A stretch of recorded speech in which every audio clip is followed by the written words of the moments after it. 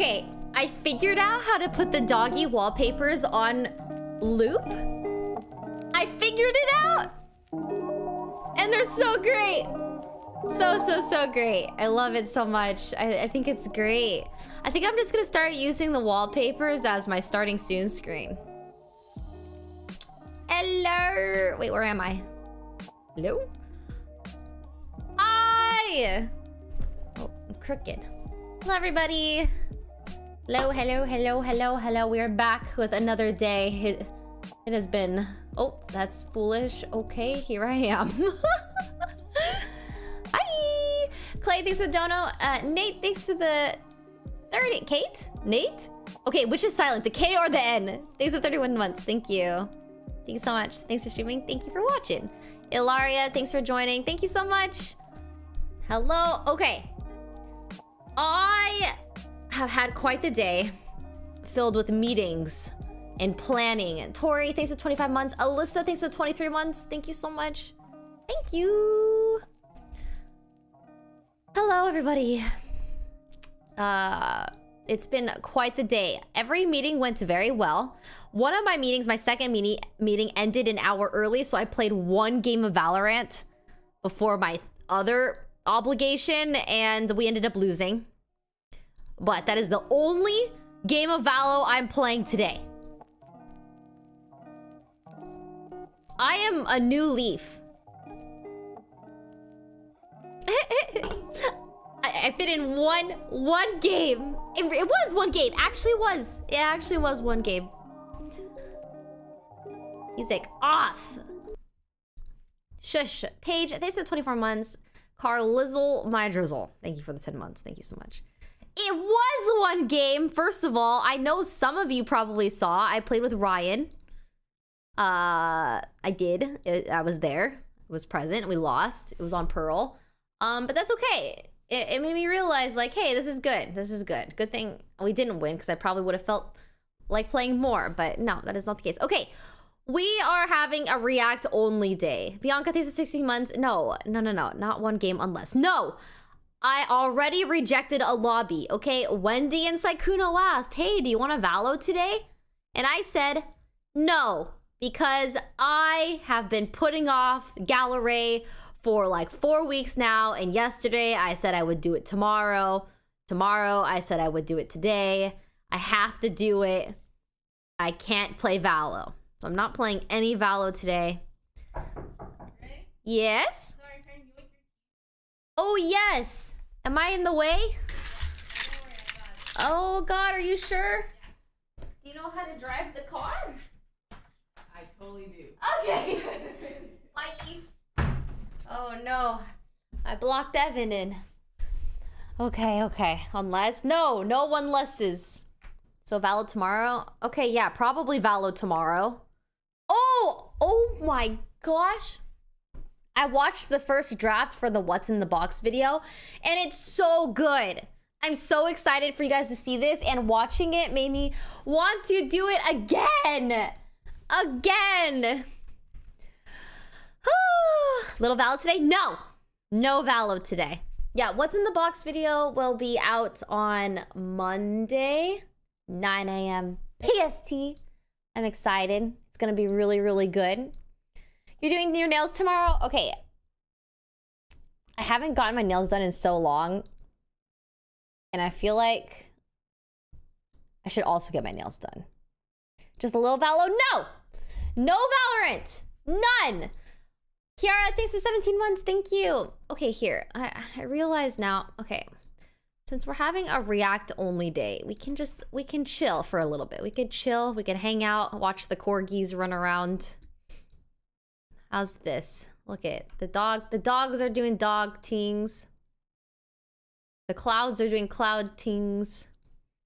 No Valo, catch me not peeping the stream today, Sag. I'm sorry. I play Valo like every day, okay? I gotta do some other things, all right? Ace Attorney? No, today's a react-only day. Little Valo, please? No.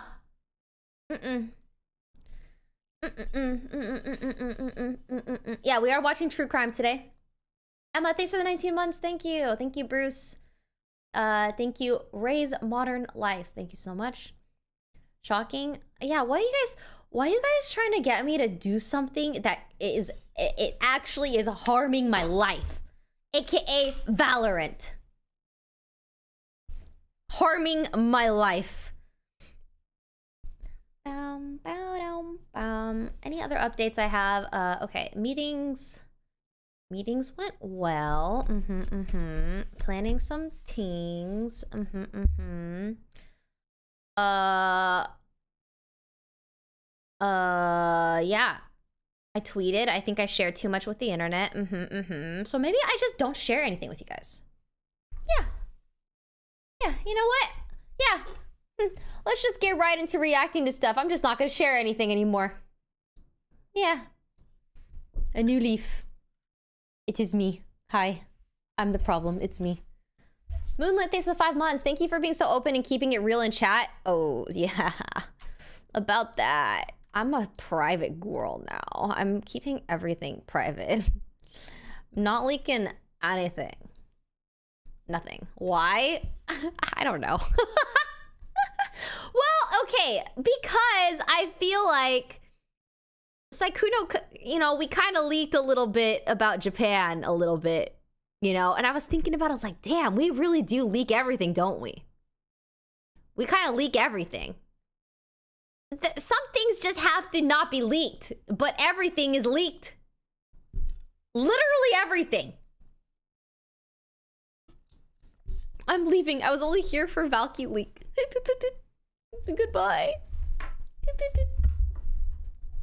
Goodbye, everybody.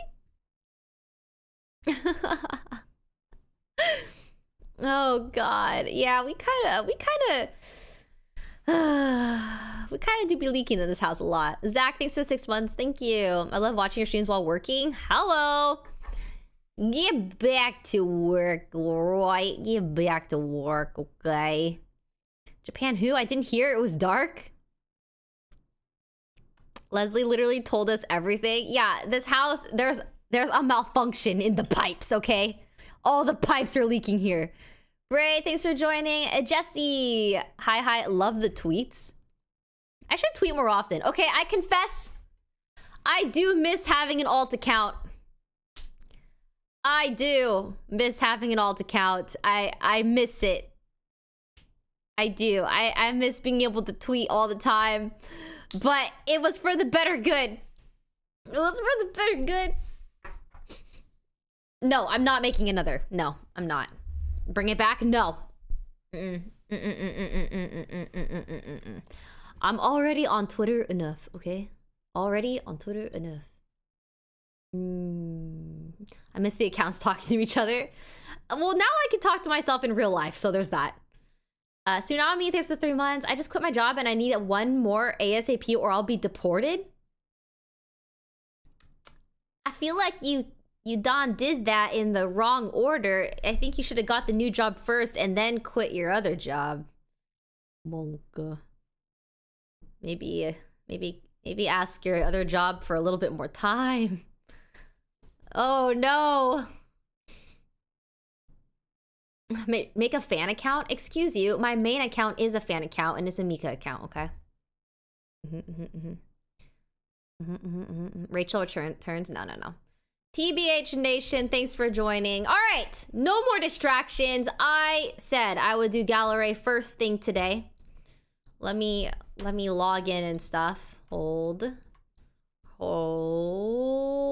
And yes, I have one scene now because my full screen cam isn't working. For some reason. It's just not. Okay, go to this website. All right, I'm going to the website. I logged into this earlier, but then Bavita was like, well, there might be some server issues. And I was like, well, I logged in earlier and it worked fine. And then she was like, oh, great. Okay, that's good. But like, there might be some issues, so we'll see. Click the login button. Okay, log in. All right, do this and then copy paste this. Okay, paste. I'm not gonna cry, okay? I've been preparing for this for so long. I'm not doing it. I'm gonna go through it and I'm not going... No, I'm not crying. I'm not doing nothing, all right? I will be this girl. There's so many options. Continue, sure. Birthray Gallerae 2023. Try tapping, okay. I think, okay, let's see. F11. All right. Here we go. I'm gonna do this. It's gonna be quick and easy, okay? I am going to sprint through this. Launchlin, thanks for 23 months. Thank you so much. I'm not gonna cry. I am fully desensitized. Hello, visitor. Welcome to Birthray Gallerae to celebrate sunshine and ray of sunshine from Bavita. All right, let's see. Was it to move? Q and E to rotate. Okay. Click V to see your avatar. Hey, this time you have legs. Oh my god, I have legs! Oh my god, I look good. Feeling lazy? Click anywhere. Got you. Feeling I don't know what that means. Okay. Keys 1 to 5 and key C might make your experience a little bit more fun. 1. Oh, wow. Thumbs up. 2. Waving. Okay. 3. Oh. Oh, God. Oh, okay. We don't press 3 anymore. 4. Okay. Pop off. 5. Okay. Butter. Oh, smooth like butter, maybe? Key C might make your... C. Ow! Oh my god. Okay, we're also not pressing the C button anymore. When you hover, click the picture, press magnifying glass to see the zoomed in variant. Oh my god, there's a zoomed in variant. If it is an animation video, you'll... Oh my god, there's video... Shut up. There's videos in this? Okay. If it's an animation video, you'll also see a play button on hover. Okay. There might be a short message from the talented artist below from the frame. Hover over the sunshine, shine message and select magnifying glass. Okay. Think I got it. All right. I think last time I went to the right. This time I will go to the left. Okay. Oh yeah, this is where you get your coffee. I remember this. Okay, maybe I don't remember this. Maybe this wasn't actually a thing where you're supposed to... Okay, moving on. All right. Where's the zoom in? Oh, there it is. Wow! Oh, this would be a dream. This is me and Mika chilling. We're having a picnic out in some good weather, right? My dog got extra large. He a large boy, whatever. Hold on, let me fix my cam. I'm gonna make it thinner and I'm gonna make it bigger like this. All right. Okay. Someone made this for you? Yeah, so Bavita made the whole server, and then apparently there's over 60 artists that put art in here for my birthday, and I've been avoiding it like the plague and also curbing my Valorant addiction, so there's that. Big Boy Mika and Ray on B-Day. I hope you two have the best year ahead. Thank you so much for Bavita for putting this major project together. Let me know. Art T-Fact. Thank you. Thank you. Thank you. Happy birthday. Oh my god. Wait, actual animation. What the heck? That's so cute. That's adorable. Look at Mika. Mika's like staring at me, wondering why I keep saying his name right now. Hello, Poppy. Come here. Poppy, come here. Come here. Come here. You can watch this with me. Come. Come. Come. Come. Come. Come. Good. Come here. Come here. Come. Come here. I'll give you a treat. Come here. You want a treat? Come here. Okay, stay. Nope. Come here. Come. You want a treat? Come here. Come here. Come here. Do you want a treat? Then come here. Come on. Yes. You get the treat after. Okay? You have to sit up here with me and look at all the art, okay? You have to look at all of it. Dude, he'll only jump on my lap if he gets a treat. It was super fun taking part of this event. I took the opportunity to make an animated illustration. No, you stay. You stay. It's our belated birthday, okay? Belated birthday. It's something I've been meaning to do for a while. Thank you, Akarozu. Thank you so much. Thank you so much. Give treat now. No, bro. That's why he only gets on my lap if I give him a treat right away. Oh my god, thank you for the boobs. Look at your, Mika, look at your blushy cheeks. That's so cute. Jay-woo, thank you so much. Wish you both good health and happiness. Thank you, thank you. Thank you, thank you. What the? Oh my god, look at us! Oh, nice. He lay. Good boy. This is chaotic energy. Holy. I love this. What the heck? What the heck? That's so good. Thanks, Dave. I worked super hard on this piece. Bam, booty. Thanks, booty. Booty. Booty, booty, booty. It looks sick. Wait, you should do more animations. Oh my god. Looks so good! Thank you, Egg Romy. Okay, okay. Wait, look at the little bubbles. Aww. Look at their feet. Leslie's feet. Vaughn. Psycorpse Toast. Aww. This one's from Eric Maldi. Thank you. Thank you. Look at the Myung topper. Okay. I am not going to think about it. I'm just not gonna even think about it. I'm just not. Thank you, Flower Pot So Woo. I've seen some of these on Twitter too. I have. This one is from Zoe. Thank you, Zoe. I'm not gonna think about it. Thank you, Thebe. This is, oh my gosh. Look at how happy I look, bro. Look at how happy I look. Oh, I saw this one on Twitter. I also saw this one on Twitter. Dude. Thank you everybody. Chirochio. Thank you. I'm not thinking about it. I'm just not gonna think about it. Oh my god, this is my thumbnail! Arconia, thank you. Ankle. Oh my gosh, it's a everyone's been putting me in the split sweater. Thank you so much. Mito. Thank you. The boys in the back. Dude, when are we ever getting the Amigops back again? Blubbers. Alright, thank you. Valkyrae. Cute. You gotta read them? I'm reading them! I'm not gonna read them all out loud!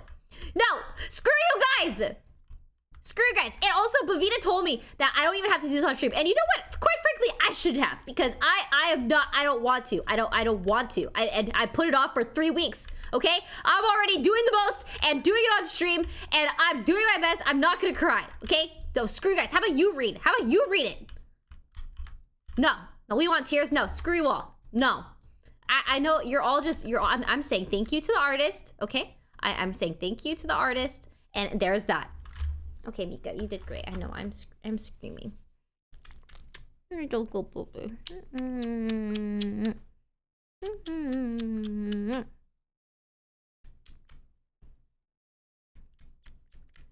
He's being so baby.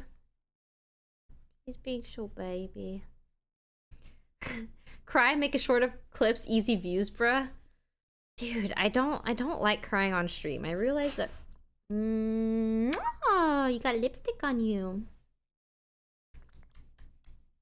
My baby. All right, I will give you a treat now because you were a very good dog and you sat on my lap. Even though this is all you use me for, is free food. There you go, son. Have a nice life. We'll see you in 7 hours. Yeah, he was being very baby. Very, very baby. All right. Okay. All right. Married. Okay, I feel so like... Thank you. Thank you for all the time and effort everyone has put in to bless me with all the love and support. This is how I want my hair to be all the time. This is so pretty. Yuri, thank you so much. Thank you, Bavita, for putting this together. And I'm gonna be honest, a lot of these messages are, saying they're happy to be a part of the project. Happy birthday, Ray, and thank you, Bavita, for putting this together, okay? I've been reading them. And also, it's you know, I think that we can look! Thank you so much, Bavita, for organizing this. Okay, we can generalize many of the comments together as one. Okay. Okay, thank you, Caramel Draws. Thank you so much. Oh my god, this where is my strawberry sweater? Where is my strawberry sweater? What time is Valo? No Valo. I do, oh my god, I actually forgot to message Timmy. I was thinking we could do Valorant tomorrow with Timmy. Hold on, I was gonna see. Timmy! Timmy. Are you free tomorrow? Okay. No Valorant today. I like that I'm just like popping off in these heels right now. Thank you, Blues. Thank you so much. Happy birthday. Thank you. You know what? Oh god, I hate my birthday, bro. I hate my birthday. Okay, I'm gonna try not to miss a single one. This is freaking cute. Why is there not a window like this in my house? Wait, look at the details. Aww. Doot. Mika looks like a wolf in this. Beautiful. Thank you, Jace, the bean. Thank you. Karok, thank you so much. Yes, there's so many incredibly talented artists in this community that I don't know how you guys do it, to be honest. It feels like the last VR Gallerae was only yesterday. I know. We had one like this last time. Thank you. Happy birthday, Rain Mika. Thank you, Z Does Things. Thank you. It looks so cool, all the art being on the wall together. This is VR. Oh, I don't know if it's VR. Could you do this in VR? Cute! Dude, I love all the art with the bangs now. A lot of the pieces have bangs now, and I feel like I had a glow up in art form. It's so cute. Thank you for all your support. Thank you, Kiyomi-kan. I do love the strawberries. The hat looks like a carrot. It's so cute. Okay. I prepared for this. Fairy Descent, thank you so much. This is very cute. We're fairies, and I love this little. Look at this mushroom table. It's beautiful. Thank you. So cute. Ivan, thanks for 26 months. Thank you so much. Oh, God. Coloring up my life. That's so cute. Appreciate computer digital programmer, extraordinaire coder Bavita, and all the artists' hard work to put in this birthday project. Oh my God. Mika is so beautiful. So thank you, Signodar. From workouts to streams. Thank you. See, I can't even do this. Like, you know how you do like the shadowing? Like this side's green, this side's purple. It just adds like that extra oomph. I don't know how to do that. Thank you, AC, for 26 months. Cute. Thank you, Sephir. Make everyone's days better. Thank you. Oh my God, Razzie. It looks so good. I love drawing pretty women, and I get to draw the prettiest woman. Shut up! Shut up! Shut up, but thank you, but shut up. Potorai rhymes, thank you. Oh, look at all the pets on their heads. What are they doing? Oh my god, little cat, what you doing? What you doing? So cute. I had so much fun. I'm a very awkward and shy person. I was able to talk much, but I hope. Oh, wait. I'm glad you're all like. I hope you guys are making friends with each other. You're all so talented. Ooh, this is a long message. Thank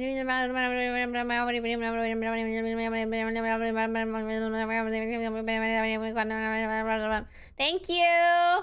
Hidden between shadows. What? Look at Mika in my hair. Mika in my hair. Cute, cute. Okay, I think. Oh yeah, I did go this way. Crime scene? What? I'm sorry, what? Am I not supposed to go in here? Oh, is that... Is it broken? I don't understand. Wait, what? How do you... I need to know. Hold on, let me look. Okay, I'm peeking. What's wrong? I don't... Okay. Go in last, at the last. Oh, well, why didn't you say that instead of crime scene? Because I obviously was gonna cross it. I'm peeking. Oh my god, there's a Mika. Whoa, chill. Okay. Okay. Rain Mika. Happy birthday, Rain Mika. The rabies, I mean sunrays, will always be here to support you. Valkyrae Rachel. Thank you. Bye-bye. Oh my god. What the... What? Dude, the animations are sick. Oh god. My girl bending backwards to see this piece. Thank you, Bork. Thanks for having me. Thank you for participating. That's so cute. What the heck? Cute. Thanks, Dave. Oh my god, Dave, that's you? Wait, you should... Oh, you should do more animations as he literally works to animate for me. What the... Don't do more animations. Work for me. Thank you. Thanks, Dave.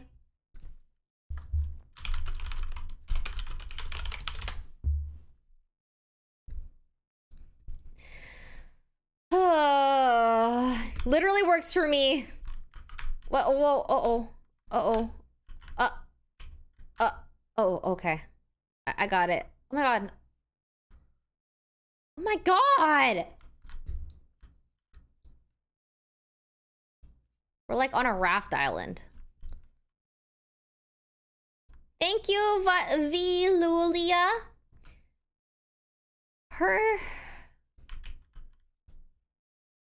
Hers Lichen Glukwanch to you and Mika. Hers Lichen Glukwanch. Seeing all the amazing... Thank you. Wait, this one has like our photos. Aww, a Rubik's Cube. Aww, a refrigerator, an orca. That's really sweet.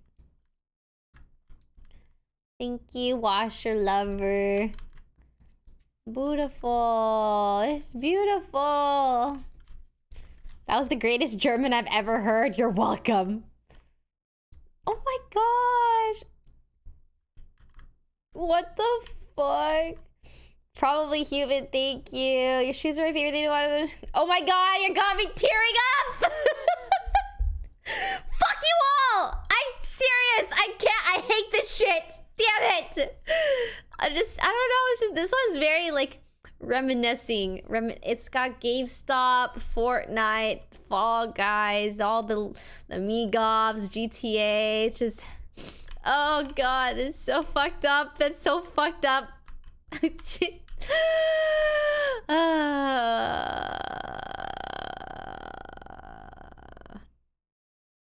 I hate that. Dude, I really took how many weeks? Okay, my birthday was on the 8th. Oh, it's only been 2.5 weeks for me to prepare for this, and I'm still crying. That's crazy. Oh my god, that's so annoying. I'm supposed to be in my desensitized era. I'm supposed to be in my nothing can affect me era, okay? What do you mean only? Okay, yeah, true. Well, I thought it's been like 4 weeks or 3 weeks since my birthday, but it's only been 2 weeks? That's crazy. Wait, time is not going as fast as I thought. Okay, I'm in my big girl era.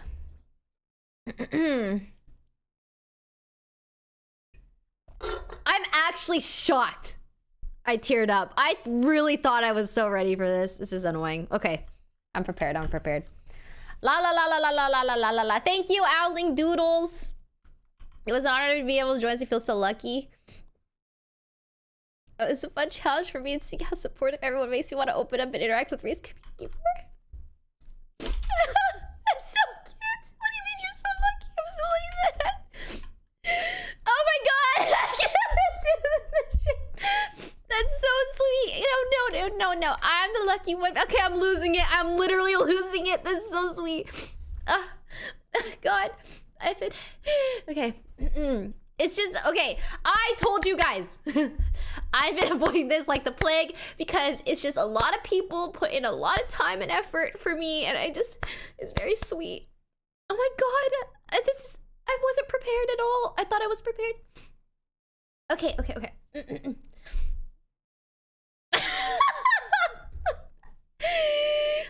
All right.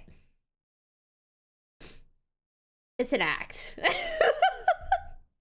Like that guy said earlier, I'm doing this for views. Okay, I am totally not emotional at all. All right, someone clip it, upload it as a short. I can't stop crying. Oh my god, I literally cannot. Not me having tissues prepared. Okay. I'm starting to, I think the mixture of the caffeine is making me, also this new birth control that I'm on, I really feel like the combo is just not helping me out right now. Okay, it's all good. Oh god. Not the new birth control caffeine combo. Okay, we're good. Okay, moving on. Thank you, Owling. Very sweet of you. Fuck you. No, thank you so much. Okay. Oh, no, mijo. Thank you so much. Glad I know the event. I realized you did this year. Thank you so much. You're very sweet. Thank you. Thank you so much. Thank you. Nico, thank you so much. Seabass stays to 28 months. We got our chat. Shut up!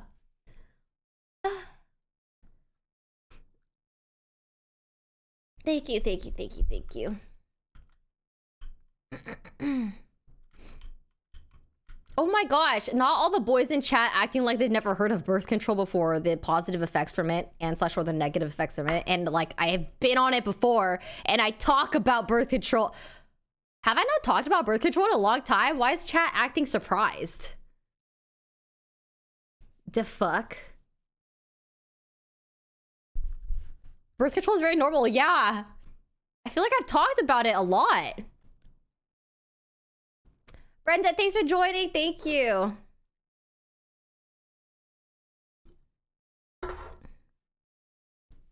It's normal. It's so normal. Act shocked. Thank you, Nico. Having me involved in the project that I was thank you. Very sweet, very cute. I love the colors. Very cute. Thank you. Must be little boys. Okay. Nicole, Nathan, thank you. Thank you so much. I can tell by your art style. Thank you so much. It's normal. Probably because they don't know what it does. Yeah. There's a lot of benefits to having it. But like, I'm not gonna get into that right now. Oh God. Not me having like a serious conversation about something and also like trying to do something fun and emotional at the same time. I used to be on a light dose of birth control for acne, works wonders. Yeah, for me, it helps regulate my period. Because sometimes, it used to be so much worse for me before. If a long time ago, I wouldn't have a period like until every 3 months. I was incredibly, what's the word? Inconsistent? Inconsistent? Irregular! That's the word. That's the word. Yeah, I was, I think it's a lot better now because I'm a lot healthier now, but sometimes stress causes it to be irregular. Just, yeah, so it helps me regulate that. And also some birth controls help with acne. And I think my acne has gotten a lot better than it was a year ago because of birth control too.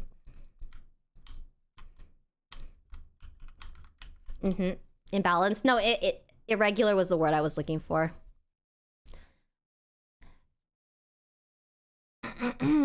Okay. Anyways, we can talk more about birth control later. We can educate later. But anyways, moving on.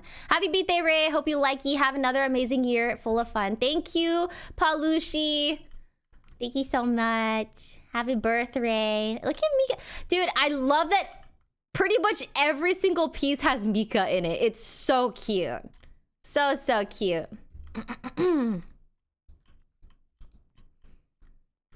You really are a ray of sunshine in my darkest days. Thank you for being you. This is my first event project and it was a lot of fun. I'm glad to hear that everyone was having fun. That's very sweet. Iridescent sky. Thank you. Beautiful. Birth control is great for not having babies. Very reassuring. Oh yeah. You also won't get very unlikely to get pregnant. That's also a good thing with birth control. Corpse Bingus, thank you. Okay, no. Okay, all right. We can talk about birth control after this. You guys are ruining my flow. Stop it. We can talk about it after. All right. Oh, this one has a lot of detail too. Hold on. Okay, look at Daywalker, the logo, Amigops. Happy birthday, Among Us, Orba, Refrigerator, Heart of Thieves, Pokemon, Sunrays, Knife, the Roomies, Source, YouTube, Mika. Aww. So much stuff. Urba. Is that not how you pronounce it?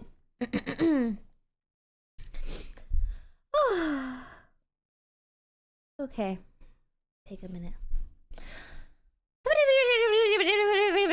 Thank you, Corpse Bingus. Very, very sweet. Very sweet. Thank you.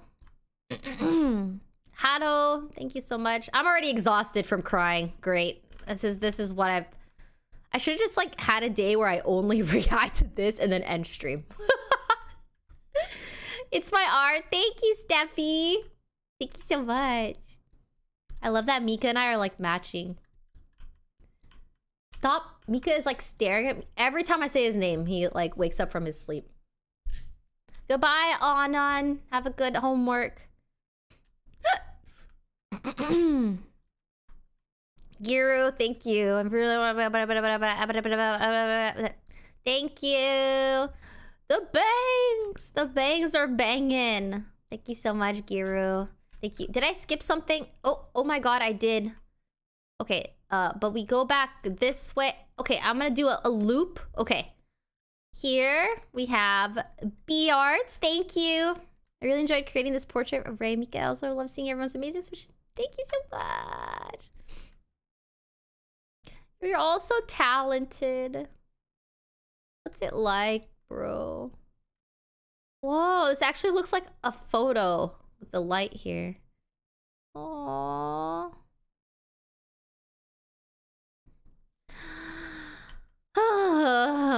wishing you luck. Bimblin. Bimblin. Thank you so much. Thank you. Oh! No! The server! It died! It was going so well. I think the server did.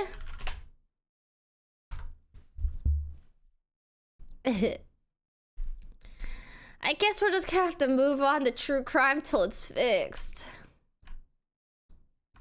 Just refresh.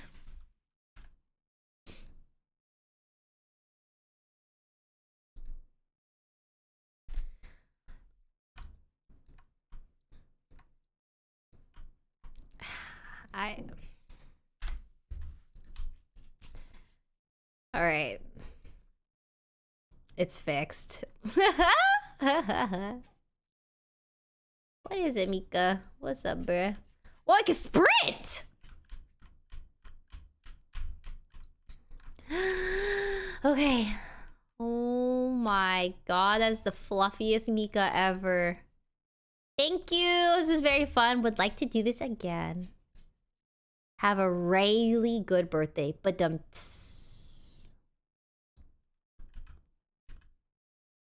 Thank you, Aster and Void.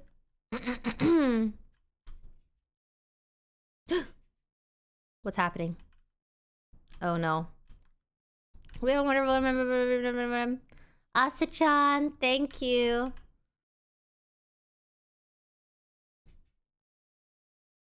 I want to pet every Mika. Okay, we saw this. Look at this! Boobies! Everyday here. Thank you, Firen. Thank you.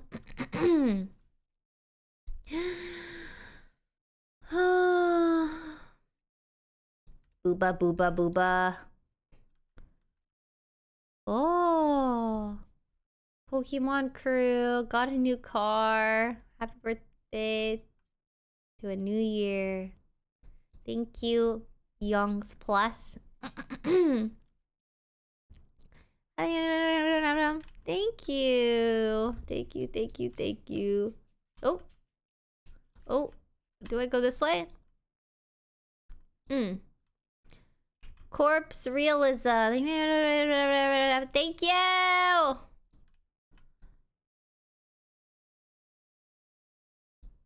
Wowie. Must look respectfully.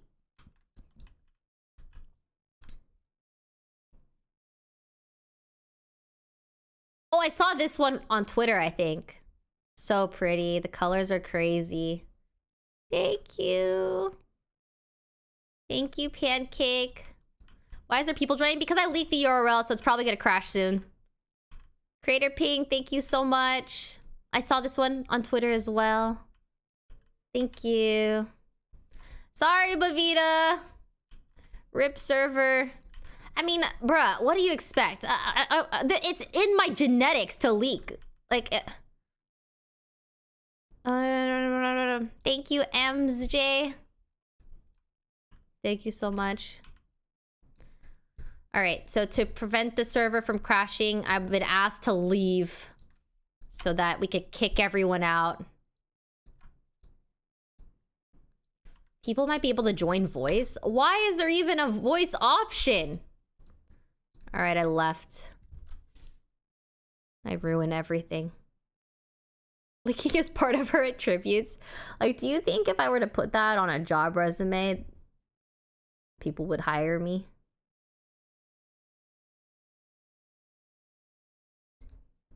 Give me like 5 minutes. Oh my god. It's ruined. Well, just hang out. Nick, thank you for the 1 year. Thank you so much for everything. I'm struggling with mental health this week, and your streams make my week been a great distraction. Thanks for hanging out. Thank you.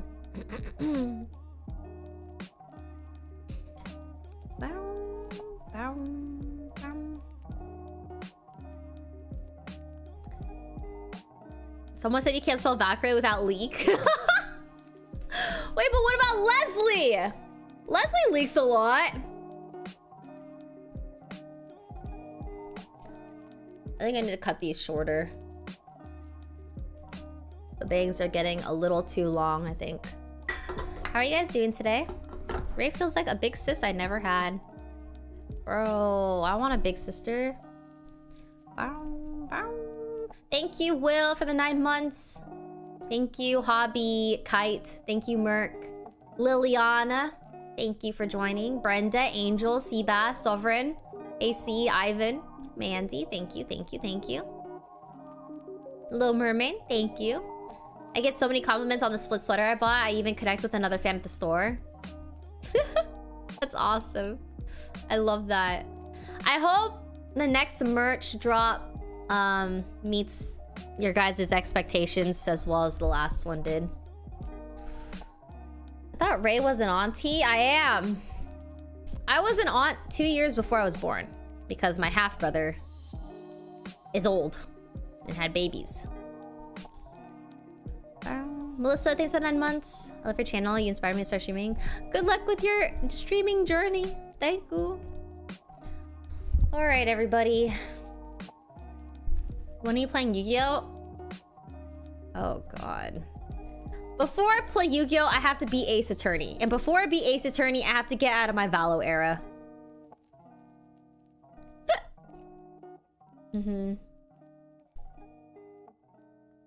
Yeah, you know. I got my priorities in order. So never. No, I'm getting out of my Valo era. As soon as I hit Immortal. As soon as I hit Immortal, I'll be done with it. Where is my chappy stick? Oh, there it is. Did you ever decide to get a P.O. box? I think maybe. I think maybe if the rest of the roomies would like to, it would be kind of cool to do a P.O. box again, to do P.O. box unboxings, and then we could probably donate the extra stuff or something. I don't know, we'll see.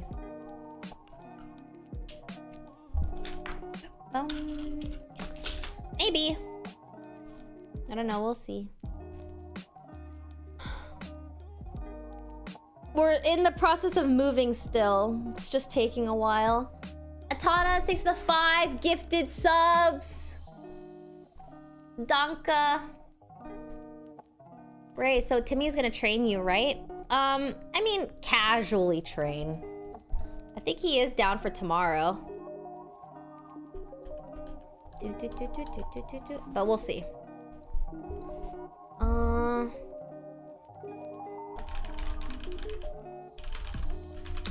Oh yeah, I think he's down tomorrow.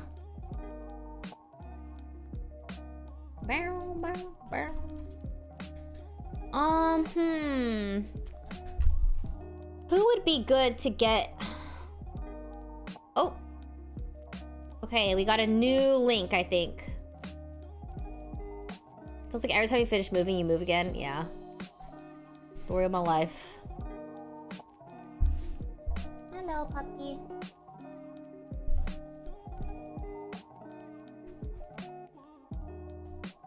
All right, I got a new link. Hold.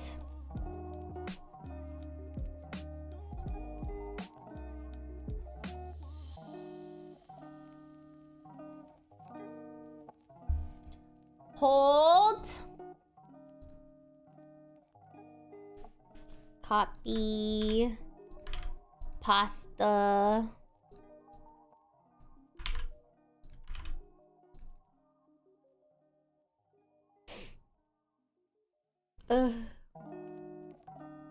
Okay, I think it worked, Bavita.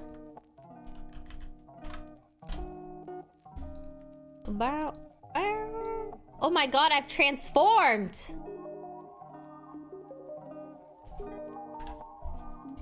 Alright, let's see.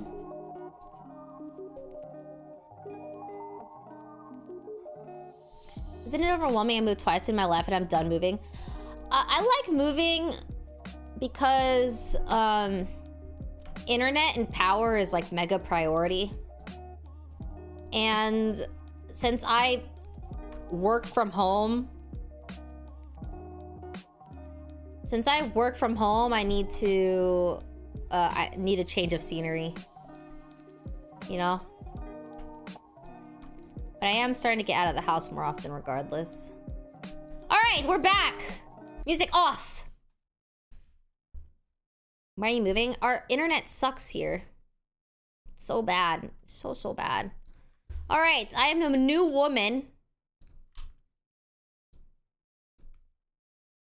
Look at me. Oh my God. Is that me? Wait, let me... Is that you? Did you put my actual photo on this? Why do I look like this? Okay, I'm just never gonna turn around. I'm not gonna turn around. Okay, I'm gonna... It's Lil Ray? Yeah, is this Baby Ray? Like, what's going on here? Oh my God. I look like I'm too tall. Okay, I haven't seen... Oh, I was going through here. Did I see these already? AmsJ, yes. AmsJ. Happy birthday, Dagu. Soul Luminary. Thank you. Thank you. Thank you. Empty. Thank you. Thank you, everybody. Too tall. What do you mean? I have heels on. What do you mean? Empty. QQ. Thank you. Look at the roomies. Oh my God. Roomies. Blubbers. Minu, thank you. Thank you so much. Thank you so much. Alexa Shen. The love put into all of this art is unreal. I agree. Thank you. Thank you. Small head, big body like Asan?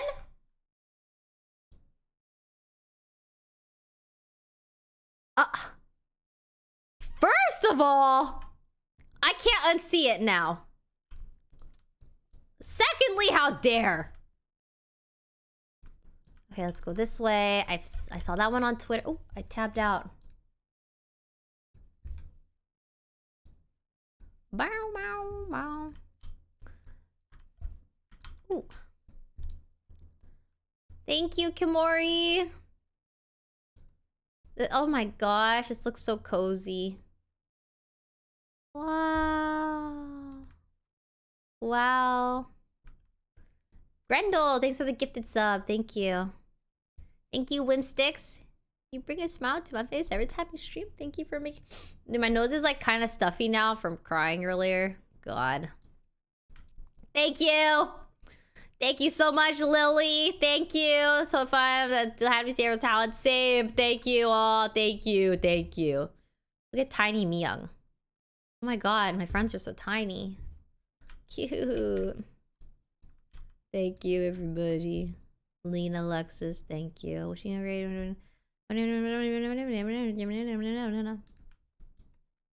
Thank you. Oh my gosh, the little... I love the little Easter eggs of like some friends. Like the sprout, Myung's smiley, the clip, the bow. So cute.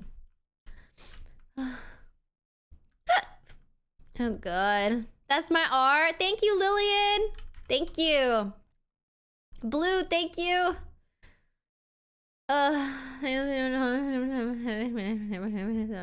Thank you, Blue. Thank you so much. I wish Mika would sit on my shoulders like that. All right, we're almost there. We're almost there. Yes, yes. I hope I didn't miss anything on the outside. Okay, visit this at last. Oh. I should have saw... See, this should have been on the other side.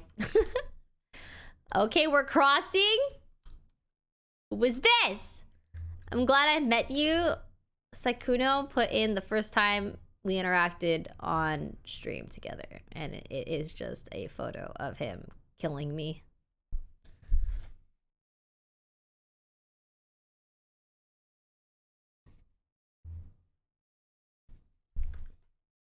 How cute. How long ago was this? Was 1, 2, 3, 4 years ago? That's crazy. 4 years. Wow, time is a flying. We love you from the roomies. Who drew this? Why is Saikuno, Evan, Leslie, Myung? Why is Myung like this, bro? Smile, bruh. Feels like yesterday. Time is flying. It really is. Wow. Oh, God, you scared me. Jesus. In your free time, whenever you feel comfy, please do this shortly below 100 seconds of sunshine and wishes from sun rays. Oh my God, what? This video has Tagalog songs originally composed for you. I had created subtitles as well, but the universe had other plans. My system broke down completely. I had to recreate a... Oh yeah, I remember Bavita told me that it broke. She had to like fix it. Birthday boy, look at him! Oh God, he's dead. Roll over. Oh my goodness. I can't read.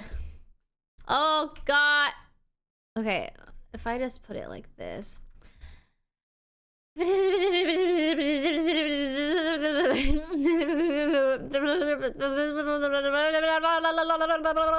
Bavita. Very sweet of you. I'm not gonna cry. Shut up, shut up, shut up, shut up, shut up, shut up, shut up, shut up, shut up, shut up, shut up, shut up, shut up, shut up, shut up. How do I start this? Just do it real quick. Just do it real quick. Is it loud?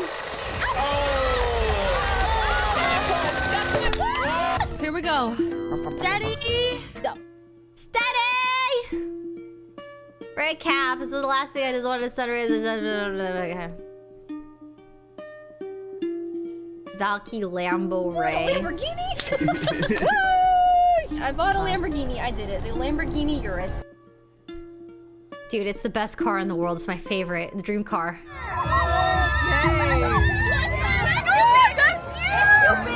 You're massive! You're massive! That was the biggest billboard in America.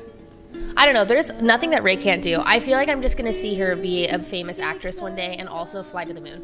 Ed got it from the billboard. Super cool billboard. Super proud of her. Ray's amazing. Can't believe she's actually friends with. That's crazy! Wait, what the hell? I did just buy her a house. Philippines. I'm really happy because she has family in the Philippines. Show them the ring. Show them the ring. Sparkly. They're sparkly.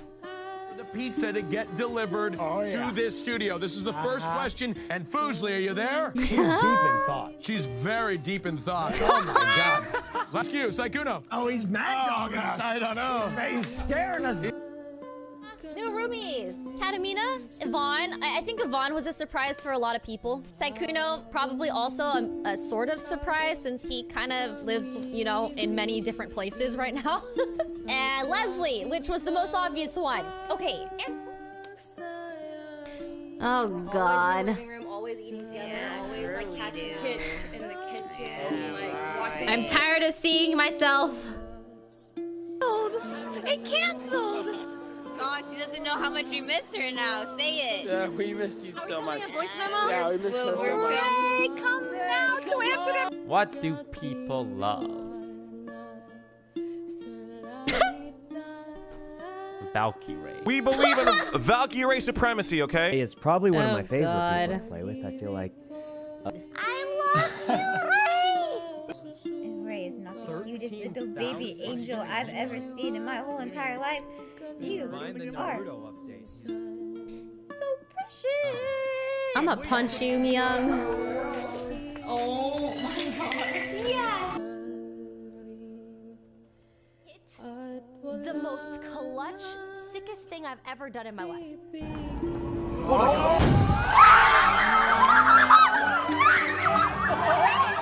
Dude, it was the clutchest thing ever. Valkyrae, what do you expect? This is music video number 5. Back at it again. YouTube. I'm joining you. Oh, what are you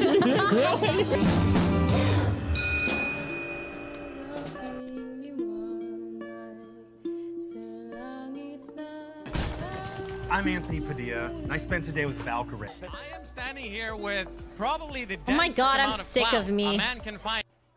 Why am I crying more than Ray? You need to travel more. Just press that button. I prepared for this. It is day something something in Japan.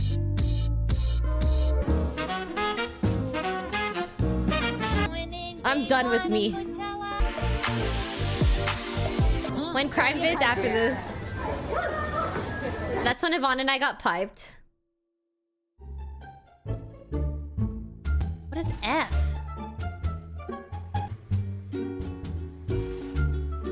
Everybody stay calm. What's the procedure, everyone? What's the procedure? Oh.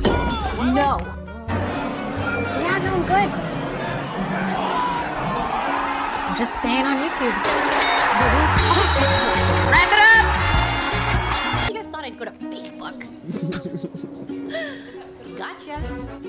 Gotcha. Ray, who's not even a Twitch partner, has the largest crowd. We're like, oh my god, is that Valkyrae? Why people are losing their minds? Ray! Oh my god! I know. Oh my god. So many people. We gotta go. Why is this YouTuber taking up my It's TwitchCon. I'm not a singer. I'm not an actor. Yeah, was kind of a voice actress for.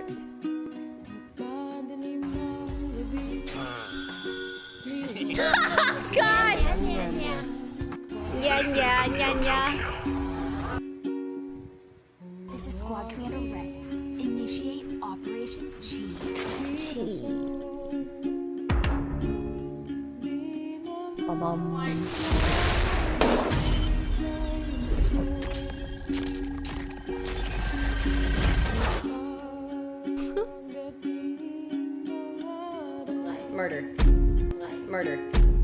Murder.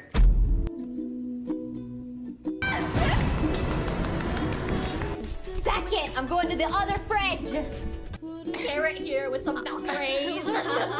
Oh my god, this is what I need.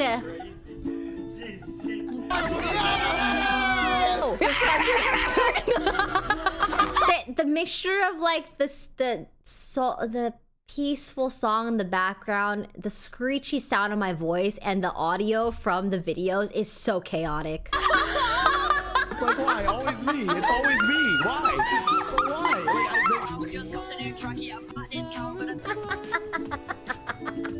Jump over this. Okay, Blau, you are going to follow down that. Oh. I'm a genius.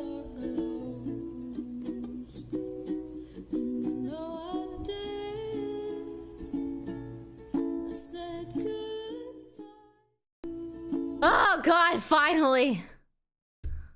Oh, it's not over. I still have another minute.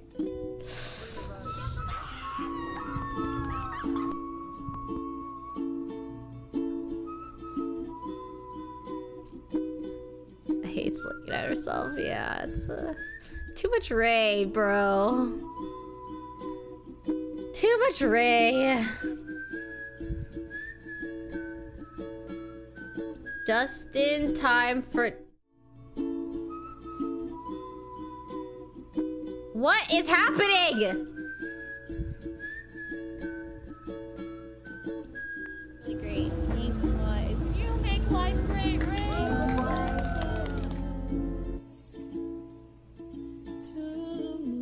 Ah, no! Stop! Oh, no!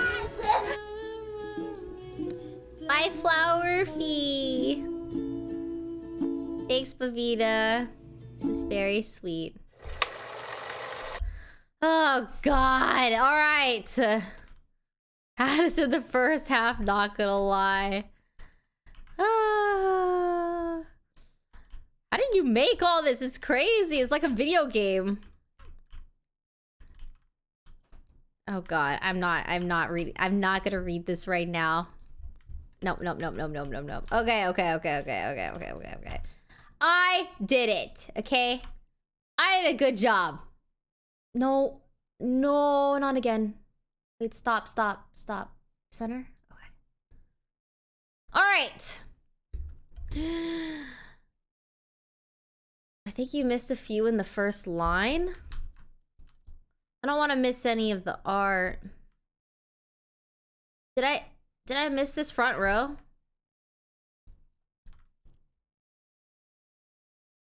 First line? Can you check? I saw these already. And then I started and... Oh! Wait. I think I saw them all in the entry. I did see these. I saw these already. Right? Yeah, I did. I was talking about how I wish Mika would just like jump on my back like this. And then I went in this direction. This is the first one we saw. It's a maze? I know, I'm lost. Okay, I think we're good. Wow. Dude, that's crazy. You guys spoil me. Spoil me. Boing, boing, boing. Dude, why does this have such good movement? Blah, blah, blah, blah, blah, blah, blah, blah,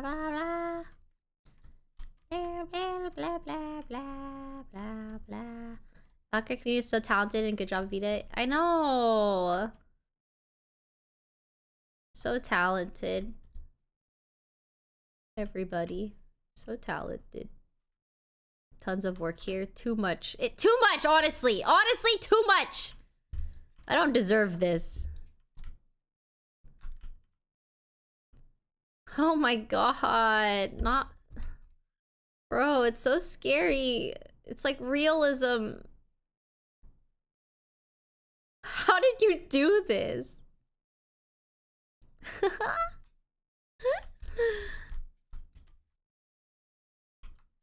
Okay.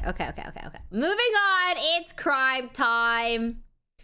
It's crime time. Thank you, Bavita. Thank you to all the artists and all the happy birthdays. I'm sorry it took me so long to look at this.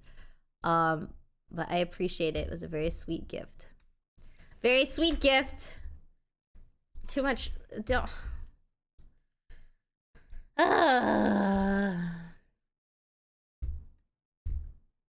Now I'm tired. Okay, hold on. Let me find the videos. It's like birthdays are bittersweet. It's just reminding you that you're a year closer to dying. Sorry. Oh god. Death. She's tired. Don't worry, I have some caffeine left.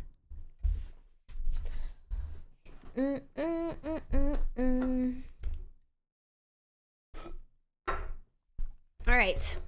Just a little bit left. When a psychopath realizes he's been caught. Let's see here. Oh no, my eyes are turning red. It's crime time. Do do do do do do do do do. Boop, boop, boop, boop, boop. All right, which one? Any OTV vids? Oh wait, you're right. I wanted to watch that first. Oops. I haven't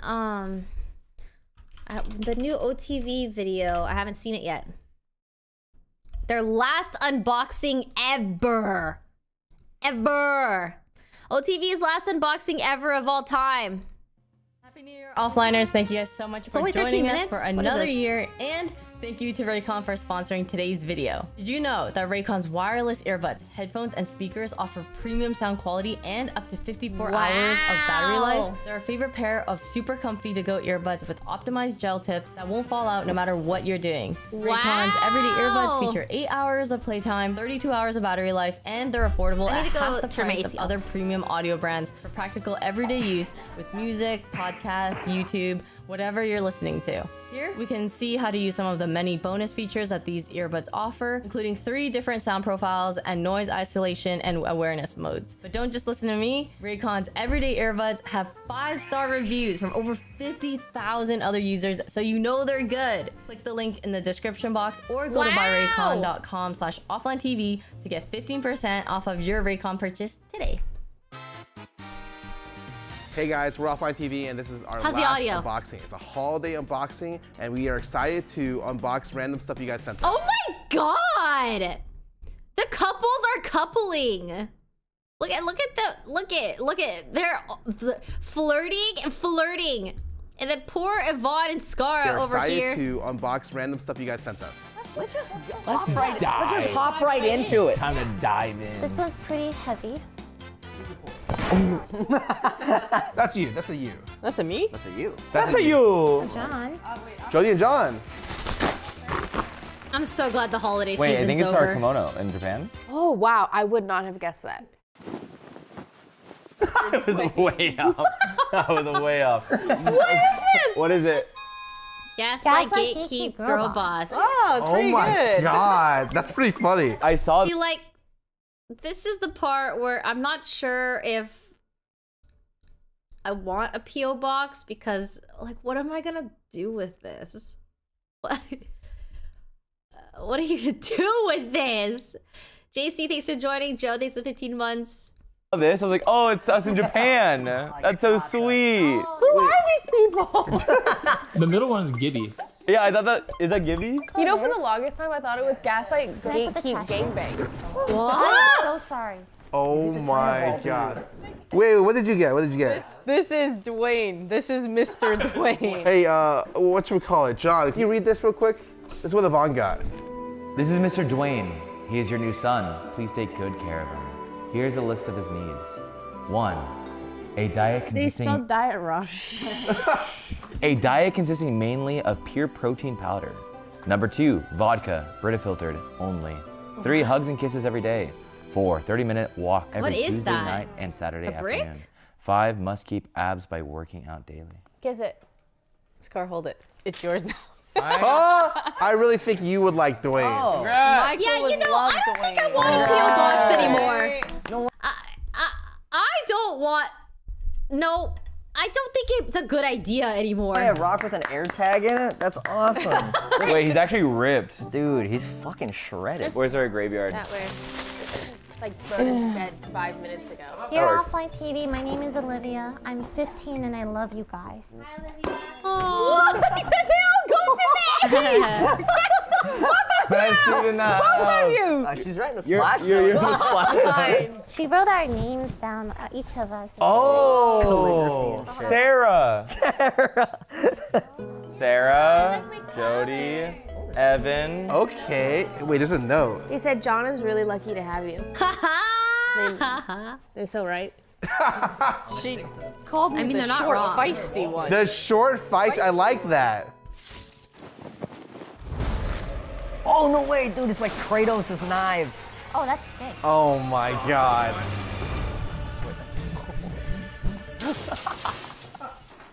Just like, you know how he does that? You know how he does that? Yeah. You guys seen how he does that. Merry Christmas, Offline TV. I love you guys so much, and I put my whole pussy into making these keychains, so I hope you all enjoy. Oh, her okay. Her whole pussy, as she said. Look, there's a little Starbucks one. Oh my gosh.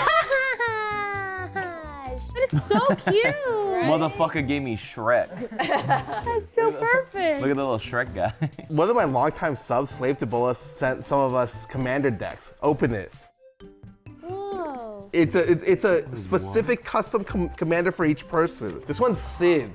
Wait, he actually just did like my Raze cosplay. I'm not gonna lie, I think Broden's fell out. There's not here. Broden, I'm sorry, man. You lost your Puppet Master and Shadow Den custom There's nothing. This one's Sid's. What do I do with this one? Throw it away. Oh! Not again. Not again. You are. That looks like cocaine. I know, like just a straight kilo, right? Got a key. Hey, someone hold this one? Oh, this is awesome. I saw this thing taped to their wall. That is badass. So cool. I posted it on my story like a month ago. Wait, that's so cool. I feel like a king. It's a book from that guy that made the crusty movie Quick and Enraged, from Vanilla Biscotti. That looks. Someone sent me like a movie. We gotta watch that. And it's called Quick and Enraged. What is that? I love the cover. That looks like. Oh. Hello, I'm Mr. Pumple. How can I help you? I'll do the thing like the teacher, like. This is like a banger. Yeah, everyone quiet. All right, class. So today we're gonna be reading JJ and the Flattened Hat. Yay. One day, JJ was playing soccer all by himself because he has no friends. I wish I had a friend, said JJ. Who's JJ? That's JJ. Oh. Whoa, whoa, whoa! Where you turn the page? They didn't show us the art. You're supposed to like show. Thank you. But your teachers were awesome. Yeah. They just turned. Good thing I never became a teacher. Just then, Mr. Tall Hat pulled up in his green truck. Hello, JJ, my boy. There's like 20 pages left, you guys. Guys, are we reading the entire? How about we give us the Spark Notes? And they lived happily. What did Oh, it there's say? an about the author part. Okay, skip that. Oh, we're skipping that? So with a smile on his face, JJ flew up into the sky, never to talk about the tall hat again. The end. Well, I That was love so good. hats. Wow. Whoa, Funko Pop! Are they gonna have subtitles or not? My collection. It's growing. Boy, do I love Funko Pops. Who wants a Funko Pop?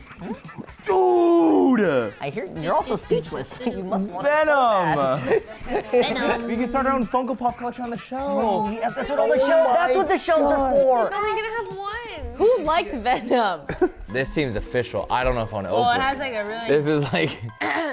Dear Pogi, /Amon. Included in the box is a single 7-inch scale statue of your mafia shoot outfit. Wait, whose is that? This is Amon's. But I'm feeling nosy. How much orange tape do you have? Woo! Wow. Oh, wow. What? Is that Jesus? Nope, nope. Yeah, actually. Yeah, it's Pokey, so yeah. Holy shit! As an artist, I have dabbed mostly in machines and monsters, so it was a lovely challenge to work with a subject matter that was so much more fluid and elegant. Wow. Jesus Christ. Crazy. Who keeps that? Because if she keeps that, that's kind of weird. True. So it has to be But if mine. any of- Yeah. Scarra. You guys, so it has this to be is weird. mine. Put it right above my bed. This is sick. Good job, Logan. Oh my god! So, no, oh, sorry. This is the worst seat. We were trying to get it over you, Avon. Avon, calm down. Avon, stop yelling. You're overreacting. I'm overreacting.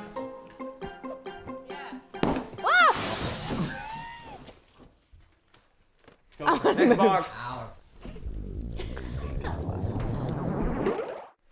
I have a letter. Oh. Looks like a wedding invitation. It's a wedding invitation. Oh, it is a wedding invitation. Wait, it's already over. RSVP by October 20th. Oh. But the actual, oh yeah, no, it's over. December 4th.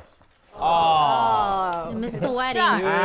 Would have gone. Would have gone though. What do you say to a wedding? Like Happy marriage. Yeah, that's like happy marriage. Congratulations. Good luck. Good life. Good luck. I think you say Kobe. congratulations. Yes, that Oh, sounds. that's what, congratulations. Congratulations. Congrats on your marriage. Tess, thanks the 14 months. Fish flip flop. Oh, Ludwig has Fish those. flop. Oh, that's kind of. Oh, okay. Fire.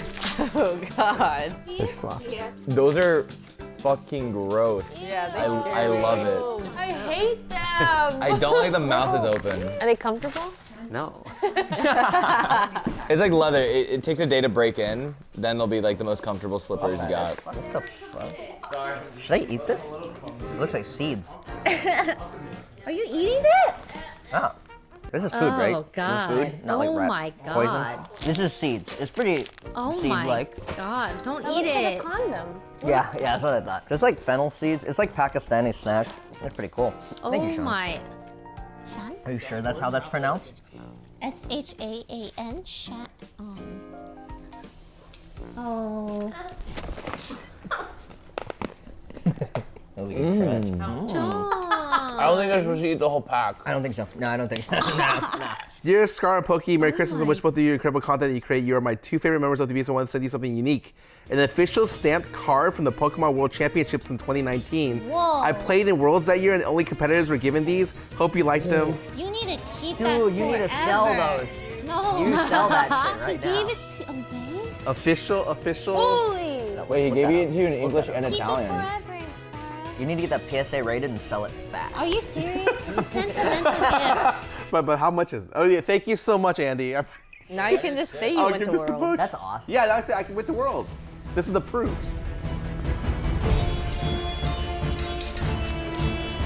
No, not my cock. Oh. You were going right for it. No, I wasn't. You're gonna chop it off. No, I was going for your head. Damn, I haven't heard that. Wait. Pass this back to Michael. Lily needs to work on her form. Get him! Get him! No! Any last words? I love you. Okay. Alright. Any last words? Fuck. Remember when Crazy Frog said bing bing? I'm gonna be honest. Something happens to streamers and gamers where we're all kind of mentally stunted. Like, we're all grown adults, but we're all very much still immature. And I think we are mature when we need to be, but like in reality, I think we just kind of like stay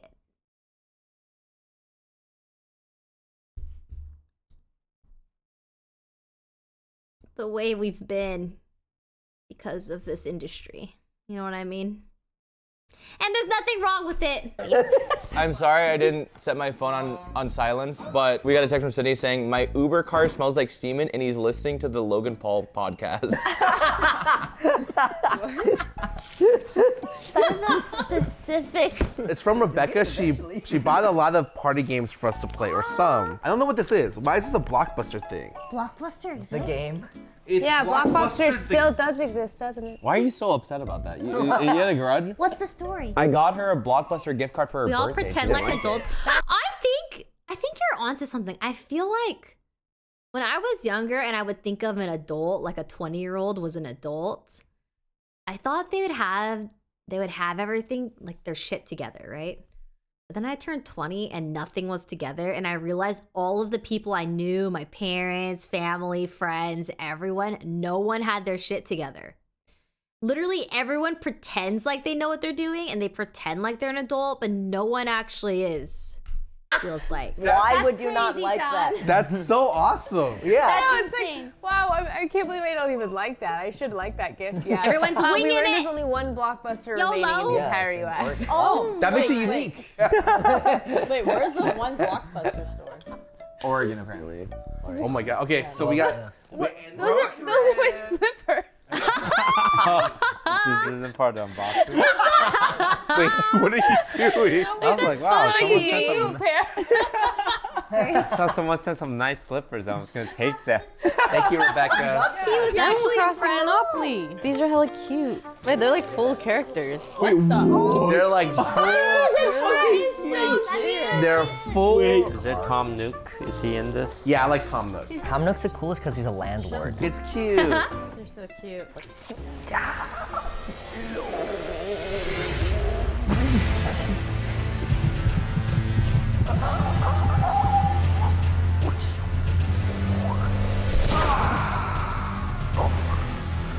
Theater kids.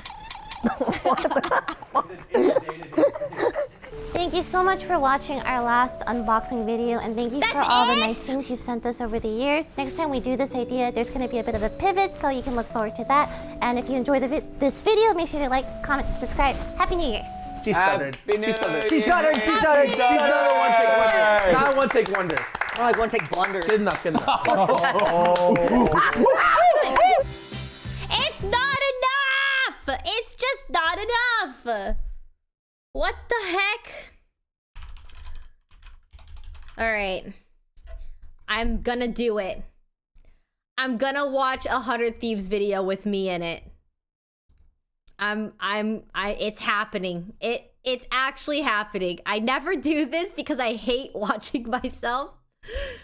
But there's one video I've been wanting to watch that I haven't watched yet that I figured I could watch with you guys. It's the movie one with Will. He's the professional and the rest of us are not. When did that come out? When was that? I wanted to see. Where is it? No true crime? No, it's coming. Relax, relax. It's coming. I don't know where it... I don't know where or what it's called, where it is. 5 years of 100 Thieves? That's crazy. It's around here somewhere, surely. You don't know your movies? Hey, spoilers! Valkyrae reveals her wildest fan DMs. I named my baby after you.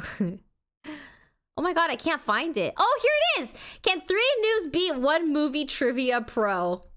Welcome to one. Oh god, oh god. Okay, it's only 10 minutes. Versus 100 Thieves presented by Truly. 1 movie expert versus 3 movie novices in a game of movie trivia. Who's gonna win? Let's find out. Welcome to movie trivia. First round. Bicepting the 80s. It's over.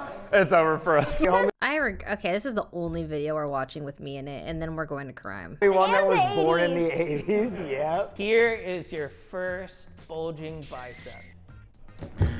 That's Commando? Incorrect. Ooh. Rambo? Incorrect. He's got a gun, I can see it. No cohorting. Scarface. Arnold. It is not. I know it. I'm not going to give you a point, but I'll... That's Die Hard. God. That is Die Hard. God damn it! Real quick. Watch Leslie's Are You Smarter Than a 5th Grader? 100%. Come on. Yeah, maybe I could watch Here the other is your videos with me next not in bulging it. bicep. That is Predator. Correct. Come on. Can you guys recreate this with Ray real quick? Ray, you're jacked. Here is your next bicep. Up! Well, that's Rambo. But you know some movies. That is Rambo. Oh my god. I don't think that's the first Rambo, though. He got slightly more ripped in the later Rambos. I would guess that's Rambo the second. This is all true. Wow. Here is your next bicep. That's RoboCop. Oh my god. What? Oh. I'd buy that for $1. Biceps? Come on, that's my sweet spot. That's literally his specialty. Have you seen this guy's arms? They got us when it comes to foreheads. Yeah. Before we get back to Will absolutely destroying us, we wanted to give a big shout out to Truly for sponsoring this series. Refreshing, made with fresh fruit flavors. Their best flavors just got better. Please drink responsibly. Cheers. Cheers. Here is your next bicep. I'm not sponsored by Truly. But Scarface. thanks Truly Wait, for who buzzed sponsoring. in? Scarface. No, you're wrong. Oh, It's actually Arnold Schwarzenegger's tricep in Terminator. You are correct. What? We're getting hustled right now. Did you guys know that this was supposed to be O.J. Simpson? Really? He starred in his I own know Terminator nothing. series. Yeah, oh my God. Here is your next bicep. Oh, that is Big Trouble in Little China. You are correct. Will really said, I think y'all are gonna have a chance. Everyone watches movies before this. Here is your next bicep. There's more. That one's Scarface. I thought this was 100%. Well, what's your Batman. actual guess? Scarface. It's gonna hit eventually. Or not Batman. I thought. I mean, he's green. Is it the Hulk? Jesus Christ, that's Oh, I thought it was the Hulk. Tim Burton's Batman. Oh my Oh, it was god. Batman. What? I thought it was the Hulk because it was green. Over there, I can't see You guys really don't watch movies, huh? Okay, Nope. go back to the previous slide, please. Oh, there is the logo. Oh. This was the beginning of The a end. progressively That's right. hornier series of bat suits. Oh, that would God, I eventually hate when lead it to George zooms in. Clooney's nipples being featured. Not only does he get every Yeah. answer, but he also has trivia. Congratulations, that is the end of bicepting the 80s. Thank God.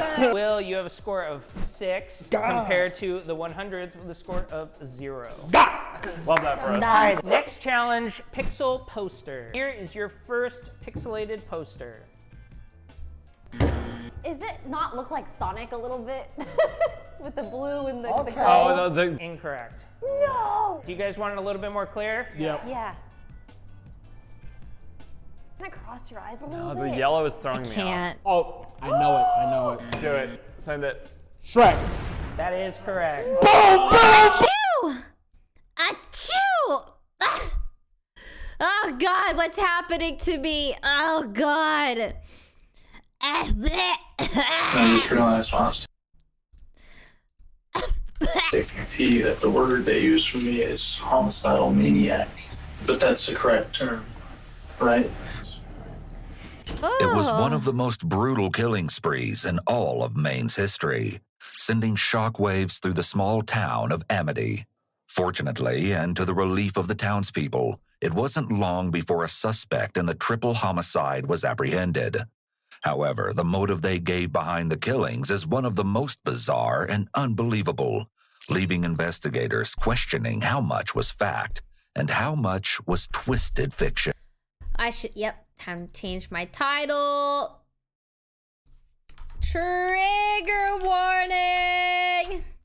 Watching true crime all day. No Valorant, surely. Surely. Oh, I should get the remove the game part. Done. Save. Entangled amongst the killer's Thank you, countless Tess. outrageous statements is the remaining question. Was it a revenge slaying, so-called vigilante justice, or a senseless crime carried out by a cold-blooded murderer who just wanted to know what it was like to kill? How's the Referring to audio? Amity, Maine as a How's the audio? And I'm going to speed it up a tiny bit. Let's put it at 1.15. We do like it there. Yes, we do. tiny town is a bit of an understatement. There were only 238 residents back in 2010, and with the savagely brutal killings, the count was further reduced by 3 on the night of June 22nd. With one crime, Amity's innocence had been stolen, and things would never be the same. On June How's that? 23rd, 30-year-old Jason DeHaan's brother became Perfect. worried when he Awesome. hadn't returned home from his friend 55-year-old Jeff Ryan's house, where he had spent the previous evening. He decided to go to Jeff's house himself. At first, there was no sign of either of them. That is, until he used a flashlight to look through the window of Jeff's mobile home. He caught sight of a large amount of blood and immediately called his father, Robert DeHaan, to inform him of the shocking discovery. Robert soon arrived, and together the two men made their way inside. The home was hauntingly still. At first glance, it appeared that no one was there. Robert made his way to one of the bedrooms, and that was where he encountered the first horrific sight. Jeff's 10-year-old son, Jesse Ryan, was clearly deceased, lying on the floor of the bedroom, and it was immediately apparent that the little boy's last moments had been horrific.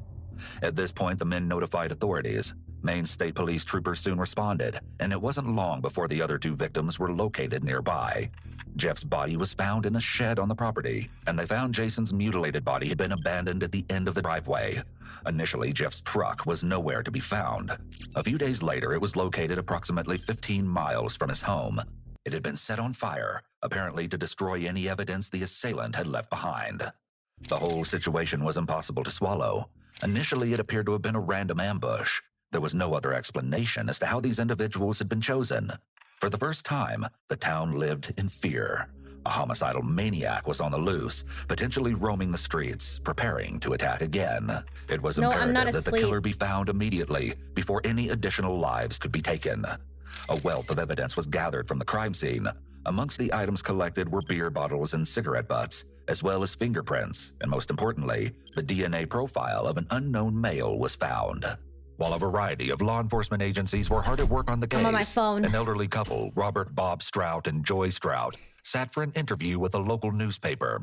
The pair had connections with one of the victims, Jeff Ryan. Bob and Joy's daughter, Tamara Strout, had a teenage daughter with Jeff. Their My still old phone, yeah. We have like a coordinator that's helping my mom refurnish,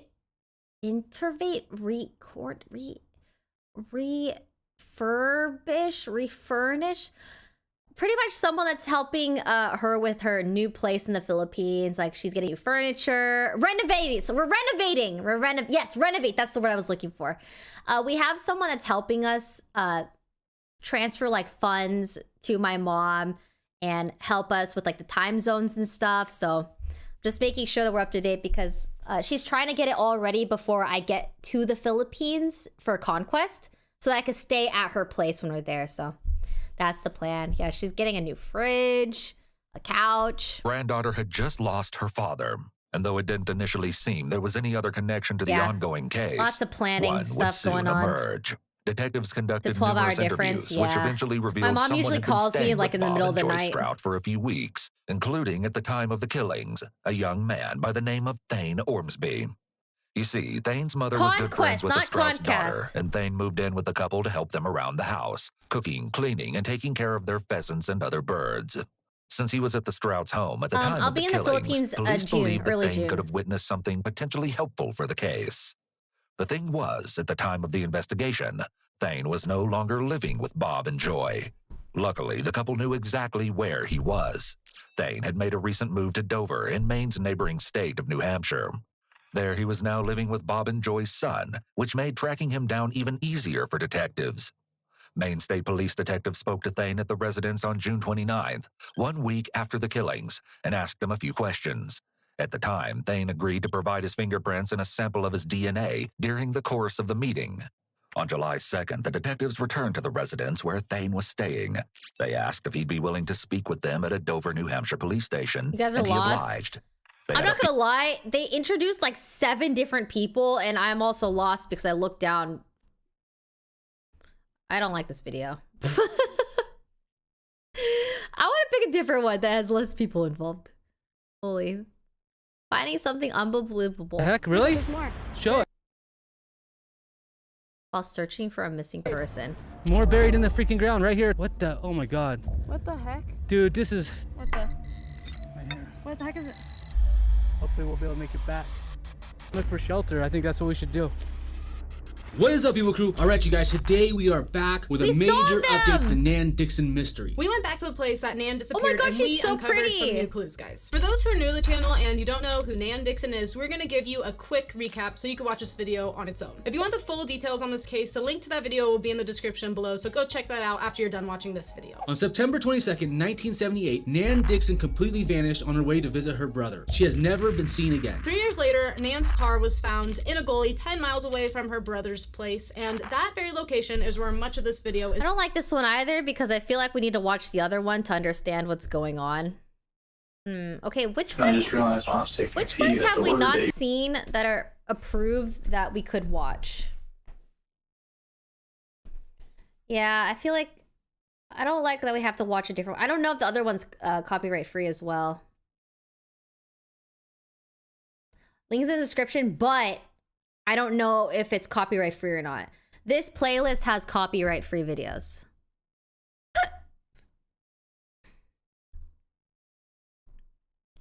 Have we seen this one? Oh, we haven't seen this one. What is up, Ewu Crew? Today, we are going to be covering 3 stories of a few of the world's youngest serial killers. Buckle up, because these shockingly true stories are bound to 45? give you Okay, I'll look at 45 nightmares. after this. If you enjoy true crime, mysteries, and true stories, be sure to hit the like button and subscribe. Now, let's get into it. The first What case is we up, will be Uwu covering in Crew? today's video is that of Harvey Miguel Robinson. Harvey was born on December 6th, 1974 Yeah, we just started watching it. in Allentown, Pennsylvania. His father, unfortunately, was an alcoholic who was constantly quick to anger, especially within the walls of his own home.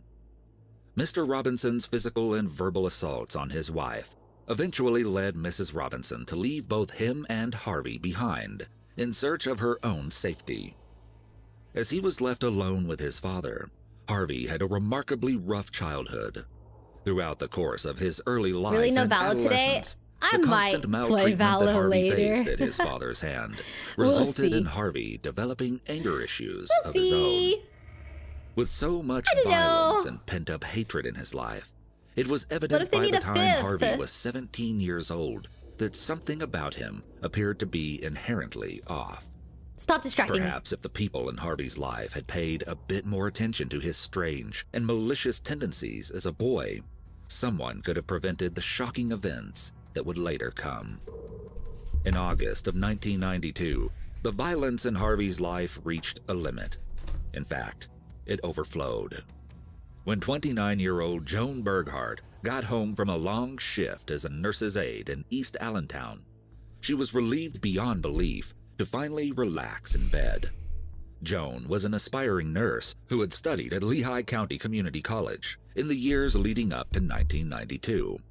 As a recent graduate, she had begun new hobbies that involved joining a local art museum and a hiking club to take up her spare time outside of work. Dude, hiking clubs are Exhausted so from the day's scary. events, Joan found that she could barely keep her eyes open once she was in bed. In fact, she was able to bypass her usual insomnia completely and slip into a peaceful sleep within moments. Unfortunately for Joan, she had no idea what kind of monsters were lurking around in the darkness of the night she believed to be so peaceful. Hello, Jack. As she slept, Joan was entirely unaware that she had unwelcome company in her home. None other than 17-year-old Harvey Robinson had managed to silently break into Joan's house, and before she was even aware of his presence, Harvey was already inside her bedroom. 17. Harvey assaulted Joan and then proceeded to quite literally bludgeon her to death. Just like that, Harvey became a violent murderer. But why? And his killing spree had just begun. Why? In the weeks following after Joan Burghardt's murder, local officials were able to swiftly track down Harvey. They found evidence that he had broken into it's probably Joan's an older home photo in of the weeks him. prior to killing her. Despite like a knowing full that beard at Harvey was 17. guilty of burglarizing Joan's home before her death, the investigators had no reason to believe that his burglary was associated with the murder. But in fact, he had been stalking Joan before he struck. Though Harvey was arrested for the burglary, he only ended up going to prison for a total of 8 months. 8 Those months. 8 months served as a buffer that prevented Harvey For from killing continuing his killing somebody? spree. But then he got out. In June of 1993, Harvey found himself once again looking to continue what he had just started. On a clear June morning, just like any other, 15-year-old Charlotte Schmoyer was on her daily newspaper route for the morning call when her path collided with Harvey. No. Harvey convinced Charlotte to come with him and successfully abducted her. After taking her to a nearby wooded area, Harvey assaulted Charlotte before ultimately stabbing her over 20 times until she drew her last breath. Later that afternoon, one of Charlotte's regular customers noted that they had seen Charlotte's car parked outside their house, but had not seen her at all. Knowing that Charlotte would never willingly leave her vehicle unattended, they decided to call into Charlotte's workplace to report their concern. The morning call also felt that something was wrong with Charlotte because they hadn't heard from her either. And so they contacted the local law enforcement to report that the 15-year-old appeared to be missing. Just hours later, Charlotte's body was found near where she had been abducted. Almost immediately following his brutal murder of Charlotte Schmoyer, Harvey was actually pulled over by a police officer.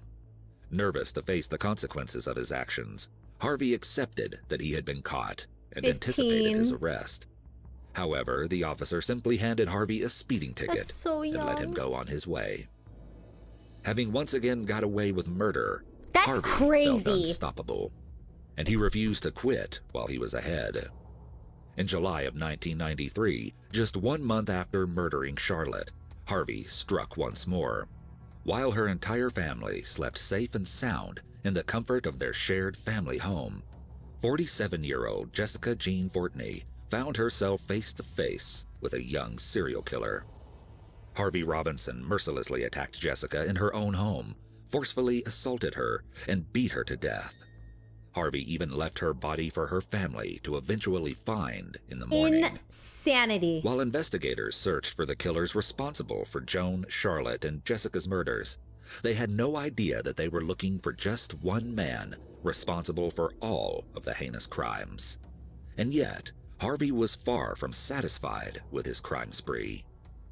Over the course of nearly a week, Harvey stalked a 5-year-old girl who he had intended to take as his next victim. What? When Harvey finally determined that he had found the proper time to strike, he broke into the girl's family home and attacked her.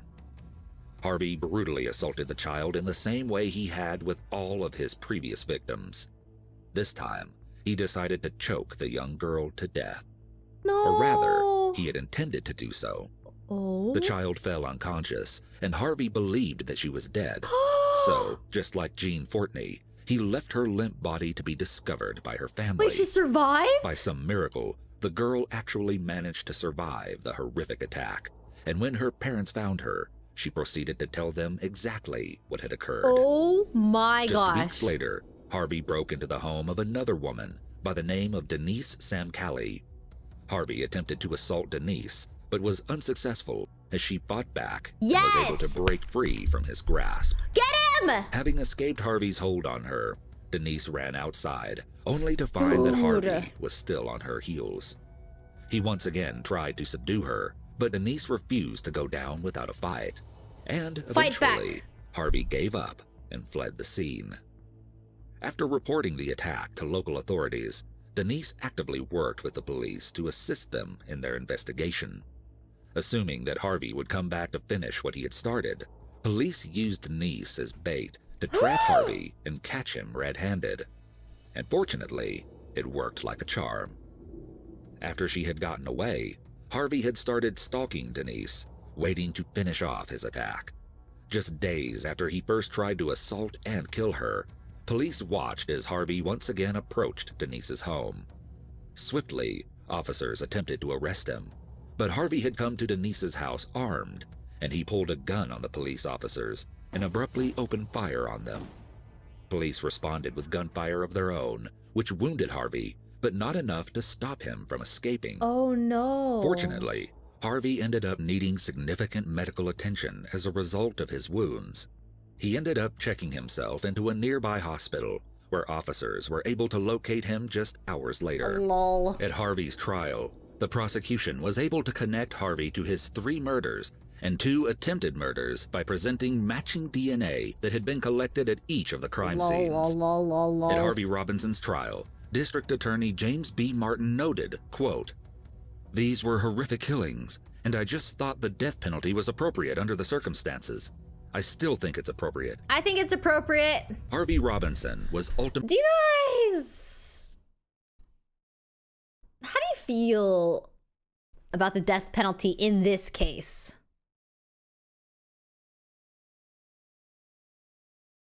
I think it's appropriate in this case. Right?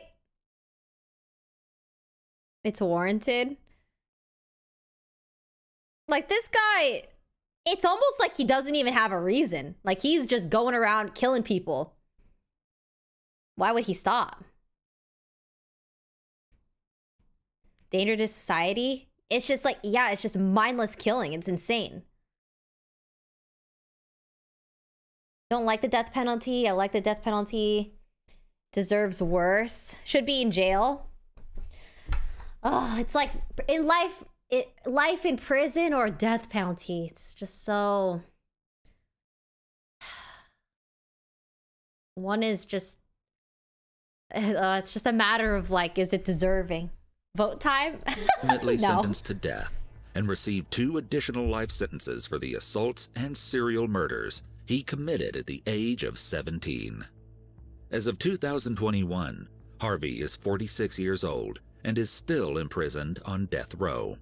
To date, he is one of the youngest serial killers in American history. His crimes were later used as an inspiration for a character featured in the show Criminal Minds. Ugh. The next Ew. case we have for you today is that of 15-year-old James Fairweather. James Fairweather was born on August 5th, 1998, in Colchester, Essex. Maybe like life in prison and then death at a certain age so that they live with the fear and anxiety of dying. I don't know, maybe, I don't know. I just don't like mindless killing like that. Is insane to me. People that don't deserve it, that's crazy. Suffer first and then die. His parents, Great idea. Anita and James Sr., loved their son I don't know. I don't know. and wanted to ensure that their small little family would live a quaint and normal life. Oh, God. Growing up, James was described by teachers as, quote, well-behaved and sensitive to the needs of others. Okay. Unfortunately, the quiet behavior that James had been known for Oh my God, the would teacher is eventually end beautiful. up taking a turn for the worse. Throughout his academic career, James became a rather noteworthy bully, as he claimed that he had feared that he would be bullied himself. James would often get into trouble and ended up blaming anyone and everyone around him for his own bad. Would you guys... This kid became a bully in fear of getting bullied himself. I feel that's kind of interesting. Would you guys, if you have a kid, would you send them to public school? Or would you private school them? I feel like there's pros and cons to both. I feel like private school, you have more control over the development of your child, but they lack the social engagement of other, you know, making friends, learning. There's so, oh man, it's so tough. There's like pros and cons to both sides.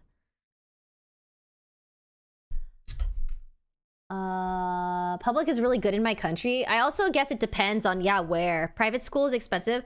Not like private school, but like school from like at home, where you teach your kid pretty much. You teach your own kid or a teacher comes. I don't really know.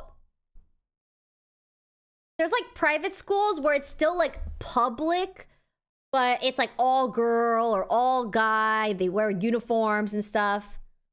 Homeschooling is what I meant. Sorry, I meant homeschooling. That is homeschooling. Yeah. Would you rather do homeschooling or public schooling?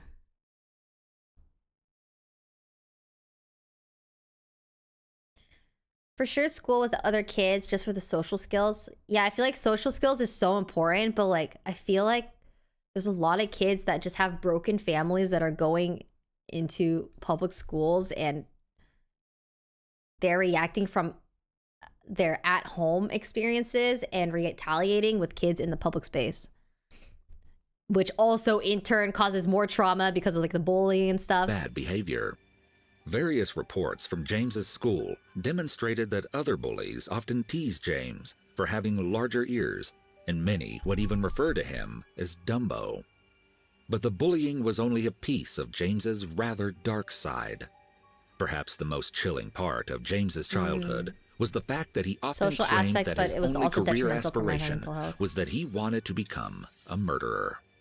He had actually grown to have a rather disturbing obsession with serial killers, including the Yorkshire Ripper, Peter Sutcliffe. When James's grandmother passed away, the building rage he constantly felt toward the world seemed to significantly amplify. Shortly after her passing, James committed his first crime when he robbed a store at knife point. He was subsequently arrested and sentenced to 1 year of youth supervision. Unfortunately, small, semi-violent crimes were not enough to satisfy James Fairweather. When James was only 15 years old, he decided to push the limits on what he believed he was capable of doing. So, on March 29th, 2014, They have he to learn with how managed to to deal with it sneak because out of it's his also what they parents' have to deal home. with when they get He had out armed into the real world himself as with adults. gloves and was wielding a knife in search of anyone unfortunate enough to come across his path. No. Mere moments into his walk, James approached a 33-year-old man named James Atfield, who had been asleep at the moment James Not spotted the him. James on James Atfield had spent attack. the evening drinking with his friends and had overdone it, which led to him inevitably passing out in a field in Colchester's Castle Park. When James realized that Atfield was unconscious, he decided to make Atfield his first victim. With the knife he had brought with him, James stabbed Atfield in the abdomen, head, and face. Oh. According to the later autopsy, James had stabbed him a staggering 102 times. Then, believing that he heard someone coming, James fled from the scene and ran straight home. Though James arrived home around 2:30 in the morning, Atfield's body was not discovered until over 3 hours later. What? When authorities found Atfield, they quickly rushed him to a nearby emergency room, but he was pronounced dead at 6:31 a.m. Over 100 times. Of 5 children, and had lived with permanent brain damage after a car accident he had been in years prior to his murder. According to What? How? How does someone go through something like that and gets randomly stabbed over 100 times? That is insanity. his autopsy, Atfield had a variety of defensive wounds on his arms and hands, leading investigators to believe that he had been conscious enough to try to fight James off during the attack. As part of the investigation into Atfield's death, James was actually interviewed by police as a suspect, but he had a solid alibi, saying that he had been home at the time, and as no one could say otherwise, all suspicion moved on. Just like that, James Fairweather got away with his first murder at the age of 15.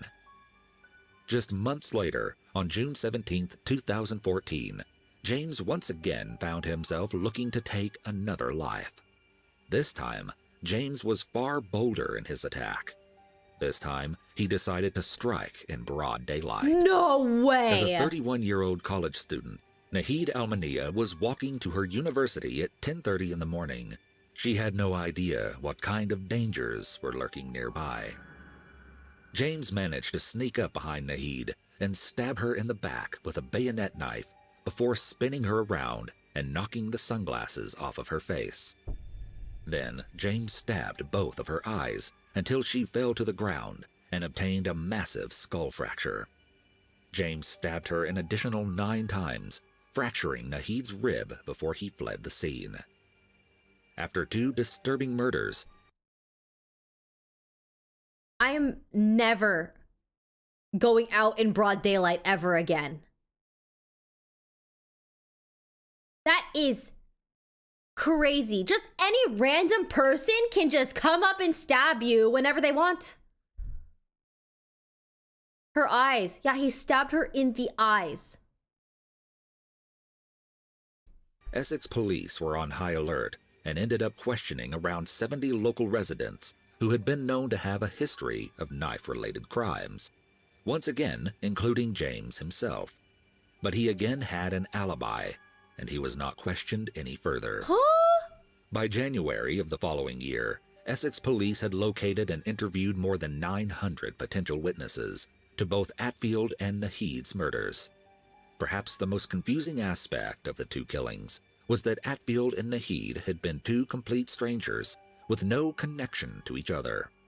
Considering the fact that they had both been killed at different times of the day, investigators had first assumed that there could have been 2 separate individuals responsible for their deaths. Eventually, however, it was determined that, though both victims were selected randomly, Atfield and Nahid were killed by the same person. James did not attempt another murder for well over a year after he had killed Nahid, because the local police and residents were on high alert. A year. In fact, the community even went so far as to remove brush and bushes from local parks and areas where the victims had been selected. Oh, wow. On May 27, 2015, James was seen loitering around bushes early in the morning in a manner that raised suspicion in the local dog walker who had spotted him. As a result, the woman called the police right away, leading officers to take James in for an interview. At the time police located him, he had been wearing rubber gloves and had a knife on him.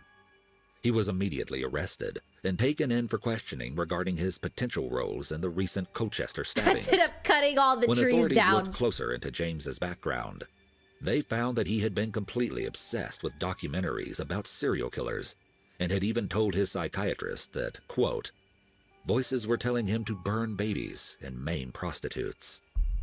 His psychiatrist later said that she believed that the documentaries he watched and violent video games he played could have desensitized him to the idea of murder. just don't think that video games cause people to kill people. I really don't like that they're putting that in here as if that's a valid reason for why he started murdering people. That is not cool. Childhood trauma comes first. Yeah. That's a crazy thing to add in there. Like, I get the psychiatrist said that. First of all, she's a psychiatrist and this dude's talking about how like the voices in his head are telling him to like maim prostitutes and kill babies, burn babies. Like, shouldn't you report that? Okay.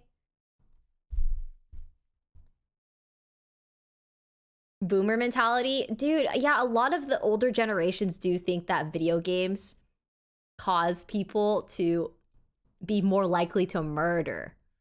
It's just simply not the case. That's not real. Valorant interrogation executed by Essex police. James recounts the night he murdered Atfield, asserting that the voices in his head ordered him to do it. Some voices were talking to me. You need to make a sacrifice, or we're going to come and get you. You need to do it. And I saw him. It was laying on the grass. Like that. It was like just fast asleep, because where he was drunk. Then he goes, he's the one. Do it. So I went up to him. Can I stand up? Oh no! Yes.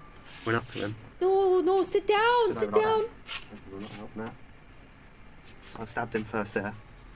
I've done it a few times. While I was doing that, my voices were laughing louder. After his arrest, James's name was not disclosed to the public, as he was a minor at the time of his crimes. But he nonetheless went to trial denying the 2 charges of murder and possession of an illegal weapon. Whoa. Instead, James admitted to 2 counts of manslaughter, but also asserted that he had psychosis.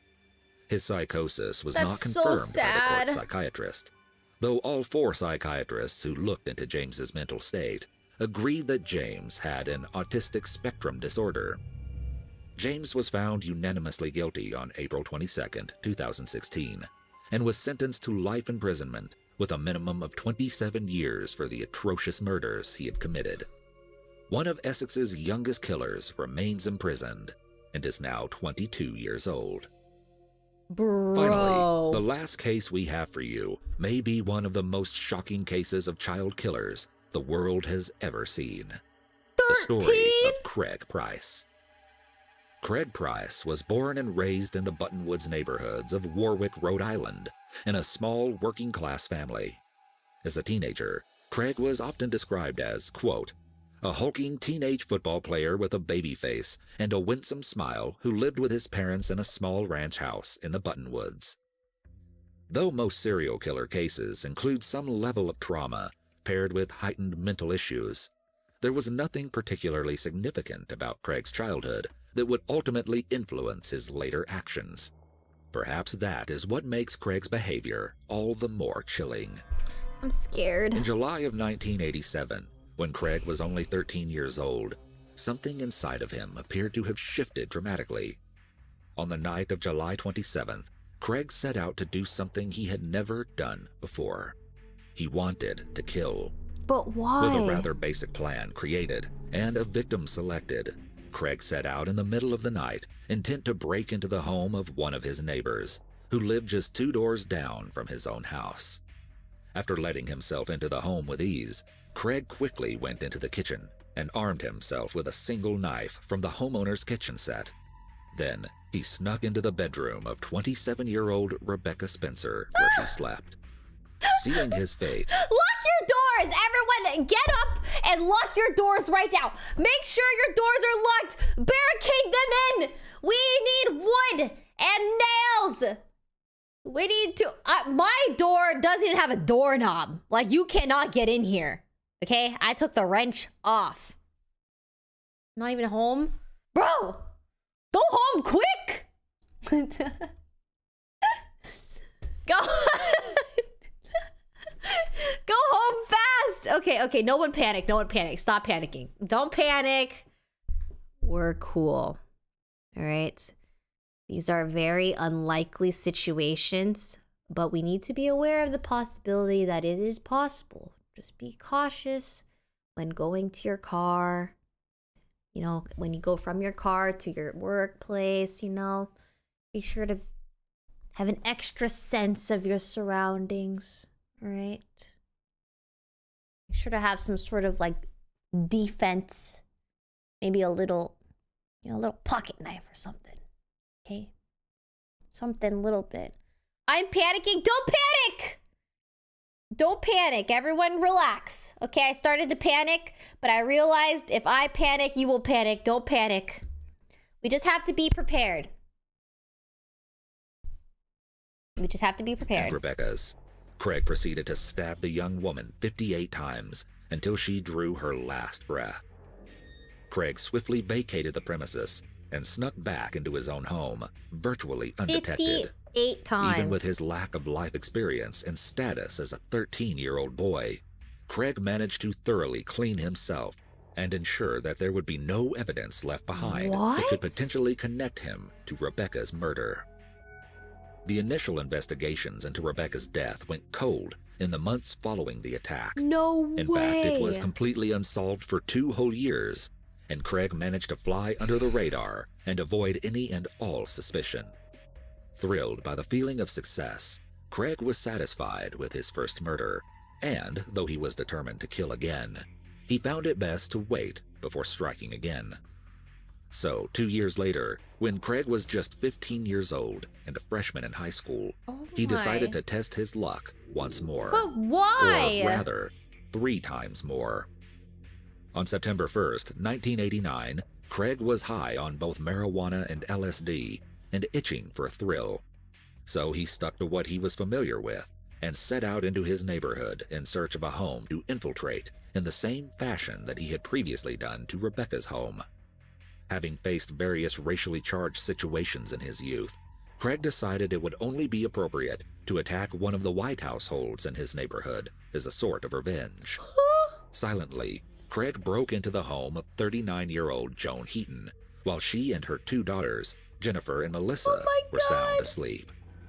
Stumbling upon Joan's room first, Craig stabbed the single mother 57 times before leaving her to bleed out. He then found 10-year-old Jennifer, who he stabbed 62 times until he was certain she was dead. Finally, he crushed the skull of 8-year-old Melissa before stabbing her a total of 30 times. Police noted that the stabbings had been so incredibly brutal that Craig had actually broken the handles off of the knives, leaving the blades inside the bodies of his victims. What? As the brutality of the murders was so significant, local law enforcement was quick to associate the Heaton family murders with Rebecca's earlier murder. In response to the killings, the FBI was called in to profile what everyone assumed to be a cunning serial killer. What they failed to consider was that the serial killer on their hands was a 15-year-old boy. In fact, the only reason that Craig was even caught was that a particularly observant detective had noticed Craig in the neighborhood and realized that he had some noticeably deep cuts on his hands. Officials quickly took Craig in for questioning, where the boy openly and proudly admitted to committing the murders on his own accord. At the time of his official arrest, Craig was considered the youngest serial killer in the history of the United States. As a result of his intense crimes, Craig gained the nickname the Warwick Slasher and was considered a poor candidate for rehabilitation.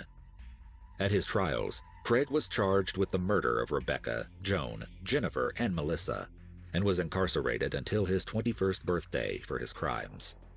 While imprisoned, Craig refused to stay out of trouble and was additionally charged with criminal contempt for refusing a psychological evaluation, extortion for threatening a corrections officer, and assault in violation of probation for fights while in prison. As a result, he was sentenced to an additional 10 to 25, which he is still in the process of serving at Florida State Prison. Just like Harvey Robinson, Craig Price's murders inspired an unsub character on Criminal Minds. As crazy as these 3 cases may be, they are not the only horrifying cases of the youngest serial killers in the world. In fact, these cases are barely scratching the surface. Keep your eyes peeled for the second video in this short series, where we dive. It's so lame that these people are getting nicknames and characters made after them. Like, obviously, I get why that happens because people are curious. They want to know. It's, you know, it's just so unfortunate that, like, that's why some people murder, is because they want the fame and attention. Glorifying them. Yeah, it's sickening. Sickening. Oh god, so young too. You guys said 46? Was it 46 you wanted to watch? Or was it 45? We all. Oh. Oh! 72 people! Oh, we'll do both. 45. Hear warnings from a young age about the importance of trusting our gut in dangerous situations. We're told to be cautious of suspicious strangers, especially after dark, and always to be safe rather than sorry if we feel that something is off. Sometimes it can be easy to brush off this advice. We may think that there's no way anything terrible could actually happen to us in our own lives. We've all heard stories in movies and on TV of deranged killers and cold-blooded psychopaths. Bye, but if Luke. we really came face to face with these monsters Hope you don't get in a dark nightmares. parking lot one night, how would we react? Would we fight for our lives, flee out of fright, or freeze, unable to move and paralyzed by fear? No. The woman we interviewed for today's episode unwittingly discovered her answer to that question on a pitch-black night back in 1998. What is up, Iwu crew? We love hearing real-life, true stories from our listeners, just like the one you will be I'm hearing not sleeping today. anymore. If you or someone you know have had a similar unsettling Oh. encounter that you would like to share, please reach out to us to speak about setting up an interview that could be featured in an Iwu episode. As always, be sure to hit the like button and subscribe. Now, let's get into it. Wesley Shermantine and Lauren Herzog were like two peas in a pod. Born only 2 months apart in the mid-1960s, they grew up as indisputable best buddies, navigating their youth side by side in the small town of Linden, a quaint rural area of California, nestled a little way south of Sacramento and 95 miles east of San Francisco. During their childhoods, they lived on the exact same street within the quiet farming town, which had a tiny population of less than 2,000 people. Wesley had affluent parents who made the young boy's life very comfortable, and he was never left wanting for material possessions. However, his outwardly idyllic family life held dark secrets that his parents tried to keep hidden from the public eye. The Shermantines had a collective reputation in the town for being people you didn't want to cross unless you wanted to risk being ominously dealt with. Despite young Wesley's harsh home life, with expectations for perfection, he and Lauren were never afraid to get their hands dirty, and they spent most of their time outdoors in the rugged wilderness, hiking through the surrounding hills or hunting and fishing in the woods. In 1984, the pair graduated from Linden High School, and despite their troublemaking tendencies, it seemed as if they were headed on the right path. However, just 1 year later, an incident would shock the whole town, sending it into disarray and throwing these two fresh graduates into the eye of suspicion. A local teenage girl named Chevelle Chevy Wheeler went missing on October 16, 1985. No. She had been dropped off at school in the morning, just like any other day, but she apparently had other plans for the afternoon. She confided in some of her girlfriends that she had an exciting meetup to attend. She was going to skip class to hang with a boy she knew. But when Chevy gleefully snuck off the school grounds that day, neither she nor her friends could have ever guessed this one that just this was the started. last time the innocent young student would ever be seen alive. When Chevy failed to return from her secret excursion, Wesley was identified as a person of interest. Authorities pinned him down as the boy that Chevy had made plans to meet up with.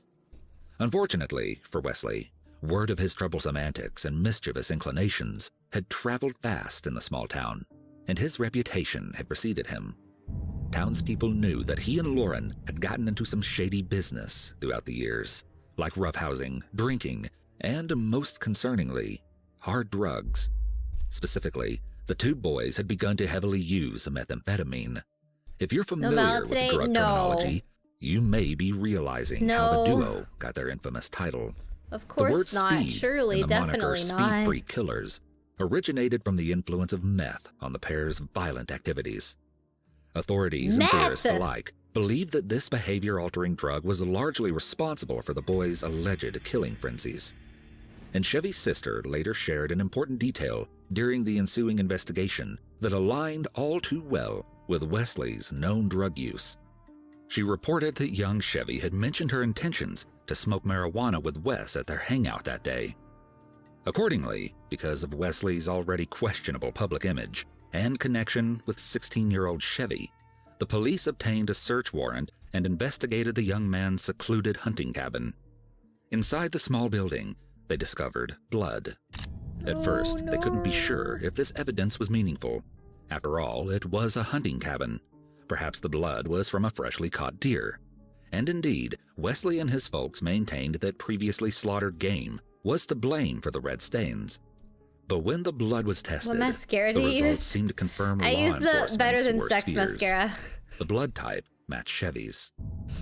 And then Thank you, another Nikki. strange turn of events fueled police suspicion. That's what it's called. Allegedly, Wesley, who was fairly well acquainted with the Wheeler family, had confidently shown up at Chevy's home the day after she went missing, pulling up casually in his pickup truck and playing dumb when her concerned mother and father asked him what had happened to their beloved daughter. He apparently laughed at the parents' frantic questioning and shrugged off the implications of Chevy's disappearance with a sort of smug nonchalance, asking them how he could possibly know anything. Despite his Two-Faced, surety yeah. that he wasn't under suspicion, Wait, is it Two-Faced? It's authorities were Two-Faced, yeah. already on his trail after finding the incriminating blood samples. As concerning as this revelation was, the fact remained that the police were unable to locate any concrete evidence that charged Wesley. DNA analysis technology was not sophisticated enough at the time to garner any real conclusions. So, the case went cold, and Wesley walked free. Over a decade later, police would discover that Lauren and Wesley, the two young troublemakers they had let walk free, went on to orchestrate what some have estimated to be 72 murders between 1984 and 1999. How is that possible? The deadly streak is thought to have begun around the same time as their meth abuse, when the two... I don't think I've ever heard that many people getting killed without... How do I word this properly? I feel like this is the first time we've seen people get away with killing people, that many people in that span amount of time. Like, are they all these one at a time, or are they like, is this like a mass murder type of thing all at once? Who were only about 18 or 19 years old. How the duo pulled off this deadly stunt for so long without detection is hard to say for certain. But another missing person case that began 14 years after Chevy's pulled the elusive young men back into the spotlight.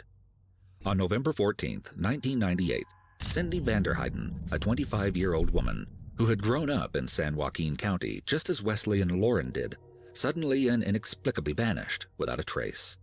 Nobody quite knew what to make of her disappearance, as just earlier that same day, Cindy had eaten lunch and casually shopped with her mother before heading to a karaoke night at Linden Inn. Oh no! This establishment was one of the two bars owned by Cindy's father, both of which that Wesley and Lauren had frequented for quite a while. On this particular day, Cindy dropped her car off at her dad's other bar before meeting up with a friend, and the two rode together to the Linden Inn, excited for a fun night of singing and letting loose. Oh no! Now, Cindy's older sister reportedly had a fling with Lauren at one time, so when Cindy saw him and Wes at the bar, she struck up a casual and friendly conversation. After a relatively uneventful night, Cindy's friend gave her a ride back to her vehicle, which she had left behind at her father's other bar, before following Cindy home as she drowsily drove down the deserted streets at 2 a.m. After the friend was sure that Cindy had safely pulled into the driveway of her home, she drove away, secure in the knowledge that Cindy had made it back safe and sound to the household, where both of her parents were already asleep. And indeed, the next morning, Cindy's parents would report hearing their daughter pull into the driveway in the wee hours of the night. But it appeared that Cindy herself had never entered the home. In the morning, she was nowhere to be seen, and while her mother grew increasingly nervous, her father decided to call up Cindy's workplace and see if she had somehow managed to wake up, get ready, and depart for her shift without either parent knowing. This seemed like the more obvious solution, but unfortunately, Cindy's parents' misgivings were confirmed when they were shockingly told that Cindy had never shown up for work. Her father immediately began driving around town in a panic, searching for any possible signs of his missing daughter. But what he soon discovered didn't help to ease his worries. Cindy's car was abandoned in a local cemetery. Her money, cell phone, and purse were all inside. But of course, there was no Cindy. When the police arrived to investigate, their first instinct was to suspect foul play. But they couldn't deny that there were no signs of a struggle present at the scene. Over 1,000 citizens dedicated their time to searching for the missing girl over the following weeks. 1,000! But to no avail. By then, authorities were putting the puzzle pieces together. What a strange coincidence, they thought, that Wesley was not only a primary suspect in the disappearance of Chevy all those years ago, but now he was also one of the last witnesses to interact with Cindy before she vanished. Attempting to delve deeper into this theory, they focused on searching the isolated hills and scouring mine shafts that Wesley and Lauren were known to frequent. After these intensive searches, they were left empty-handed. No. Still, with all reasoning to believe that Wesley was involved, the police couldn't turn a blind eye to the smug young man. In 1999, they searched his vehicle and once again found blood. But this time, the bodily fluid was definitively identified as that of Cindy Vanderheiden. While these DNA analysis results were being confirmed, the police began laying the groundwork for their case against Wesley. And to do that, they knew their best bet was to get his faithful friend Lauren to start talking. He was brought in for interrogation, and although he was initially a bit tight-lipped, he soon began to spill secrets of a magnitude that went way beyond the scope of what anyone had expected. At first, he was defensive and refused to throw Wesley under the bus. He gets pretty wild when he's doing drugs or when he's cranking and when he's drinking, doesn't he? Nah, Dream Owl. What do you mean, Ray? I'm actually him, remember? What is this? Is this like some weird venom what are you saying? I'm about to permanently ban you if you don't explain yourself right now. What does that mean? Is this like, what is this? Remember what? You're always here, you've been a long time sub, you give subs, explain. You're not gonna do this? The fuck? No, is this some weird like parasocial thing where you like think that we have like some weird real life interaction that hasn't happened? Explain. Or permaban. And I have a huge crush on you? Okay, yeah, fucking bye. Please never, ever, ever come back ever again. And there's definitely no refunds on all those gifted subs. Dude, that is weird. I've never seen them act like that ever. Okay, goodbye. Banned. How long was he a sub for? That sucks. Okay, just to remind you, I don't know you. I've never met you. You don't know me. Everything that you've made up in your head isn't real, okay? You're permabanned. Don't come back. Thank you. Goodbye. That's crazy. They got banned in Hassan's chat for being weird about you too. Oh god, they gifted so many subs throughout the past few years.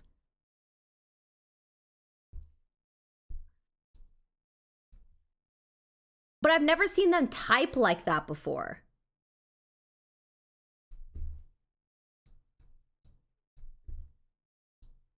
Nah, I don't care how long you've been a sub for. I don't care how much you gifted subs.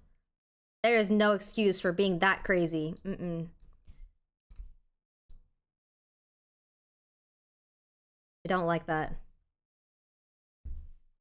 That's pretty wild, doesn't he? I don't know. Wild enough, I'd say.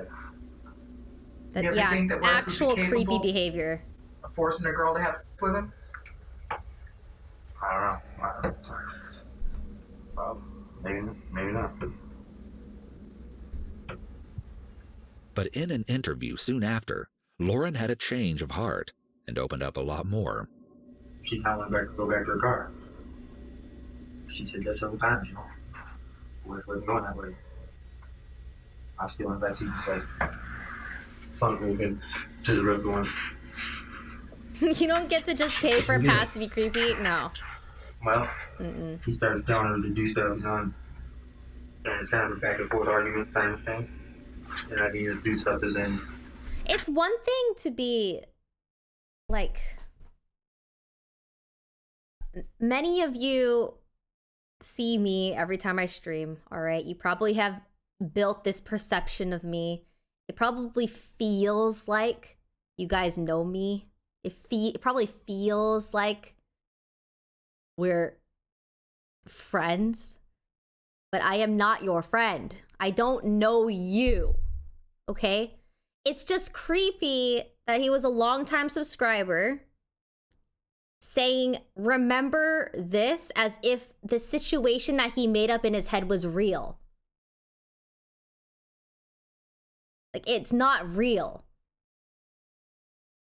I may have met some of you at meet and greets and stuff, but that's just like, it doesn't mean anything. I could be friendly, like saying hello, all right? Don't read into it. It's not like that.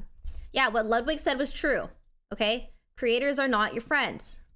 It's true. Whatever situation you made up in your head, it's not real. I'm so shocked that he said that. He was such a long time sub. It's different when it's like a random account that was made like yesterday saying a bunch of crazy like hate or whatever. But it's weird when it's a long time sub that's been gifting subs for years and says that out in the open. That sucks. It happens sometimes, yeah. It's just, might be hacked. Unfortunately, if he was hacked, there's no going back from that. I'm sorry, there's no way I will ever know. You know what I mean? There's no way.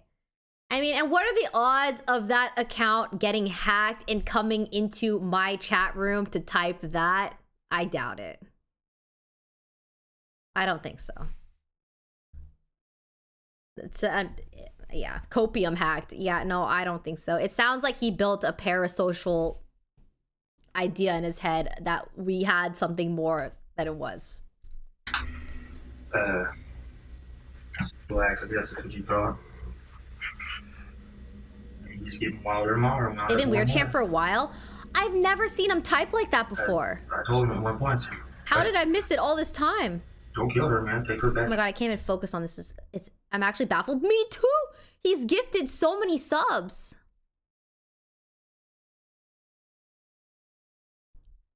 Crazy. I definitely remember timing them out. Oh no. Mood ruined. This is just, I hope this is an example to everybody. All right, this is the dangers of the internet.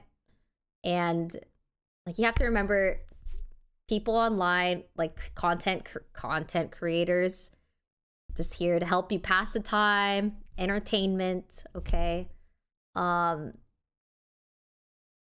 Maybe distract you from whatever's going on in real life, right? But it's nothing more than that, you know? It's, you know, we don't owe you anything. You don't owe us anything. We're not making you pay. We're not making you watch. We're not making you stay here. It's just often, that's why I often disconnect. Yeah, it's nothing. Don't make it any more than that. But I appreciate the fan accounts that like are very supportive in a positive way, where like they still like are living life, but like be a healthy support.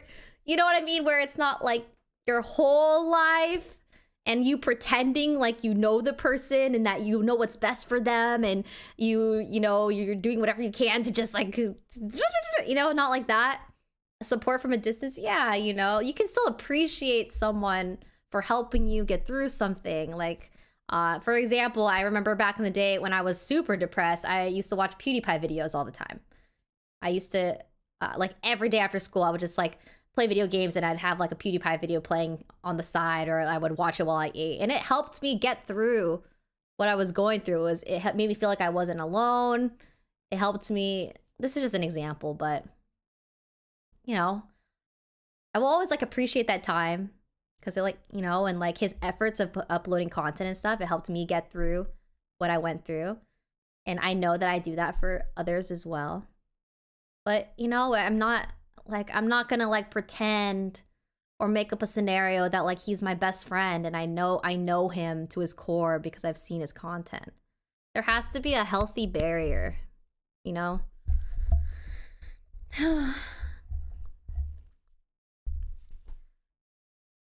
Oh God, okay. That was a shock. I'm shocked. Shocked. I wasn't expecting that. I guess it kind of just hit different when it was like a long time subscriber. Boundaries, yes, boundaries. Are you okay, Riz? It's kind of heavy. I'm shocked. I'm disappointed. You know, I expect this kind of behavior from like people that just make accounts to hate. Like that's expected. That's normal. That's what people do to retaliate or act out of like the life that they've had. They're acting out. They're emotional. I get it. It happens. They target someone and just want to be mad. But when it's like this situation, it feels super, super, super, super unhealthy. He needs a fair trial. No. No, what do you want me to do? Put him in a Discord call and ask? What's wrong with you? No. Boundaries were crossed. That's not okay. You can't type in a public chat room and say, hey, Ray, remember this? Remember this? Remember, Ray? You won't do that. I have a crush on you for a really long time. You won't ban me. Fuck. No. You lose. You're gone permanently. That's not how that works. I don't care how long you've been a sub for. Okay, I gotta rewind. Okay, we're moving on. No more distractions. That was very unexpected. Okay, I'm going back to the beginning of the interview part. No more pauses. Right here. So when he's cranking and when he's drinking, doesn't he? He gets pretty wild, doesn't he? I don't know. Wild enough, I'd say. You ever think that Wes would be capable of forcing a girl to have sex with him? I don't know. Well, maybe not. But in an interview yeah, you soon can move after, the captions. Lauren had a change of heart and opened up a lot more. She kind of went go back to her car. She said that several times, you know. Wasn't going that way. I was feeling bad. She just like sunk me again to the road going. This isn't good. Vala, please. Well, yeah, you know. To do stuff, you know, maybe I will play some Vala tonight. And I need to do stuff as in relax, I guess is what you call it. And he's getting wilder and wilder, wound up more and more. I told him at one point, Wes, don't kill her, man. Take her back to her car. I got out of the car. I started backing up. He kind of looked at me one time and I was going, and I didn't know what to do.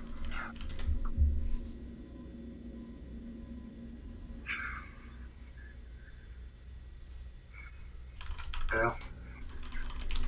His speech is hard to decipher in this dated footage, but he seems to describe something about Wes holding down the victim. He was, you know, on top of him, like, trying to hold her down, you know?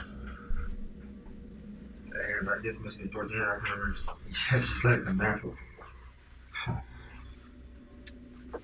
I mean,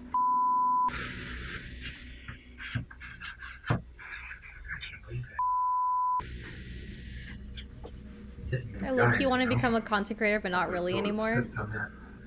That's what he told her? Yeah. There are really high highs and really low lows. There are incredible pros and cons to this industry. Not only is it incredibly difficult, volatile, oversaturated, and inconsistent, grindy, mentally exhausting, physically exhausting because you're just sitting all the time doing the same thing every day. There's no breaks. You have to grind, especially in the beginning. But, you know, you can build a really sweet and caring, supportive audience. You can help people, distract them, be, you know, like, be there for them during their hardest times. You can make a living from it. You can, you know, but also there's like there's stalkers, people that hate you, people that want the worst for you. The chance of you just getting killed. But that could happen to anyone, really. But, you know, I mean, this industry changed my life forever. I got very lucky with the situations that I've been put into. Very lucky with the timing of things, like with Fortnite, Among Us. I was able to fully support my mother because of this. I've been lucky. I've been fortunate in this industry. But, you know, obviously, I've been dealing with people that hate my guts for years. This isn't my first time having stalkers. It's been happening for 8 years now. I've been dealing with it for a very long time. And it happens to everyone. And it's just like one of those negative things that you just have to deal with. Literally, yeah, even people that aren't creators have stalkers. There are people that are not in this industry that have stalkers. It's just something that is unlucky to happen to you. If it happens, it's gonna happen. You just have to be cautious and careful. Like, be careful with, like, what you share.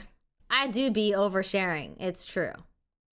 But I get excited about things, and I like to share what's going on with my fans and people that, you know, like, I don't know.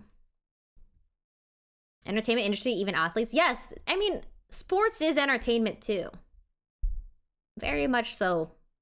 The entertainment industry is it's a spectrum of everything, like sports, drama, television, TVs, actors, musicians, artists, entertaining, everything. It's all there. YouTubers, TikTokers, even people do Instagram full time. Why am I even talking about this? I said I wasn't gonna pause. Oh, Jesus. He then makes a point to claim that Wesley tried to get him to join in on the foul acts. But Lauren, of course, says he refused to get physically involved. Trying to get me to do this and that, and I wouldn't do it. I told him, no way. Took blankets out of his trunk and wrapped her up. Put her in the trunk. I almost don't even know where I was. I mean, I know I was there, but my mind was just gone. I was just in there comatose, felt like. A comatose? I wanted to work bad, and I couldn't believe what I was doing the team. And you know, it was too much.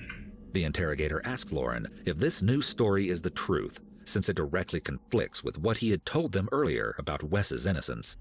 Lauren nods that, yes, this story is an accurate retelling of what really... Okay. So, someone asked, so did you message anyone about playing Valo? I did, but Wendy says she'll let me know if they need a fill. So I'm not actually playing Valo. I'm available if they need a fill, all right? So if they need me, I'll be there, okay? That's all. It happened that night with Cindy. But until then, we're watching videos. In yet another videos. interrogation session, Lauren shares the sad details of Cindy's last moments. He also says Wesley boastfully asserted that he would not be I'm going on to call. prison. She tried to bargain with me more or less. Kind of, please let me go, and I don't know if it was trying to talk, but maybe she just said calm down, just trying to talk to him. I don't know if she was trying to calm him down. What was his reaction? I guess it wasn't to try to calm him down. It was. And then she started screaming again. She was talking calm though for a minute. Then she started screaming again. When he said, "So what's the story?" What did you tell him? I I don't think I gave him a reply. I don't remember giving him a reply. When he asked you, or he told you, I'm not going to prison, did he just say that, or did you ask him, well, why'd you kill her? I guess he... Why is the camera so shaky? It's like an earthquake. I didn't ask him that. He said it. He just said it. I'm not going to prison. Little told on me. My reply, I think, was to his that you don't want to see me for a while. I didn't turn the clocks back. I said I wish I could turn the clock back first. Lauren goes on to confirm his accusations that Wesley was behind it all. The assault, the murder, everything. He makes a show of claiming to be scared of his accomplice and says that he feels ashamed that he didn't do more to help Cindy. Right. If he could turn back time, he says he would have tried to find a better way to assist and maybe even save the helpless victim. I'm sure. West Sherman time? Yep. You're scared of West Sherman time, but he's your friend. Like I said, we've been friends for a long time. That's why I got so scared. Because it's just so blessed. The way he is, the way he turned, he ain't exciting person no more. That's what was my friend. Are you scared because he's unpredictable? Right. What else were you scared of? What was the other one? I was more ashamed and scared the other way. Ashamed of what? Being scared of the other way. The security kept At one time shaking you in had its mentioned boots. Being ashamed of what, Lauren? I thought react only today. I am only reacting. Do nothing for what? For now. Be able to stop it? Yeah. I've been. You had to do it all over again? Would you have stopped it? I'm trying to figure out a better way. But try it. The officers warn Lauren that Wes had already made incriminating statements, confessing that the duo in question had already hunted everything, including the ultimate game. Wes is making comments about you. Yeah. Things such as, Lauren and I have hunted just about everything, including the ultimate game. You know what that ultimate game is. There is no ultimate game for him. He's implicating you. What I foresee here is that when we haul Wes in here, he's going to pin it on me. It is clear to see the trust and loyalty Lauren once had for Wes was dissipating as the interrogators carefully selected their words to drive a wedge between the friends. And just as planned, Lauren would go on to reveal a slew of crimes he said Wesley had committed outside of the Cindy case. Lauren first explained that the previously unsolved death of a hunter from Utah in 1994 had been Wesley's doing. According to Lauren's tale, Wesley had deliberately shot the man dead for no apparent reason after crossing paths with him. Why? Lauren continued to spout his surprising confessions.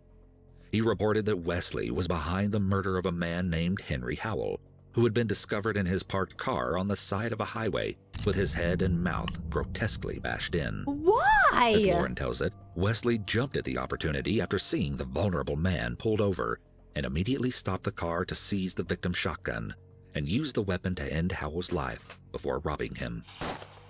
It was only a matter of time before Wesley himself was brought in for questioning. In the disturbing interrogation footage, he's asked what he thinks the chances are that the blood discovered in his car belonged to Cindy. He deflects the question. You tell me, what are the possibilities of Cindy's blood being in your trunk? I don't know that it is Cindy's blood. We're telling you, it's 169 million to 1. And I don't know how it got in there. Right. He then makes a weird, non-committal statement, saying that he would have already been long gone if he had been up to no good with Cindy. His whole attitude towards the situation is clearly not that of a concerned friend who is worried about Cindy's well-being. If I had something to do with Cindy's disappearance, I would have been gone a long time ago. Are you afraid of anybody out there, somebody threatening you? No. The annoyance is evident in his facial expressions and tone of voice as he recounts the night at the karaoke bar with Lauren. He says they talked with Cindy, but left the bar when it shut down for the night. He's asked what he thinks about the possibility of Lauren's involvement in the case. Lauren might be responsible for Cindy's blood in your trunk? I didn't say that. Okay. I don't know. I thought that's where you were going. I can't blame no one because I don't know. Right. Is there somebody else involved? That night? The fact is, Wes. I wish I'd never stopped that bar that night. No, you're not the only one. So do we. Could be here right now. I'm sure Cindy did. Title is The Best Friends Who Became Serial Killers, and they've killed over 70 people. Everybody else. The scenario is this. Cindy's blood is in the back of your car. No question about it. Get It's him! proven scientific. Edward, thanks for joining. The interrogator becomes increasingly frustrated as Wesley visibly shuts down and refuses to reveal any helpful information. They try to make him understand the benefits of coming clean, but he's just not having it. Lauren is responsible, and you're just trying to help your childhood buddy, trying to protect him. If that's what you're doing, if you want to go down the boat. Over 70. I'm not trying to help him. I'm not trying to help him. Has he threatened you in the past?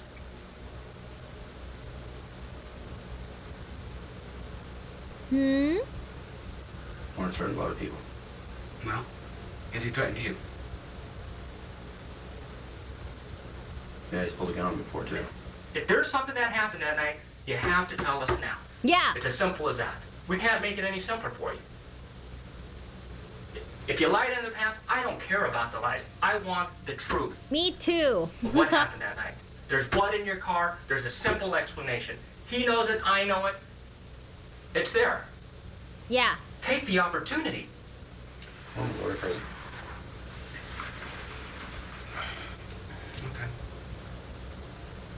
Wow. But it wasn't long before Wesley began to shift the blame completely onto his accomplice, as Lauren had done to him. Their hesitation and unwillingness to speak in initial interviews completely vanished, and the duo continued to turn on one another as the investigation continued. At one time, the two lifelong friends had been roommates who enjoyed each other's company in a small apartment. Now, watching the interviews, Thank you, Zombie you Queen, cannot for joining. tell that the two had ever felt anything resembling trust or friendship in one another. They became something more like archenemies, taking every opportunity they could to blame their partner and pin all their horrible deeds on the other person. Both were charged with Cindy's murder, along with two others from the 80s. At this point, all inhibition on Lauren's part was gone, and he went into excruciating details to explain the horrors that Wesley had inflicted upon Cindy. According to him, Wesley drove the trio to an isolated spot after they had all smoked meth together in the cemetery, and he proceeded to assault the unsuspecting young woman before taking a knife to her throat. Apparently, they had all agreed to meet up that night for drugs, but Cindy had no idea the dangerous situation she was condemning herself to when she agreed to get into Wesley's car. No! Lauren confessed that Cindy had begged him to help her throughout the assault, calling him Slim, an old nickname she had given him. But rather than try to assist the desperate girl in any way, he chose to remain unresponsive, watching from the car as Wesley committed atrocious crimes against Cindy and then ended her life. After their 1999 arrest, the Speed Freak killers faced their trials in 2001. Wesley went first, and after an unsuccessful attempt to deny his involvement and place all the blame onto Lauren, he was found guilty of murder on 4 accounts. But even in this hopeless situation, Wesley still managed to maintain his arrogant and sinister disposition, refusing to reveal the location of his victims' bodies unless he was rewarded with the advertised $20,000 prize money. This request was unsurprisingly denied.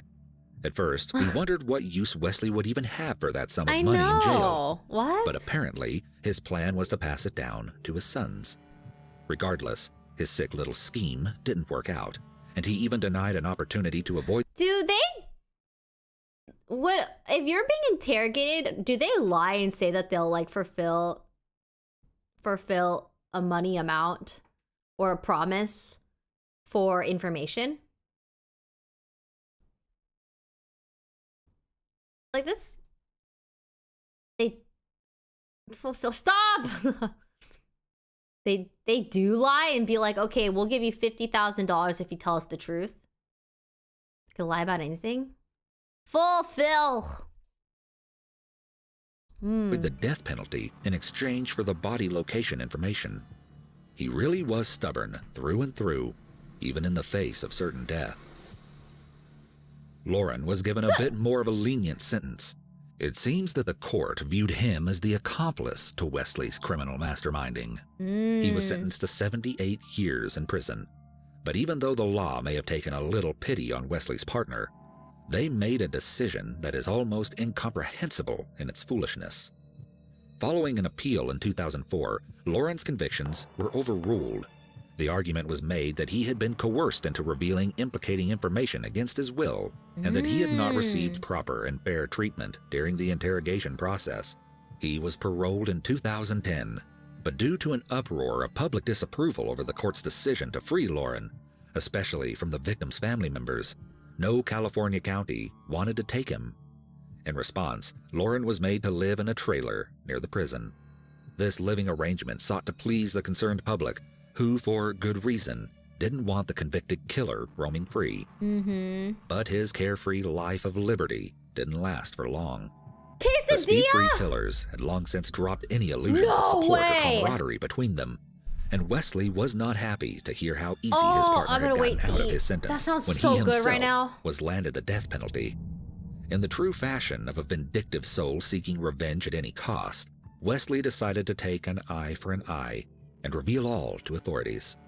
This meant he promised to create detailed maps to lead law enforcement straight to where the bodies were buried, a move that spelled disaster for Lauren, who was just beginning to feel like he had gotten away with his crimes scotch-free.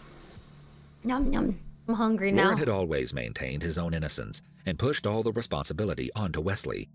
But clearly, he had an inkling that whatever was to be found along with the bodies would prove disastrous for him. Immediately after it was announced that a bounty hunter by the name of Leonard Padilla had bribed Wesley into releasing the secret locations and information about the victims' bodies in exchange for a payment of over $30,000, Lauren was found dead in his trailer. It was January of 2012, and he had taken his own life by hanging himself. A ghastly scene reported to the police by an anonymous caller. And this unceremonious death brings us to our interview with the one woman who may have managed to escape the deadly clutches of the speed-free killers. As per her wishes, we will be keeping her name and identity anonymous. We want first to emphasize that, as she herself acknowledges, there is no way to be sure if the men she crossed paths with were in fact the speed-free killers, or just another pair of sketchy guys with an uncanny resemblance to the famous duo. However, the time and place she described line up almost too perfectly with the speed-free killer's recorded active period. Although it's almost impossible to confirm her story with complete certainty, if it was actually the two serial killers she came across that night, then that would make her the one and only woman ever to escape the deadly duo. With the devastation that the two men left in their wake, she's glad to have not stuck around to confirm their identities that night. She shared with us her reason for coming forward so long after the alarming night in 1998. The thing is that I know a lot of people wonder why, why I never said it before, but during the time I was trying to piece everything together. Things kind of started making sense as I went, Regardless, we are so glad that she finally felt brave enough to come forward and share her story for the first time ever with us. She had a very thoroughly written timeline of events prepared to explain what happened that night. I don't like that it's not it happened in for sure, though. And I had went with one of my girlfriends to Delta College, San Joaquin Delta College, to apply, for school. It's likely that it was them, but it could have been another pair of men. Probably around it was close to 9 o'clock, p.m. And I had recently I joined a gym, and so I forgot I had to make a payment. So I was I need to deposit some money towards my membership. So the bank is right across the street from where my girlfriend lived at, and it's a B of A, Bank of America. It's on 700 Kettleman Lane, West Kettleman Lane. And so anyhow, I was there. It's hard to prove, yes. In my car, and I got Regardless, out, still an awful situation. You had to get out to get the envelopes, to make your deposit. So that's what I did. I got out, got my envelope, sat back in the car, and then my instinct told me to lock my doors because I had a Monte Carlo 2-door back in the day, and then I locked my doors, and then I want to say as I'm writing my my deposit slip, I want to say maybe like 5-10 minutes after that, here comes the car like screeching robbery, I'm sure. Okay, I'm gonna skip the interview part. Yeah, I'm gonna skip the interview part. What is up, Iwu crew? What is up, Iwu crew? I believe her too. No, I don't doubt her situation. It's just we don't know if it was actually that pair of dudes or the a different pair of dudes. But I do think obviously her situation's about. It's just I don't like when it's only text. Like I like when there's at least some visual, because it was kind of like the video was quite lengthy. Unexplained. Oh wait, you guys wanted also 46. Mother who launched her newborn baby into a dumpster. That's kind of crazy. What the heck? You guys wanted 46.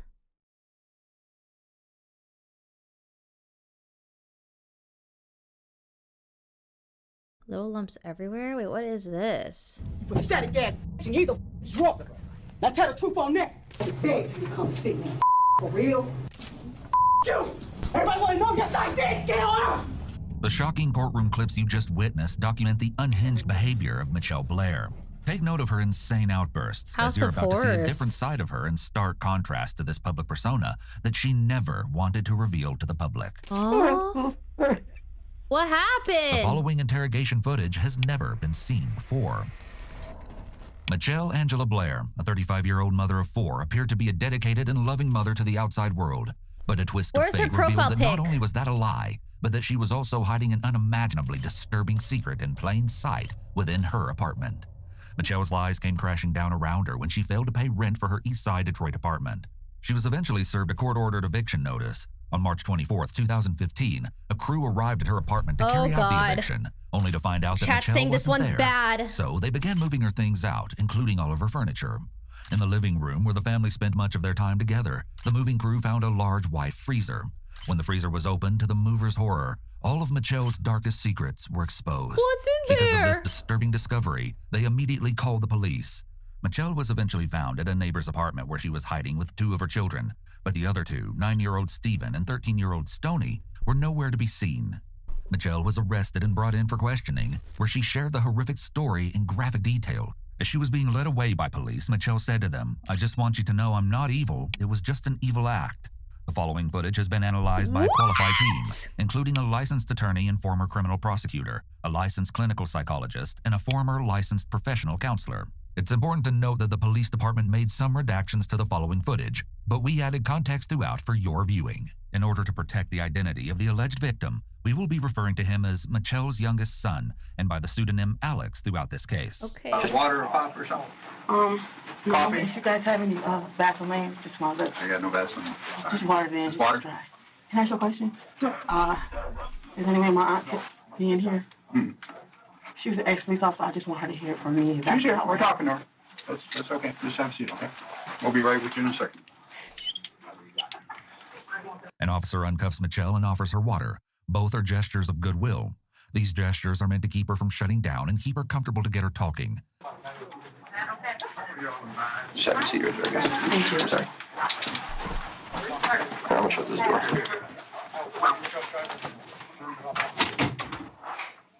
Michelle wears her hood pulled up, perhaps to hide from the situation and feel less exposed. The room is intentionally stark with nothing but a table and chairs. Michelle is very soft-spoken and cooperative. It's noteworthy that she was concerned about giving a message to her auntie. Michelle seems concerned to ensure that her auntie heard from her first. Michelle is left alone in the room for about 20 minutes. She scooted her chair back and moved herself further from the table, suggesting she's trying to distance herself from the interrogation before it's even started. While she waits, her hands touch her stomach, signaling that she may be feeling anxious and is seeking comfort, which is understandable for someone sitting in an interrogation room. She sits extremely still for several minutes, which may indicate that she's very focused and possibly preparing what she's going to say. Yep. Although some dismiss body language analysis as pseudoscience, it's used by the FBI and CIA during interrogations. When the CIA is interrogating an individual, they look for clusters of 3 or more indicators that occur in either quick succession or all at once. These indicators can be signs of discomfort or uncertainty in what the individual is stating, rather than indicators of deception. It's extremely important to note that you cannot detect deception through body language analysis alone. I love you. I love you. This is the second time she's whispered, "I love you, Alex," which is the name of her youngest son. Oh She may be my. feeling worried about when or if she's going to see him again. Oh God, I'm scared. Get your bingo cards ready. What the?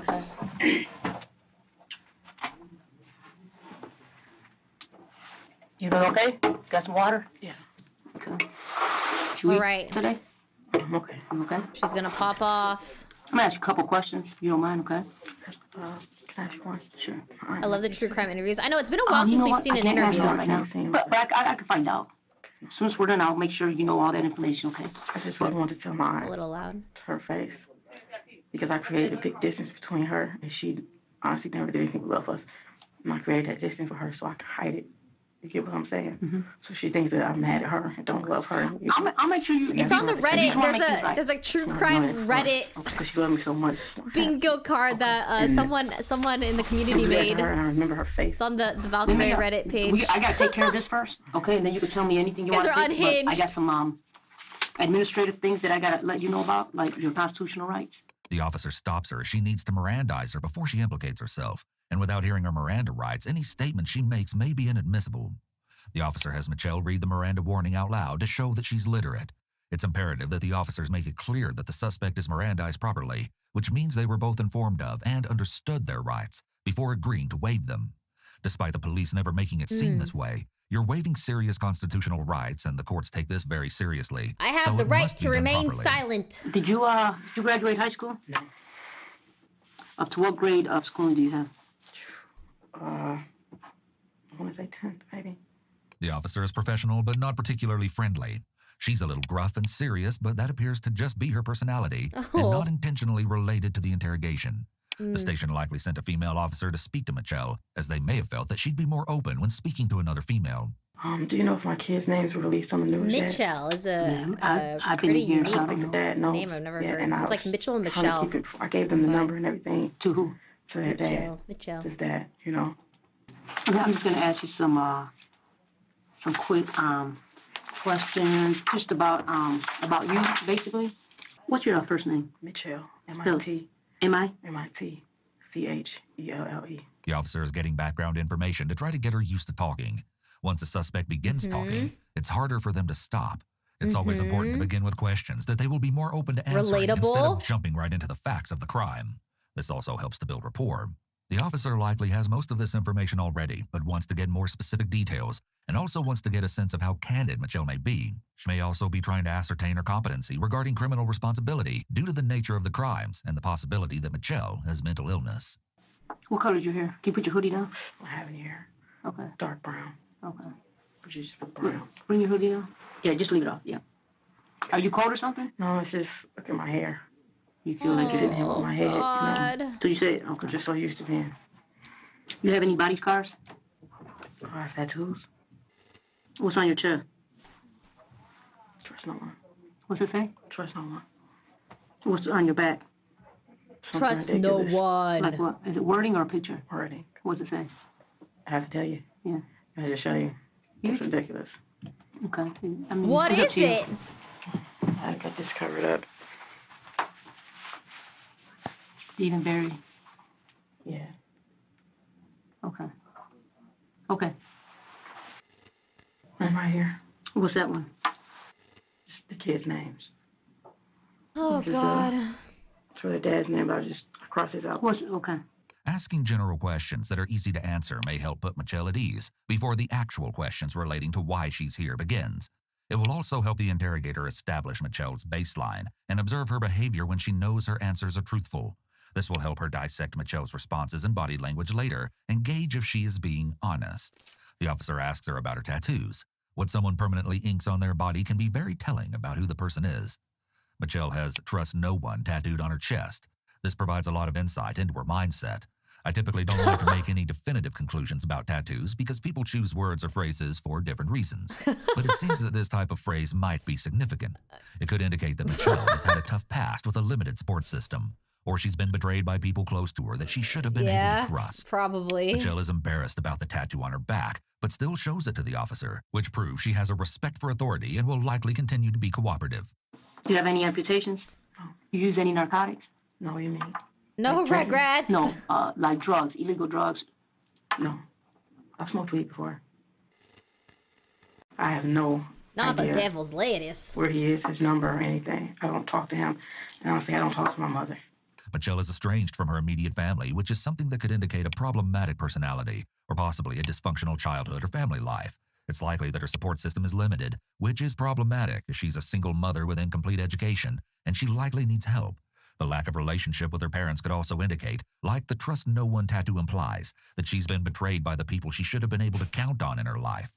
And how many sons do you have? No regrets. I had two. Two daughters? Water check. I had 2 girls and 2 boys. What's your daughter's name? How old is she? She's 17. She stay with you? Bless you. She got a phone number? No phone. Mika. She's here. Okay. How long's the video? This one's you got long. a boyfriend or spouse? No. An hour and 42 minutes. The father. Baby. Is that your ex-boyfriend? Yeah. So you have 4 children altogether? Yeah. None of them are in school? No. Where are your other 2 kids, Stoney and Steven?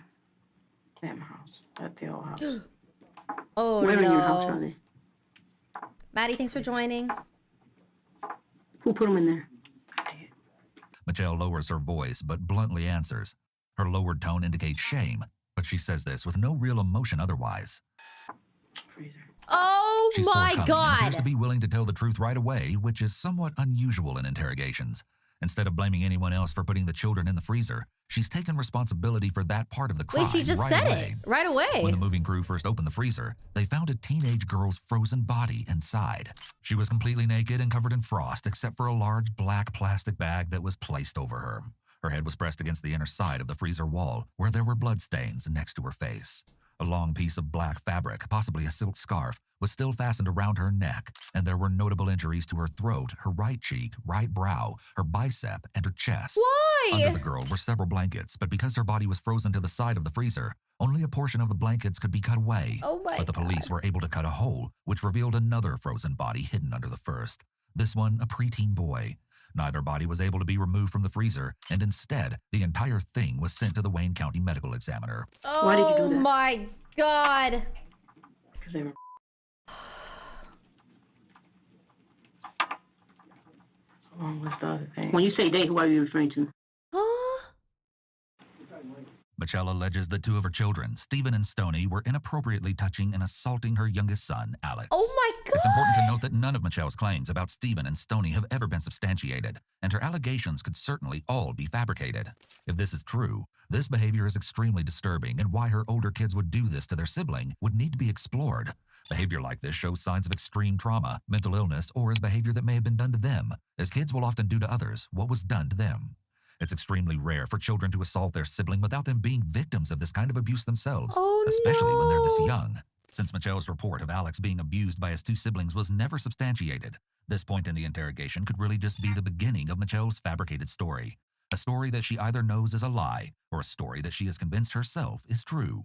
Maybe Michelle is delusional. Maybe this fabricated story has helped her cope all this time with what she did to her own children. Delusions serve many purposes. Oftentimes, it helps the affected person escape a painful reality or cope with fear, guilt, or shame. Oh my I didn't find out it was going on, but it had been going on for years. That was pretty spot on. Diapers. It seems highly unlikely that if this were true, Michelle wouldn't be aware of this occurring. The child would have very obvious injuries. In addition, this family all lived together with their mother in a small home, not attending school, and she wasn't working. It would be very difficult for kids to do the alleged actions routinely and for years without her knowledge. Michelle is either extremely neglectful, in denial, or not being fully truthful about her awareness of this situation. How did you become aware that he was getting? Good night, Onizaki. Oh, I came home one day. Have good sleep. Was basically saying, "Come look what you're doing." He wasn't doing it by the time I went in the living room, but she said, "Show mom what you was doing." So we had two little wrestle men. Michelle describes how her son was using the two dolls Valorant to show will be her tomorrow. the inappropriate things his siblings were allegedly doing to him. Before Tomorrow moving for on sure. to the topic of when this first happened. I don't think I'm playing Valorant tonight. This was a while ago. This incident didn't just happen. When you say a while ago, was it a year, 2 years, a month? Around there. Around where? Year or two. I don't know why he acted it out like that. It's just, I don't want nobody to think that anything's wrong with my son. You get what I'm saying? I mean, unless Wendy needs a fill. No, nobody's making any judgments. I just want you to tell me Then what happened. I gotta be Nobody's a good passing any friend and judgment. fill. Like, to read it, when they read, they're not going to understand. Like, No, listen. That's why I want to record exactly what you tell me, okay? So nobody's passing any judgment on your son or I on you will or finish anybody, Ace okay? We just wanna know Attorney what eventually. happened, okay? TM. So just feel comfortable telling me what happened. I want you to make nothing up or think about how it's going to look. I just want you to tell me so we can help you, okay?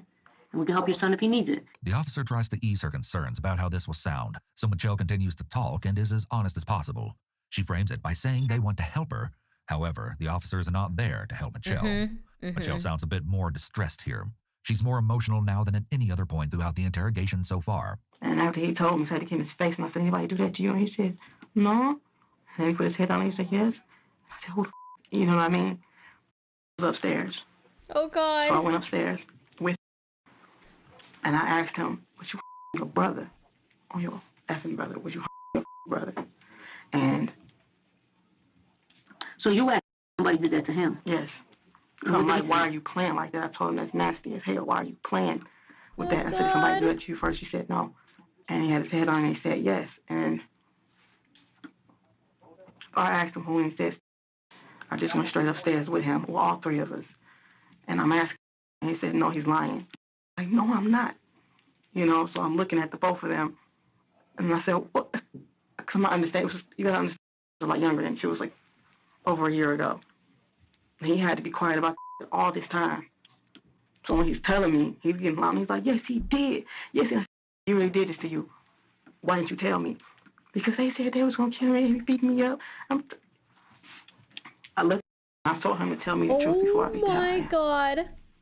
And he says, "Well, I on him, but that's it." And then he said, "No, it's not." I just remember walking out the room.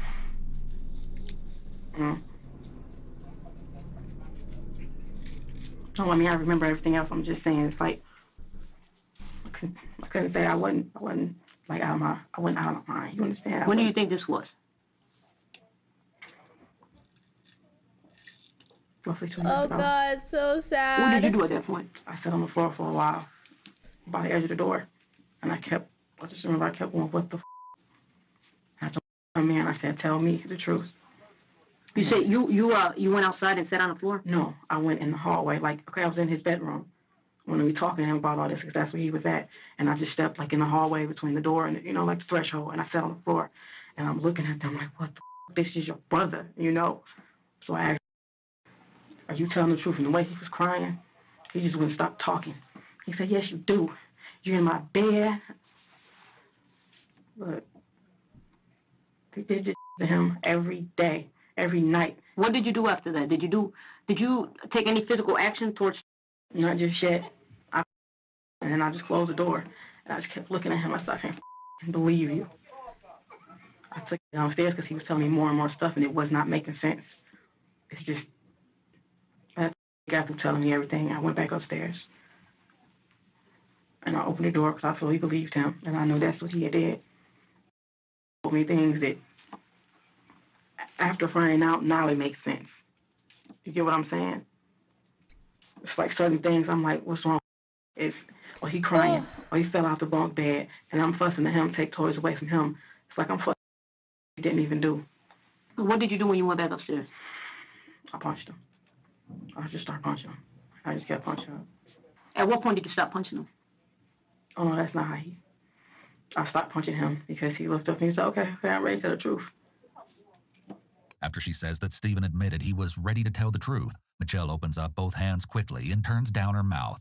This body language may indicate that she's seeking approval from the detective, or as if she's saying, "See, I told you." I said, this is what you did then? He just said yes.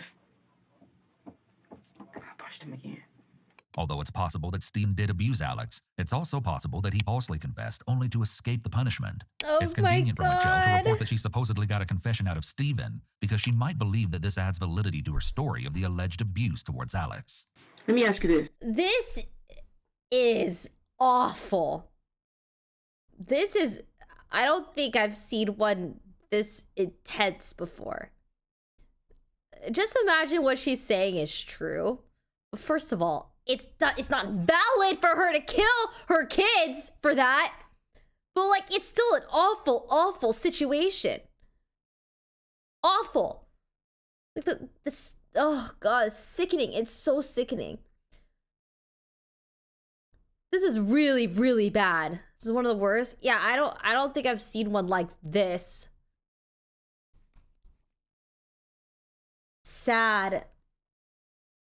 So sad. Okay. How long been in the freezer? 2 years. I want to say 2 years. You said almost 2 years or 2 years? I want to say 2 years. How long have you been in the freezer? About a year. She died when? On May 25th.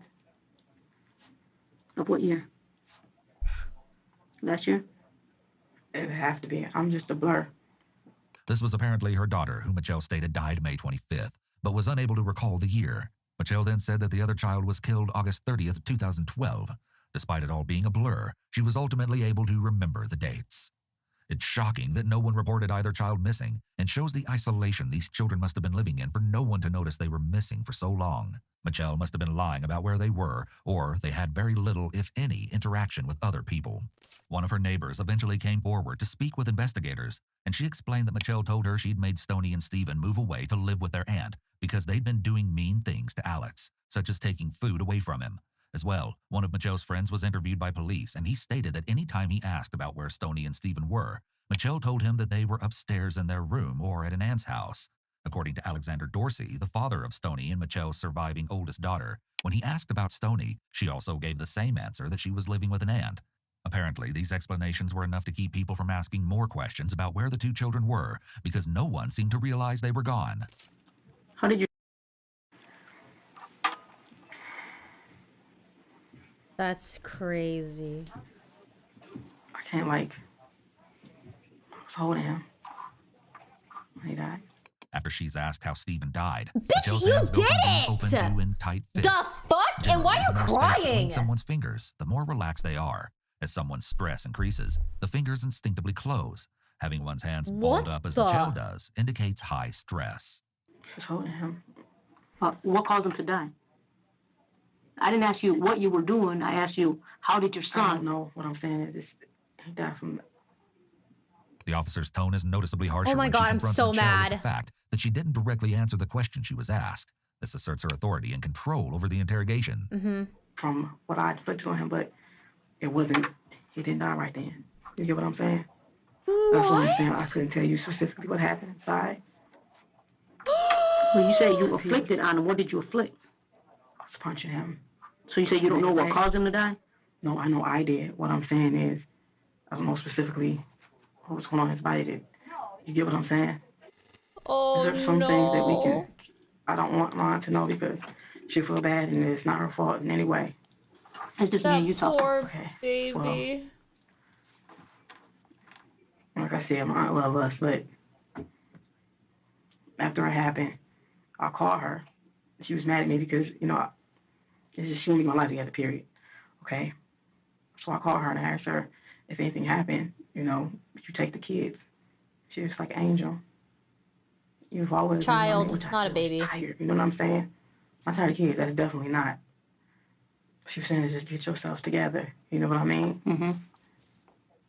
And I don't want her to, like, hear that and think, oh, my God, if I would have, I want to tell her, but I'm like, What did you want to tell her? Everything, because, you know, she was a cop. She's the first person I called, and I couldn't even say it to her. The officer is relatively non-responsive to Michelle. She's giving a confession without any hesitation, and therefore the officer just needs to listen and ask follow-up questions. Interrogation techniques so far have not been needed. Most suspects are not this candid about their crimes, and at the very least will try to claim the killing was... Okay, just to recap. This woman has 4 kids, or had 4 kids. The cops found a refrigerator with 2 of her kids in the fridge. One kid was in there 2 years ago. The other kid was in there 1 year ago. So she killed 2 of her kids. She's claiming that she killed the first kid because her other child was saying that the other kid, that freezer. What did I say? What did I say? Besides freezer. Did I say refrigerator? Fridge. Freezer. Freezer, yeah. Oh, shit. I should have... The other child was saying that the first kid that she killed was sexually assaulting him. And so the mother beat him to death. And she's saying that he didn't die right away. He died from internal damage. That's what she's claiming. It was an accident. The officer is trying to refrain from any reaction to what she's hearing so that Michelle doesn't feel judged. I mean, I hear what you're saying, but you still haven't... I asked you the question, how did your son die? Okay, so you did something. I need you to tell me specifically what it was. So you just punched him? Like, just punching him to keep him at, yes. The officer tries to get Michelle back on track as she's not making much sense and seems to need to be redirected back to the relevant issues. I mean, what did you do? You punched him? Basically everywhere. Why? I choked him. With your hands? Yes. That's not how he died. What else did you do? I'm saying, you punched him everywhere, you choked him. What else? I mean, you want to come clean, right? You want to get this off your chest. It's just me and you talking. Okay, nobody's here to judge you. It's not about the judging. I know it's just...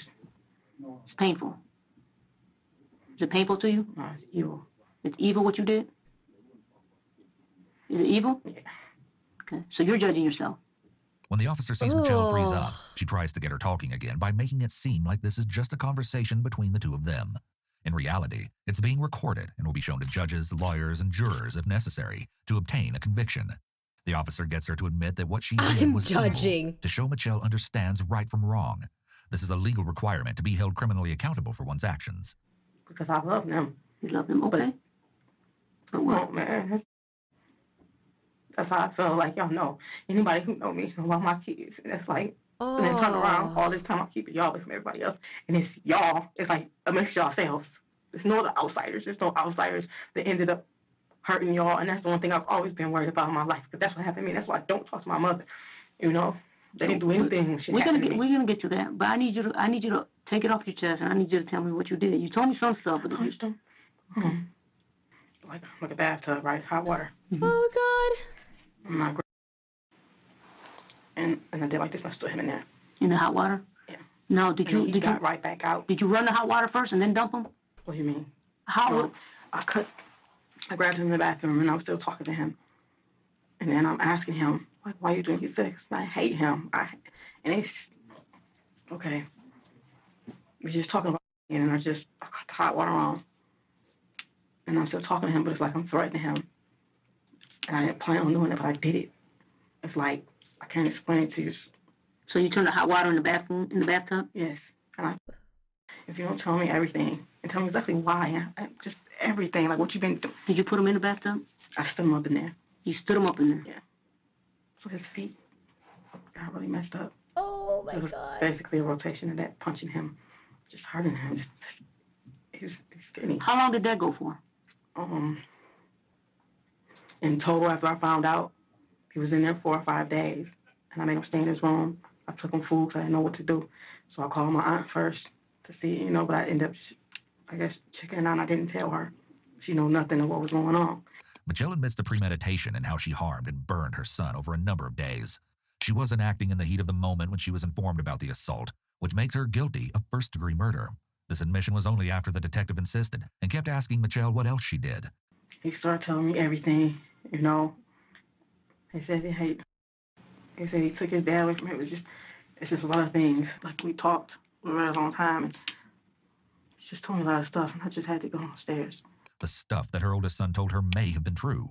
However, it's also quite possible that it was made up and was just his attempt to stop the torture. He may have felt like if he just admitted to his mother what she already suspected and believed was true, that she would stop punishing him. He'd already tried denying the abuse, but that didn't work, so he may have been trying another tactic in the hopes of getting a different result. How long after that incident does Stephen die? How long? Okay, so you beat him up the one day, right? And then 5 days go by, you beat him up again? No, just mixing. The hot water was the night before, the afternoon before. Mm-hmm.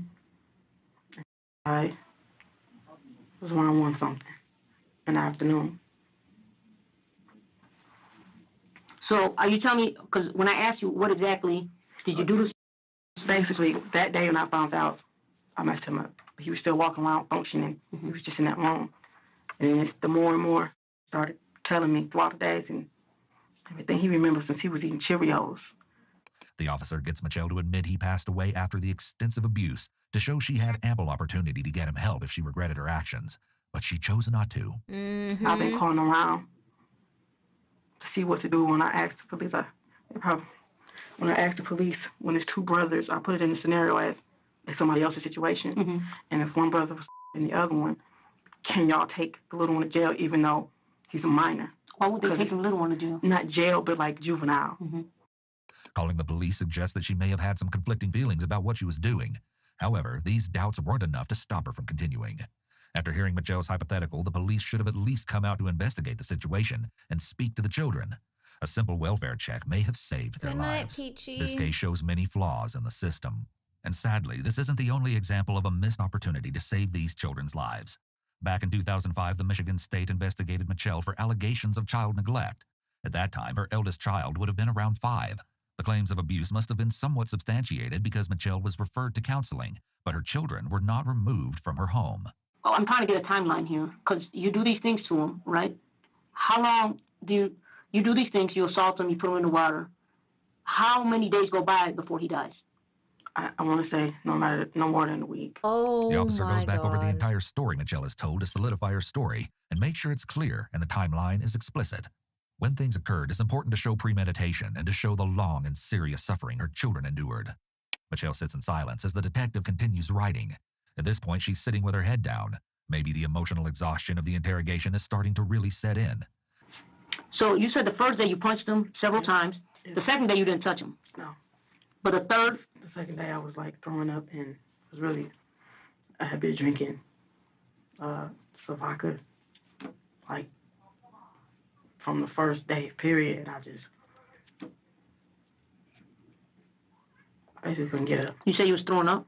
It's like when I get up, maybe I would have went back in there, but. Did you say you were throwing up? Yeah, the only reason I didn't go, honestly, only reason I didn't go back in there the second day, because every time I got up, I'm throwing up, and I'm sick, and But then the third, the fourth, and fifth day, you continue.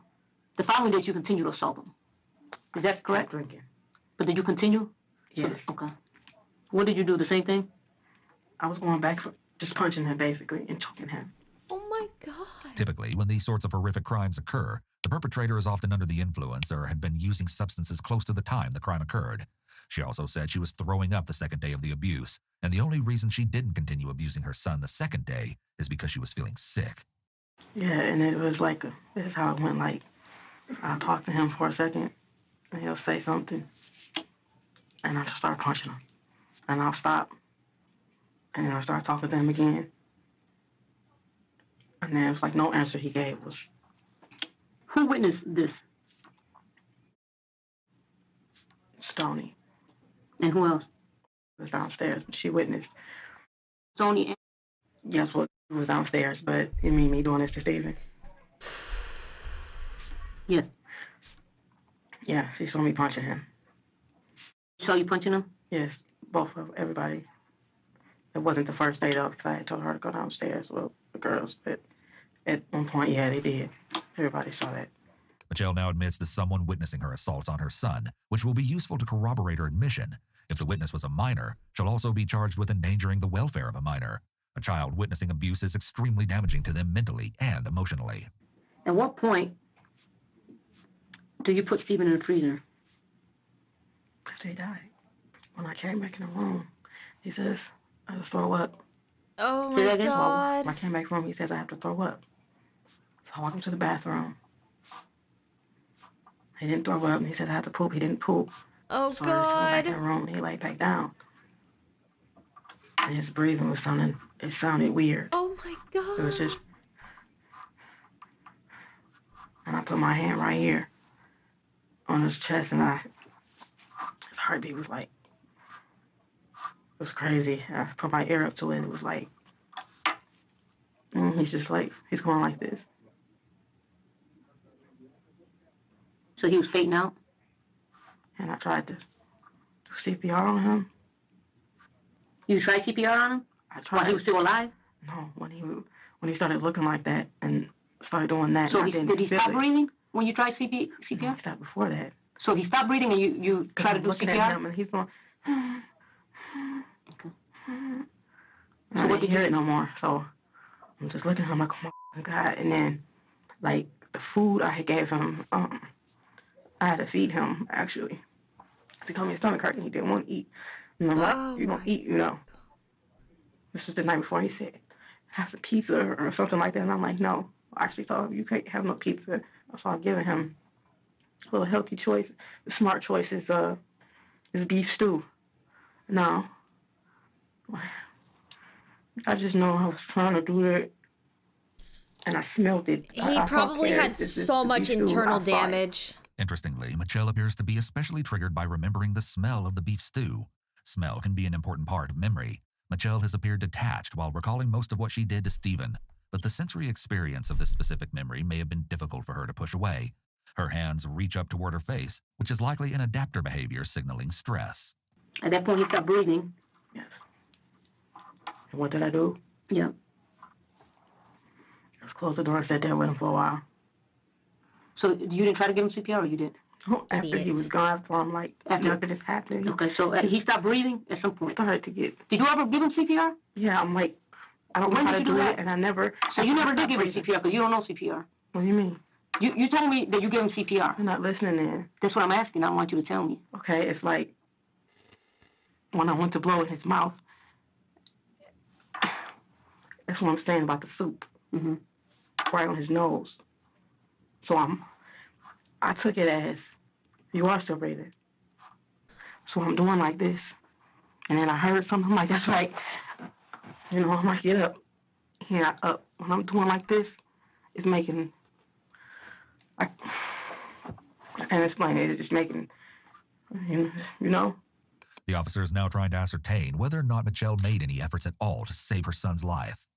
Did you call for medical assistance? After he died? No. After I stopped trying to do that, I just said yes to wall, and I was just looking at him. Why not?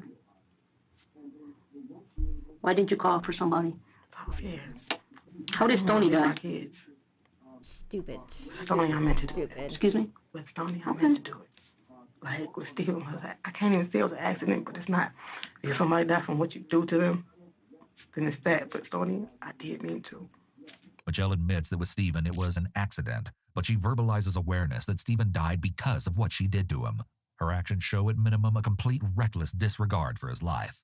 She also admits she meant to kill Stoney and therefore has implicated herself for first-degree murder. Oh my God. Once she'd already killed one child and gotten away with it, killing someone else may have felt easier. Oh my God. After she admits that she intended to kill Stoney, Michelle looks away and then looks down, putting her hand on her face. Why? This body language likely reflects that she was feeling guilty and didn't want to see the detective's face while she was making this confession. After you finished holding him, what did you do with Stephen's body?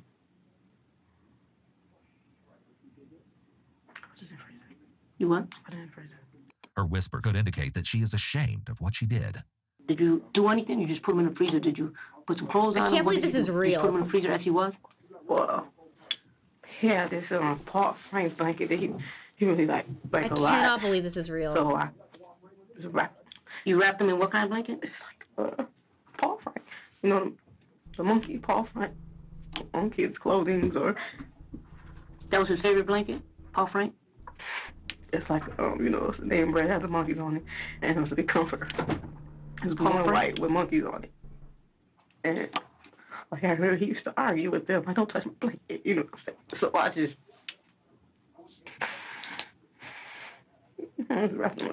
We don't know what she did to Stoney Michelle yet. becomes tearful now and shows emotion about her wrapping her son in a monkey pattern blanket and freezing his dead body. Is this their father? Yes. Okay. They got in touch with him. I don't know. You want him to? Yeah. Okay. I'll let him know. Is there any way you can find out if they got in touch with him yet? Because I know it's on the news. Do you want? Would that make you feel more comfortable? Yeah, because they're showing. Oh, it's no more comfortable. It's just they're showing the house and. Yeah, they're getting in contact with him. They're not gonna let him see that. Your other ones. That's what you're worried about? My kids. Yeah. The kids. They were with me. I know, but they don't know what's going on, do they? Yes. They do. Definitely. Yes. Okay. I mean, if their dad, can somebody? Yeah, they're gonna tell him before he sees it on news because he knows my house and I know they were already showing it. They're doing that now. What did you do to your daughter, Stoney? Can I tell you what happened with her before? No, we're gonna get to that. I just need to know what you did to her, and then we're gonna get back to what she did. Oh okay? My God! Oh God! Here we go. So I'm gonna tell you what's leading up. Tell me how you feel more comfortable. If that's how you feel more comfortable, you can tell me like that.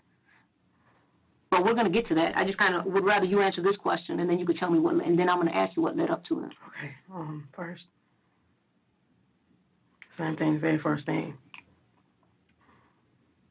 I punched her so hard because she was still doing that after he told me about Steven. And he said he was so scared of Stoney. I'm like, why wouldn't you tell me this? He said, because she kept saying that, don't say nothing. Or she don't beat me up and all that. Whatever, it's just... So I found out 9 months later that she had been still doing this after Steven. When did she leave? One day they were arguing about something, and they came in the room, and he said, don't sit next to me. I said, stop acting like that to her. She's your sister. He was like, oh, I don't want her to sit next to me. She needs me anyway. And I said, I mean, how? He was like, she used to kick me like this. And I'm like, so why you didn't tell me? Then he started saying my diaper. Just got, I don't know. I'm like, what do you know? It started off with Stoney. And I ended up telling me, Stoney was the one that to Steven first. See what I'm saying? And I looked at her and I'm like, you sat here. We talked. We all talked to Steven together. Michelle expresses more disdain for her daughter Stoney, as she claims she continued to allegedly assault Alex after she killed Steven for doing the same thing. This is why she feels more justified in killing Stoney and freely admits she did so intentionally. It's possible that Michelle felt very angry with herself for punishing and killing Steven after she found out that he may have been a victim first himself. Oh my God. Stoney was the one that to Steven first. It does seem unlikely that if this was true, Steven never admitted that Stoney allegedly abused him during his days of torture. Wait, so let me get this straight. So you're saying that when you told you that Stoney used to kick him and said something about his diaper. Yeah, he said something about his diaper. How do you get those two things out of? Because I don't see in that. What do you mean? Okay. Wait, what do you mean? Told you that Stoney used to kick him. That's what I'm saying. I need to go diaper. into how it came out. Okay. Because they not only just him, they was taking his food. It sounds petty. They blame things on him. But I fussed at him, but it wasn't him. They take his food. Even at school, Steven would get up and go grab his food. I'm like, y'all, I get $700 in snaps every month. Y'all eat. It's like you steal and you see him in the hallway, you take jabs at him. The officer asks Michelle how exactly Alex told her that Stoney was assaulting him. Well, he started talking about, say we're sitting on the edge of the bed, and then we're talking. And I looked at Stoney because after it happened, I told them, so if y'all did anything, I will hurt you. And they're like, we wouldn't hurt you. You get what I'm saying? So we're sitting there. He started talking about his diaper. And I said, when did Stoney kick you? He said, she kicked me and I rolled. I said, as big as you are? He was like, I was little. He's talking about way back. It's somewhat surprising that Alex recalls what occurred to him when he was still young enough to be in diapers, unless he wore diapers for an extended period of time, which could be the case. There may have been some kind of strain in her relationship with her oldest 2 children before Alex made claims about being abused. And he's talking. It's like he feel confident. He's talking. telling me everything, and it's like, I don't know what to believe. But I know he's not lying, because he's just going. Okay. I'm about to get to it. So when I said rolling, what do you mean rolling? How she roll you? You're big. She kicked the hell out of you like that to make you roll. And he says, I was little. She used to push me over my cups and everything, and then she took my diaper off. And I said, what do you mean take your diaper off? He said, remember when I had the diapers and you could pull them off right here? She take my diaper off. She touched my butt. And I'm sitting here like, I just remember I felt hot as hell. Here it seems like Michelle is describing how her uncontrolled anger and rage starts to build to a point where she doesn't think, she just reacts. This is typical of people with severe anger management issues. Yeah. They go into blind rages and do things that they later regret. Yeah. This moment of getting hot is likely similar to what happened when she harmed Stephen prior to his death. I feel like she's just incredibly abusive and just acts on her Still, emotions. This doesn't explain the murders entirely, because we know that with Stephen, the abuse went on for days. Blind rages are usually only momentary, and the person eventually comes to and realizes what they're doing. Michelle had time to realize what was happening to Stephen and either stop the abuse or get medical help for her son. Needless to say, there's definitely plenty of evidence of premeditation here. It was like, and Mom, and she did that nasty stuff too. I said, what nasty stuff? And I'm looking at her, and I just walked straight up to her. She said, nasty stuff. And I walked straight up to her, and I did like this, put up against the wall. I said, what the did you do? I looked at her and I said, tell me now. So you grab her, she's still breathing because you're asking her questions. Yeah. And then what happens? You squeeze tighter where she can't breathe? What do you do? After he told me that, it was like she was just slammed her. So you grabbed harder? Not grab. I just got it. I already had a good grip. So I did like this. You sling somebody down. Like he said what he said. I just threw her down. I kicked her. God. She got up, was backing up, and I asked her, oh, have you been doing this to him too? And she was like, yes. And she was doing that to Stephen? Yes. Did you do this? I'm looking at her, and then that's what kind of me up, because Stephen was always an arm baby. People was like, oh, he hangs on your shoulder. Sony? She said yes, because he was right here telling everything basically. Michelle admits that she choked Stoney while she confessed to the alleged assault. This makes it hard to judge how reliable the confession is, because she would have been fearful for her life at the time. Yeah. At what point do you kill Stoney? I hit Stoney in the head. With what? Like a little stick. What was that? It's like a stick. Michelle takes a few long pauses before responding, which isn't her normal speech pattern. She struggles to say that she hit Stoney on the head, or maybe she hesitated because she was trying to remember what happened. Hitting Stoney in the head with a stick is a felony assault, as she's using a weapon to assault her. Just a wooden stick? Yeah, but it's thick, you know what I mean? God, this is sick. So I had a mind like this. And when I was talking to her, when I'm looking at her, and I was asking me, why did you do it? Tell me the truth. And she just came out. She was like, hurry, him. I couldn't. So I'm hitting her in her head, and I'm like, he was a baby. How big was it? About that big? About this. It was blue. I just started talking to her for a minute, and she was just quiet over here. I just turned around and looked at her, and I went back to her. And I punched her again. And I just told her once, I just, same thing. So he told you some more stuff, you punch her, and then you tell her to go to her room? Yes. No, I didn't just punch her once, though. You know what I'm saying? It went on for a while. Michelle offers details that the officer doesn't ask for. This shows that she feels justified about what she did. Instead of minimizing her behavior as most suspects do, she clarifies to let the officer know it was more severe. She was up in her room for They're just little kids. 2 days. I wouldn't talk to her. Like, even if it was true that they were sexually assaulting their siblings, like, where is this behavior learned from? I get pissed at myself when I gave her food because y'all was stealing food from him. And this does not justify her killing them. That's insanity. She's abusive. So okay, so you give her food. I stopped giving her so much. So I fed her like twice a day. And I didn't touch her for a while. Let me ask you this. Did you at some point, stop giving her food, period? What do you mean? Did you starve her? Basically. It went down from 2 times a day to 1, and it was only oatmeal. Oh my oatmeal and water.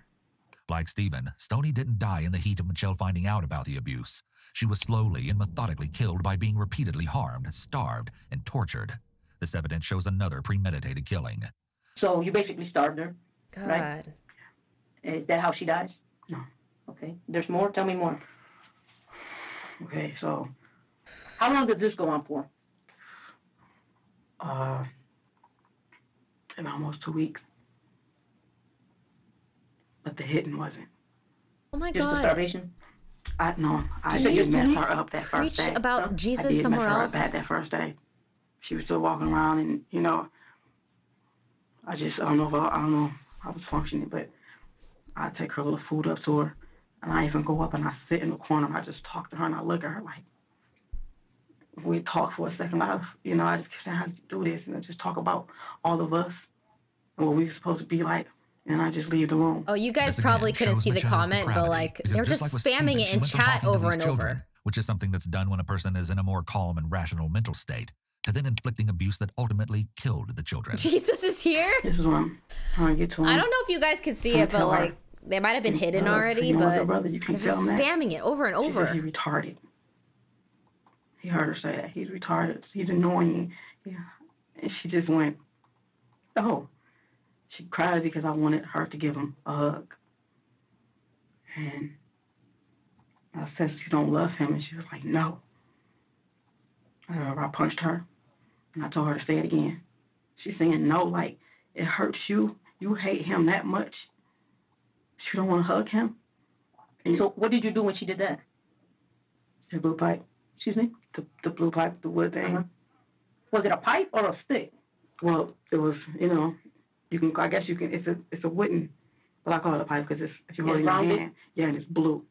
Where did it come from? One of the bed parts, like, you know what I mean? What, was it metal or was it wood? It's wood. And it was about a foot long? Thick. Okay. Okay, so you hit her with that? Yeah, when I say go to the gym. Go to the gym. Go now. That's what I'm saying. Go now. I hit her with that. Where did you hit her at? I hit her head. Mostly in her head. She had several times? A lot, yes. Like, little lumps everywhere. So she survived that assault? Yes, and she was fine. Not fine, but she was mobile. Okay, so not what happens fine, then? but she was Did she go to mobile. a room? Well, that's okay. So I'm trying to get to this part, but I'll finish this out. I'm looking at her like, what the? And I just grabbed her, and I'm in the closet. Just got a towel. I just put it right here, and I put ice wrap in it, so I get in bed and just keep it back. She asked me, could she sit up? I said, okay. You said you go in the closet and grab a towel? Yeah, go in the closet to wash off. And I put ice in it and put it up here, but she said it hurts. What? And she was sleepy, so I let her go to sleep. I know I told her to go to her room. Oh, God. And after I finished helping her with this, I went and drank. You go drink? Go sit in the basement. No, I don't. You went to the basement to drink. What an insane Michelle may be woman. using alcohol to cope with her emotions. She doesn't allege that she has diminished capacity due to her drinking, nor would that be a viable defense, as she can clearly recall details of the days that led to her children's deaths. You know everything you're doing is what? Wrong. I knew that. And it's like, I can't explain to y'all in between, like, crying, like, what you doing? It's your kids. You're right. For 30 minutes, we've been listening to this woman murdering her children and the word fuck had to be censored. That's actually true. Like, there are worse things than swear words. This is crazy. Oh my God. This whole video should be censored, but look at us. Just the fact that look you at us told now. her, I can't. I used to tell my baby she's not gonna save you. You know what I mean? Like, she's not gonna save you. So he told me that. I'm telling you. He said, thank you for saving me. He said that. No. I just don't understand why you didn't tell me about her sooner, and that still wouldn't have been happening. Michelle clearly understands right from wrong. This shows her criminal intent, or intention to commit the crime, which is relevant when charging someone with murder. So what ended up happening? Smothered. You smothered her? She again exhibits shame by her lowered tone of voice. Was it that same night? You go to the basement, you drink? Oh, no. I get like that. No. This was a while later. Like a day, 2 days later? No, maybe days, because... Like how many days? I don't know. But, so after a few Who's days... laughing? There's people outside of this room the audio is picking up people in the building. Like, you can kind of hear background noise a little bit. I'm pretty sure the people outside of this room are not laughing at this situation. They're probably having a whole different conversation outside of this interview room. Go by. Right? You just go upstairs and you smother her? No. Okay, tell me what. This is, I want to say after. It's like I didn't touch her again. For a few days. Yeah, you know what I'm saying? So Yeah. it's like we're going on in the second week now, and I'm just in this house now. Can't hear nothing. It kind of, the audio kind of picks up a little bit from like a distance. That's not her. Okay, but I want you to walk me through it. So, do you go upstairs and just say, you know what, I'm going to smother her, and you can smother her? No. Or do you guys have a conversation? She was laying on the floor. She was Where laying at? on the bed in her room. Okay. So I came in and I sat down. So you go in her room. Yeah, and I scared her because she was asleep, but I sat down in front of her. So you wake up. She basically wake up and saw my face, and she was like this. And you know, I just kept asking her, "Are you ready to apologize?" Now, when you asked her if she was ready to apologize, what did she say? She said, "There's nothing wrong with my son. That's all I know." Nobody's saying what's wrong with your son. What did she say, though? When you say, "Are you ready to apologize?"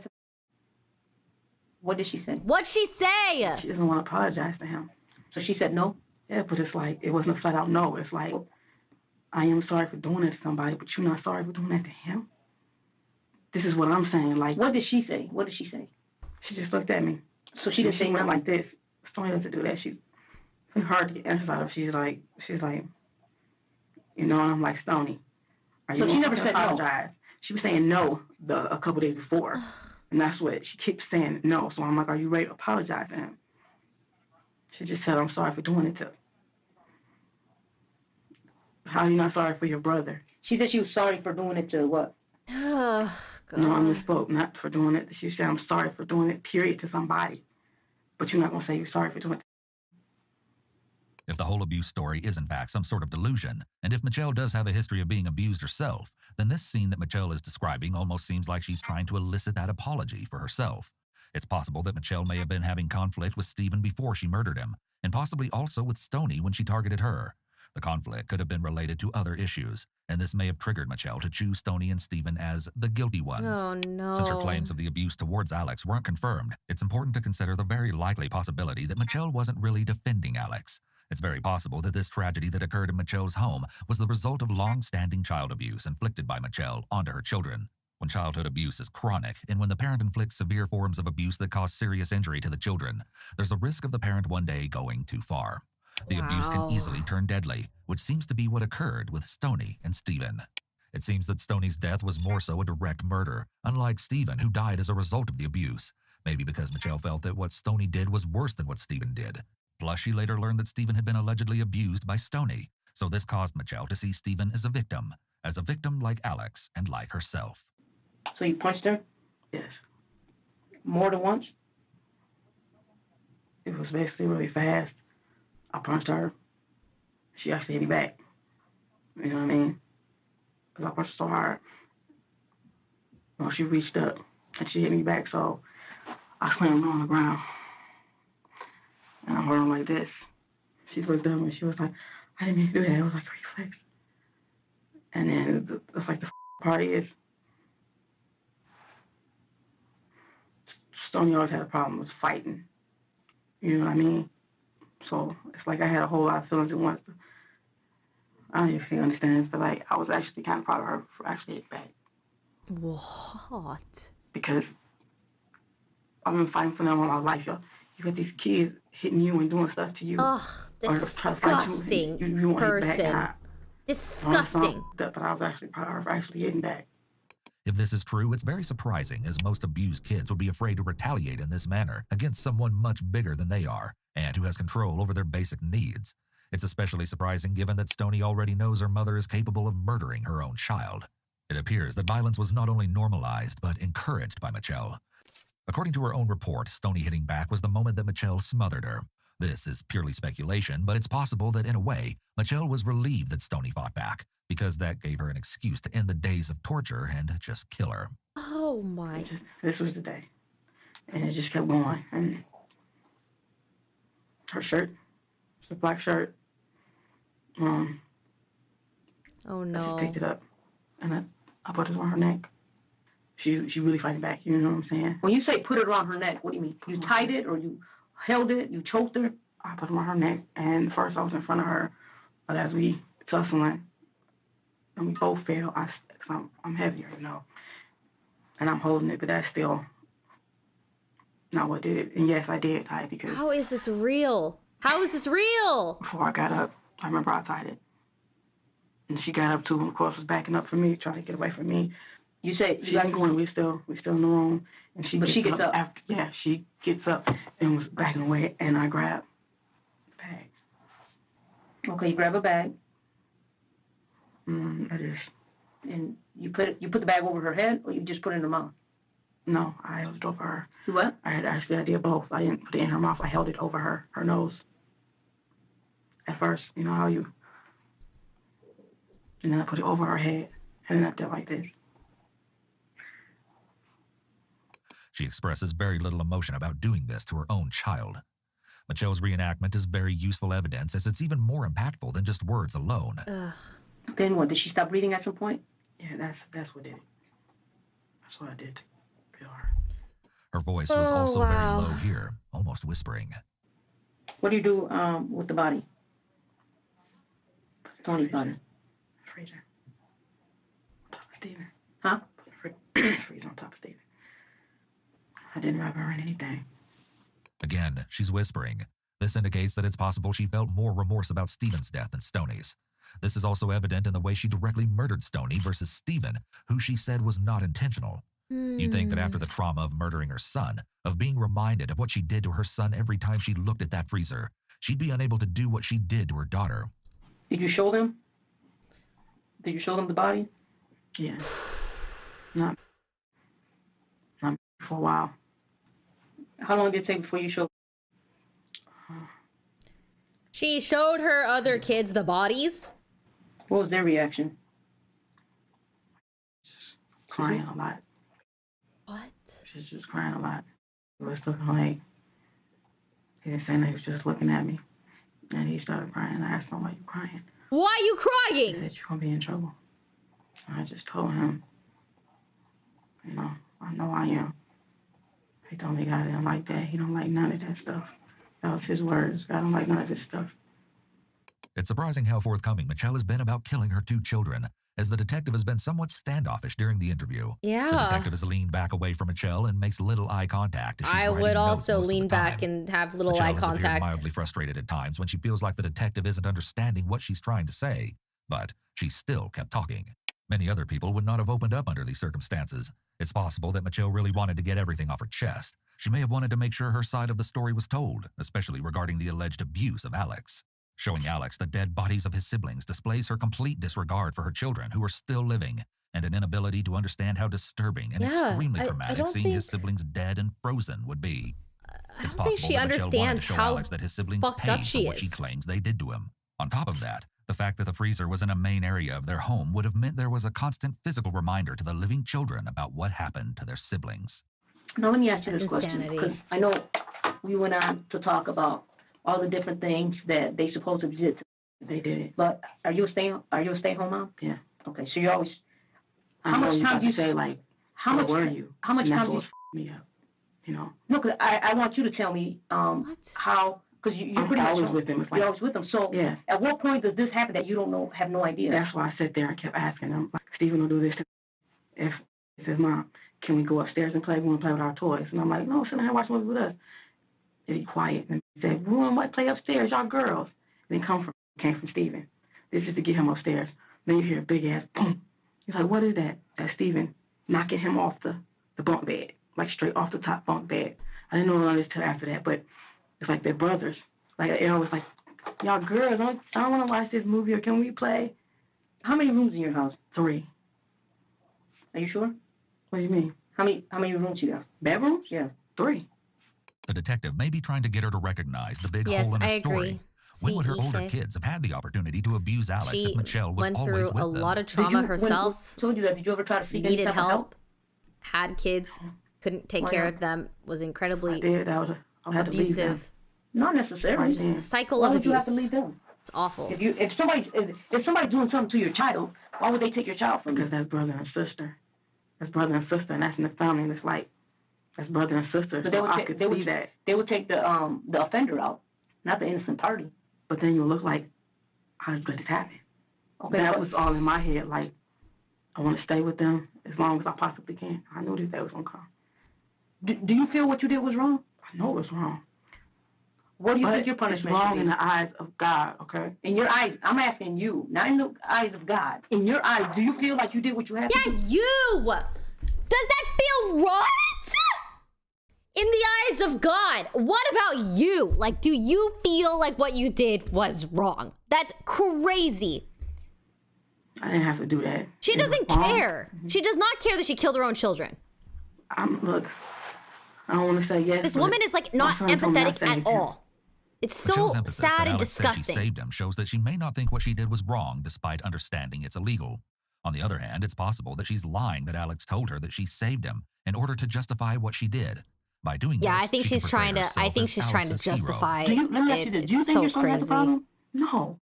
Because you said that throughout this interview. You Because said this is several what times. had me so scared. You told me several times that your son doesn't have a problem. He doesn't. So why would you bring that up? Nobody's accusing him of having a Because problem. that scares me. And how you read it back. It's Oh, like, you're scared. yes, those are my words, but just to hear it like that. Bro, I can't. This is I so don't want people awful. to think. This is my biggest fear. When I'm going, people going to be unfair because y'all are thinking like, oh, he got to be crazy. Somebody's on his brother and his sister. He crazy. I don't want people to shun their kids away from him, for him to not have friends. Her concern about what other people will think of Alex is delusional. These concerns are also extremely minor compared to the things she had him endure by killing his siblings and showing him their bodies. Yeah, did school ever inquire about them, Stoney Yeah, and like attendance, you know what I mean? And basically, I dropped them. And actually, I told them I was moving. So that's how I was able to drop them. I went up to the school, and I was talking to the teachers, and I actually wanted to tell. I started going into it, and someone told me stop. But I was telling one of the old teachers, hey, what had happened, and the security guard, but I didn't tell them Okay, I might play Valo after this that I did video is anything done. to them. I just, I'm dropping them. You know, we need something lighthearted. Trying to see what we can do. I told them I was moving out of state with my brother. Children are not legally allowed to drop out of school until between 16 and 18, depending on the state they live. I knew In it. Michigan, I it's mean, 18. Wendy said You that woman, Hyun is what I leaving need you to after do, this in the game. meantime, I have need to you start help them reading these. out. These are the questions I asked you and the answer that you have answered. If I misquoted you, or if something, I have to help Steven, them. Yeah, I get to that. They need a fill. That's what I thought it was, and that's why. I No asked one you. else in I the have it whole down world here. is gonna fill for If them there's- except for if there's me. something here that I misquoted you, let me know, and we'll fix it, and I'll initial it. Okay, start reading that. I'm gonna step out for a second. I'll be right back. Okay. It's like a lot of other things. I just. Oh, no, I have to do my talk due about it. diligence. I just want you to start doing this while I don't want to give you all this. We're gonna get into all the things that you want to tell me about. I mean, I guess the important stuff is also. Excuse me? Important stuff is also, I guess. No, it's all important. We're gonna get to it. Okay, just give me 1 minute, and then we can continue this. Just give me 1 second, okay? This is awful because, like, I have other. Could they I possibly got the still be here? keycap from HyperX, Let me go find out. and I need to post a photo with it, and I also have to record an interview tonight because it's due tomorrow 9 a.m. So, like, I have actual obligations that I need to do, but, like, I'm trying to be a good friend. Okay. And I need to play Valorant and fill Drink a little the bit of water. missing I'm back spot. in 2 minutes. I just can't hold. Because no one else is gonna play. It's like. I understand. No one else in the I'm whole gonna come back and get off world. your chest, okay? The officer steps out and allows Michelle to read What's over the her interview answers. for? I can't This say. is done so that later she can't claim she misunderstood the questions, or the officer fabricated her answers and didn't later. write what she actually stated. Obviously, the tape can also confirm what was said. Such a good friend. Thank you. Michelle is left alone, and as she's seeing her words, she is cursing and clearly getting nervous. It seems the reality of what she's done may be setting in. It could be that she goes in and out of moments of realization about what she did and what's happening around her. Does she asked the detective understand if what's she could tell her happening children that around she her, loves them. though? So it could be that Michelle is actively realizing here that she likely won't see her two children again. What? Like, how? I just don't understand. It's been 2 years. Let me see that for 1 second. I'm sorry. She wants to kill. I think she was gonna end up killing her other 2 kids. Still here. No, over they're not time. here. They're talking to, I think the aunt. My auntie.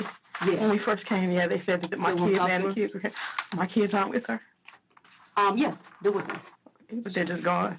They're not where I could see them, I should say. Oh, but they still in So the we'll find building. out before we're all done. I'm gonna find out exactly where they're at, because right now they're talking to them, so it's kind of hard for me to say. But we'll find out exactly where they're at. So don't worry about it. My kids are like this. So they like seriously love me. If they ask you, my mom, she was one of them asked you, my mom crying, but say no. Okay. Because it was just I told him. No, I told him I wouldn't. He said, "Mom, don't cry." Okay. He said that today. He's always said that, and he's telling me you always telling to be a big boy. So he said, I just really hope that her kids, her living kids,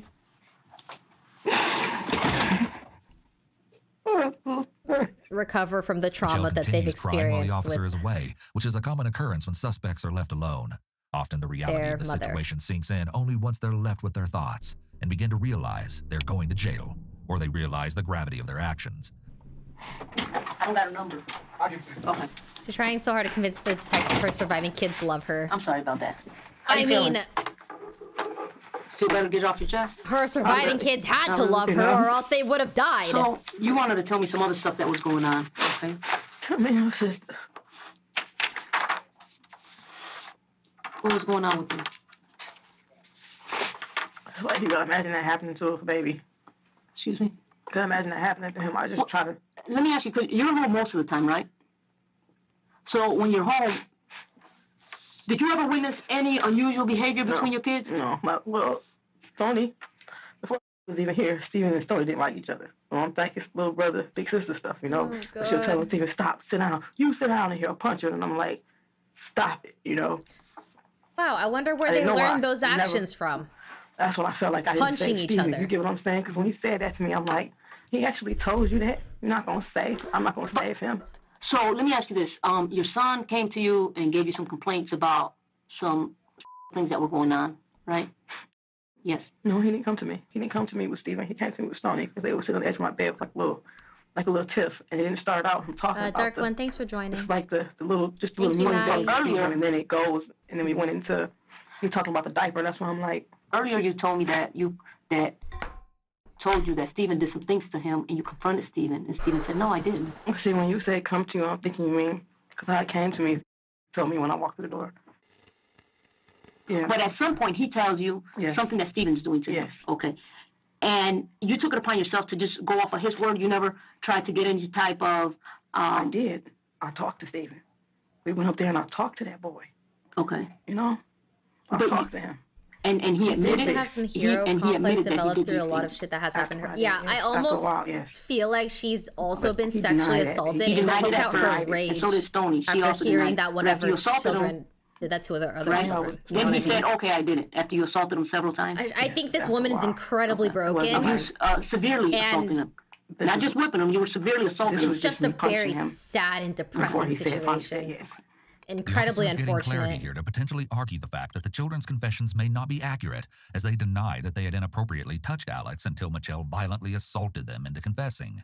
This makes their confessions much less reliable, as they may have just said anything Reacting out of out of trauma, self-preservation. anger. This is clearly a coerced confession.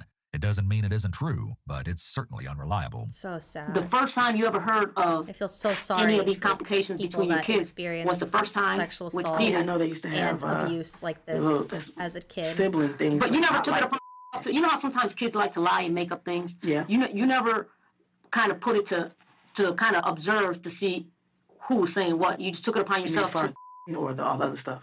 I mean, that's kind of a serious thing, you know, for a kid to say, hey, this is what's going on. So you just went basically on his word.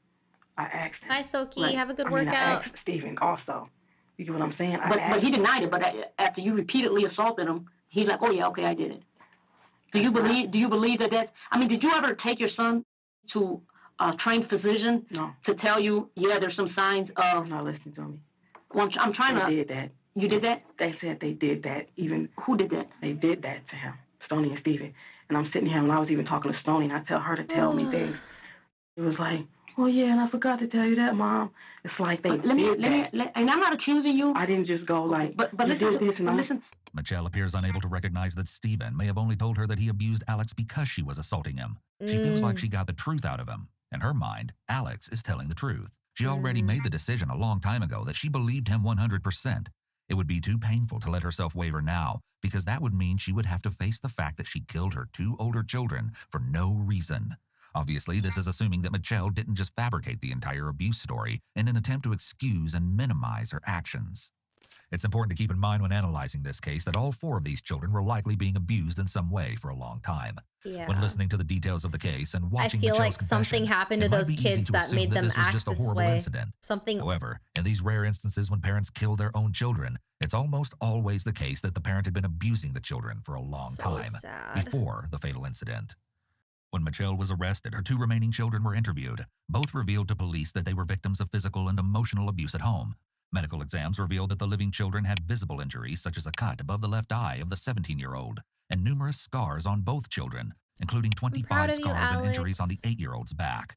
The children detailed some of the assaults they suffered at the hands of Michelle, such as being hit with a piece of wood, a hot curling iron, an extension cord, and Alex in chat, not the Alex in the video. Iron. Oh my God. According to them, Michelle refused to get any of the children medical treatment when they were hurt. Both children were turned over to Child Protective Services. They did this to him every day, every night. It's like, but what I'm trying to think is, this was going on, like, where were you at all this time? I mean, because you're a good parent. You're always home with your kids. Right. So how were these things going on for so long and you did not know? I mean, you got it. I mean, they're little kids. I can see if they're adults and it happened somewhere, but they're under your roof 24/7. I mean, they don't even go to school at some point. And there's all these things that you don't know nothing about. Were you ever a victim of any type of, Yes, I was. God. Okay. And I used to always, this is what got me. I talked to my kids and my auntie and everybody. So I'm talking to them like so openly about this, and it's like, I felt like I had to. Okay, my what mom happened in your situation? Oh. The first time, it was a woman. My mom used to leave us with any and everybody who would watch us. You know, anybody. So that was nothing. I think I was 5, 6, I don't know. But this was a woman, and she did that to me and my brother. Although we can't confirm that Michelle is telling the truth about her history of abuse, her comment about her mother is an indication that Michelle may have some sort of traumatic past that still affects her emotionally. If it's true that Michelle was abused and her abuser was a woman, then it could explain the way that she talks about Stoney, her daughter. In Michelle's mind, Stoney was the cause of everything because she supposedly abused Steven, who then went on to abuse Alex. Since there was no confirmed abuse occurring between the siblings, it's a possibility that Michelle may have fixated on Stoney because she is female, and Michelle still feels intense anger towards her female abuser. That's we don't so have information sad. about Michelle's mental health profile, but there are definitely some signs pointing to the possibility of her suffering from psychosis. In a psychotic episode, a person can become paranoid, even targeting their own children. Sometimes victims of abuse repeat the cycle and become abusers themselves, especially if they never got help or support after the abuse. So let me ask you this, because you have 4 children. Okay. Did you have any favorites? Or any? Did you prefer one more than the other? Or did you love them all the same? In your opinion? I love them all the same, because all of them had different personalities. It's just, those are my kids. I'm just asking because some people say, oh, this is my favorite because he's the youngest, or he's my favorite, he's the oldest. But as far as you go, you love them all the same. Yeah. You didn't prefer one over the other. What do you mean prefer? Like one was closest to you, you know? You know, you always got the one that's kind of distant because maybe they want to be with their dad, or maybe they look like their dad, or for some reason they're just distant. And then I'm not gonna lie, I've typed out to Wendy, I don't think I can make it to Valo because I have some homework to do, and I've deleted it 3 times because I want to play Valo, but I have to. I have stuff I have to do. I have to record this interview questionnaire thing tonight, and I have to post the HyperX keycap thing. But how is it already 7 p.m.? Oh, God. What do I do? I've typed it 3 times and deleted it. Let's see. How far is their game? Okay, yeah, I have her stream open because I'm literally checking. They're 6-2 right now. Okay. Here. All right, hold on. Be strong, Ray. I can't. All right, here, let me see if I can just, you know, do some homework right now. Let me open the keycap thing. Cool. All right, oops. All right, so this is from HyperX. Do it now. Oh God. Okay, we finished this video first. But like, look, it came in this really cute box. I have to do a sponsored tweet. And I need to take a photo, but like, I can't do the interview thing on stream. That has to happen after. It's called Cozy Cat Coco, your perfect gaming companion. Okay, I want to open it now. Oh my gosh! Limited edition, HyperX. Cozy Cat keycap. Here, I'm gonna open. Maybe I could just put it on my keyboard and take a photo of it. There. Open, open, open. Open, open. Oh! It's not food, Mika. Here, you can smell. Can I smell? Here, let me show you guys up close. Whoop. This is it. Look, look. Focus. A little keycap, and then on the back it says Coco. Has a scarf and it's so cute. It's so cute. Oh my God, I am messed up. I'm messed up from crying earlier. Isn't it cute? Yeah, it's a keycap that goes on your keyboard. And I need to here, let me. All right, let's ah! Sorry, I pressed the button. Oh, okay. Sorry. All right, maybe if I just put it on here and then I take a photo of the oh my God. Okay.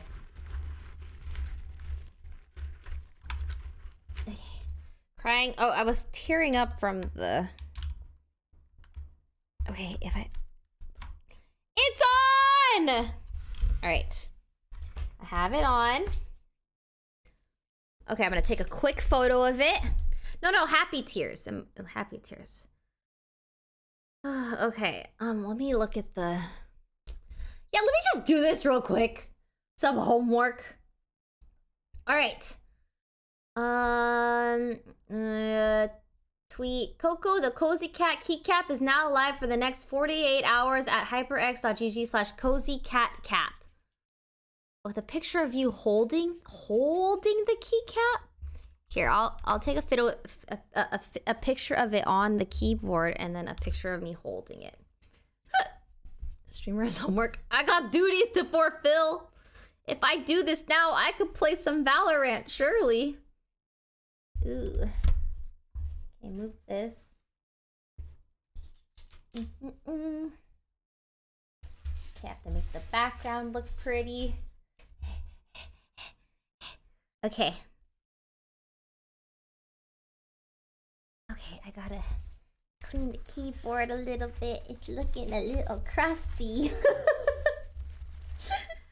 Let me cook!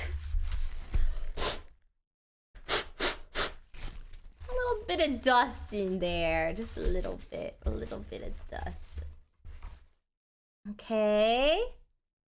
All right. Okay, let me cook. Okay, let's see. Do you want it to be red, maybe? What's this button do? Oh, this is the brightness. Ooh. Okay. Okay, turn down the brightness. There.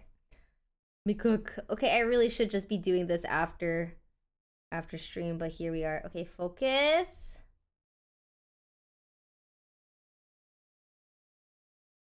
Oh, okay. Oops. I recorded on accident. Delete that one. Okay, that's a cute photo. All right, look at this. Is it blurry? Okay, I'll post it anyways. All right. I will use that photo. Looks really cute with the blue light. Okay, delete this one. Cute. Okay. Now I have to... Can't see anything. I know. Okay. All right, let's finish this video first. That one that's closer always wants to be. No, but I have to do the were, picture. we were Oh my God, I hard. can't hear anything. That's what we did. That's why I don't understand. You guys spent a lot of time together. How did you categorize your I shouldn't dodge my responsibilities. And you. Just like the rest of the kids. Okay, I gotta tell her. Yeah, it's a little different because you started to, I think, you know, I around gotta them. tell her. You know what I mean? And they change Right, it. they start changing, they start getting a little attitudes. Yeah. You know, attitudes just, period, changing. You're like, okay, man, well, you know how you just... And that's what I'm asking. growing up. Did you have... Maybe they were disobedient more than the others, so you like these guys more than the other guys. They were all good kids. That's like, right. That's why everybody. So is there any other reason other than what he told you that made you do what you did? That's it. So if he would have never told you these things, Stoney and Steven would still be here today? They had never. Okay. He didn't. It's not. He just told me. How do you discipline your child? How do you discipline your children? Not good. I have a problem with that too. What do you mean by not good? Yeah, no, we'll play Valorant tomorrow. I need to do the interview thing. You whoop your children? Ugh, I should. Ugh. To the point of abuse? Yes. It's okay. All of them? Yes. So you pick that way as well? Yes, and it's... I can't explain it. This shows that the tragic ending of her children's lives was the likely culmination of years of abuse. Abusive parents who end up seriously injuring or murdering their children will often engage in emotional, verbal, and physical abuse long before the final tragic incident. Michelle seems to understand logically that her behavior is wrong, yet she may be unable to control her anger. She appears to be suffering from significant issues relating to her own childhood trauma. Most people with trauma backgrounds do not kill other people. But of those individuals who kill another person, most of them do have a history of trauma in their own childhood. While her crimes against her children are horrific, her profile doesn't necessarily fit with that of a psychopath, and her behaviors are conflicting. On one hand, she's accepting responsibility for what she did and appears to be truthful during the interview, while on the other hand, she demonstrates a long history of deceitfulness and lying, which are psychopathic traits, as she kept the murders of her 2 children a secret for years. At times, she exhibited impulsive behavior and extreme aggressiveness. While she did admit that what she did was evil and wrong, she didn't express remorse or regret for the suffering she caused Steven and Stoney. Have you killed anyone else? No. What type of discipline you think you should get? Those are my kids. What? If you could do it all over again. That wasn't the question. I'll say yes. The reason I'll say yes is because I would get to stay with them.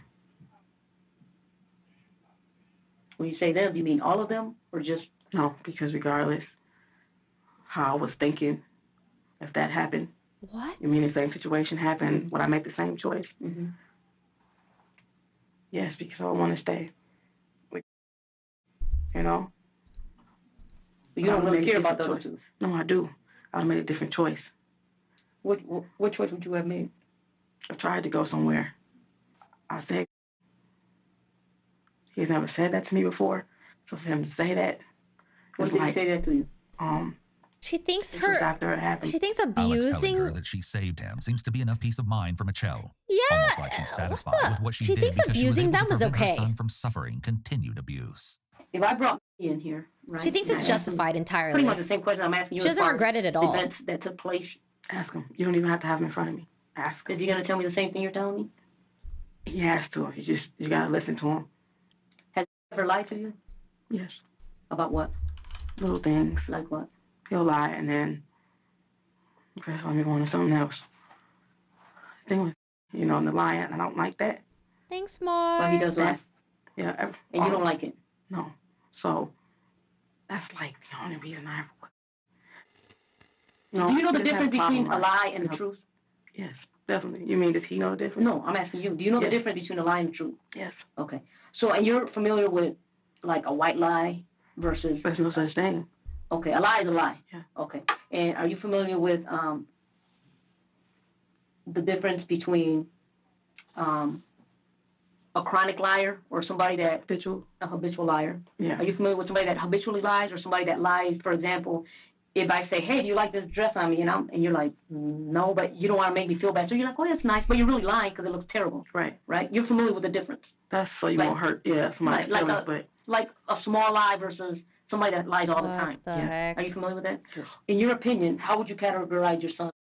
None of those. None of those. He never lies? No, he does. I wouldn't. Excuse me. Like just little things. The officer is getting it on record that Michelle knows right from wrong and a white lie from a lie. This again will make it harder for her to make an insanity defense.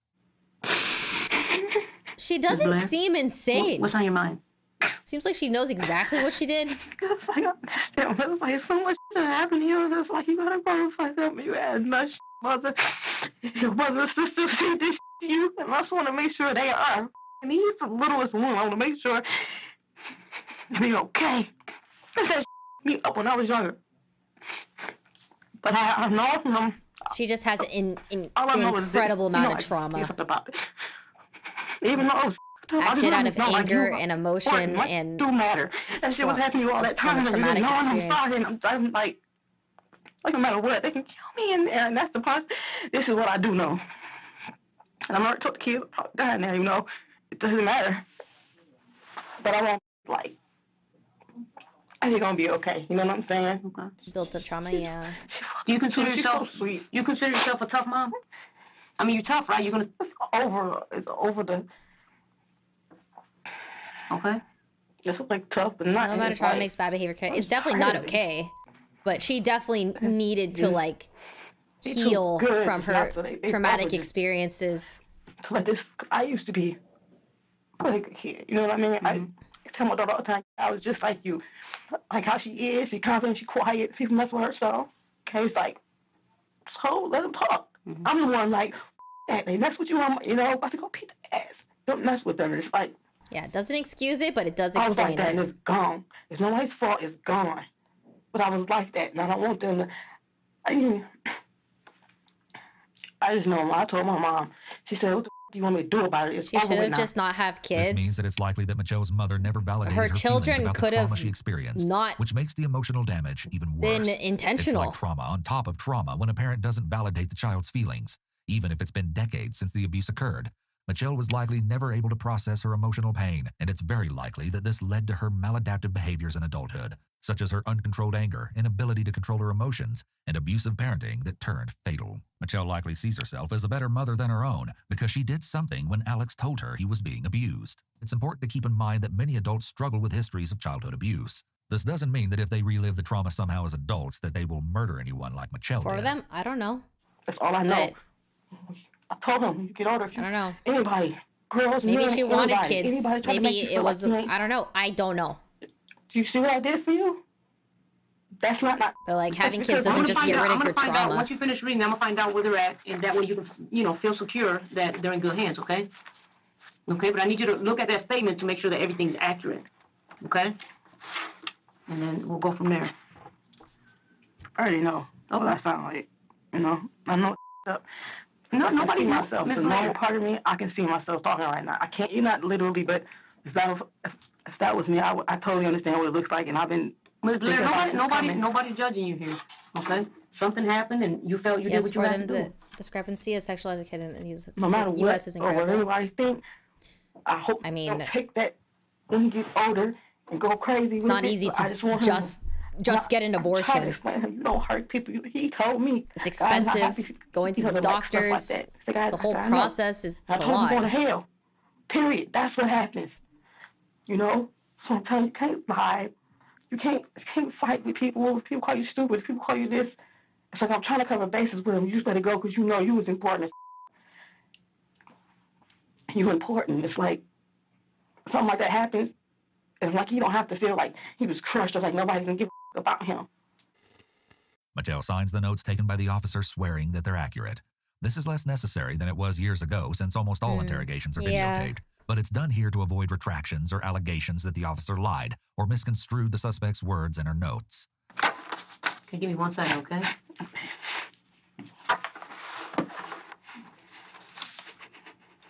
Following the interrogation, Michelle was charged with 2 counts of first-degree murder. An examination of the bodies revealed that 9-year-old Stephen died from blunt force trauma and what was described as thermal injuries in 2012. That is so while sad. 13-year-old Stoney was killed in 2013 from blunt trauma to the head. Michelle kept both of the bodies in the deep freezer in the family's living room for around 3 years until their discovery when she was evicted. When she went to trial, Michelle told the judge that she still felt no remorse and even doubled down by stating that she would have killed Stephen and Stoney again, referring to them as demons. Still, prosecution made it clear that they didn't find any evidence that Alex had been assaulted by his siblings. In fact, there's no evidence that the alleged victim or his older sister ever corroborated the story Michelle told investigators. While she was in prison during her trial, one of the other prisoners who had been housed in the same block as Michelle came forward with a shocking claim. They alleged that, among other things, Michelle told them that she'd made up the entire story that her son had been assaulted by his siblings so that people will have sympathy for her. This person also stated that Michelle told them that she threatened her oldest daughter into helping with the deaths of her siblings. According to court documents, it was reported that her eldest daughter alleged Michelle forced her to carry Stoney's body and put it in the freezer. Neither of these claims have ever been proven, nor was anyone besides Michelle charged with any crimes connected to this case. In less than 4 months, Michelle was charged, convicted, and sentenced. In June of 2015, Michelle pled guilty and said she would have accepted the death penalty if it had been an option in Michigan. Instead, she was given a life sentence without the possibility of parole. This leaves the question of what happened to Michelle's remaining 2 children after her arrest. Well, in 2017, it was reported in the news that her oldest, then 19, was graduating high school and had plans to go to college, while her youngest son had been adopted and was thriving in school. Though the case seems like it ends here, it doesn't quite. Since her incarceration, Michelle has continued to find herself in trouble with the authorities. In fact, it's been reported that she's been involved in 49 incidents since she was imprisoned. In one confrontation, Michelle allegedly put her urine and feces into a Pringles can and threw it in the face of a corrections officer. On another occasion, while Michelle was being escorted down a hallway, she started yelling at another prisoner. When a correction officer intervened, Michelle punched them in the stomach and arm. Who gave her Pringles? She was sentenced on charges for both incidents and added 38 months to 5 years to her sentence.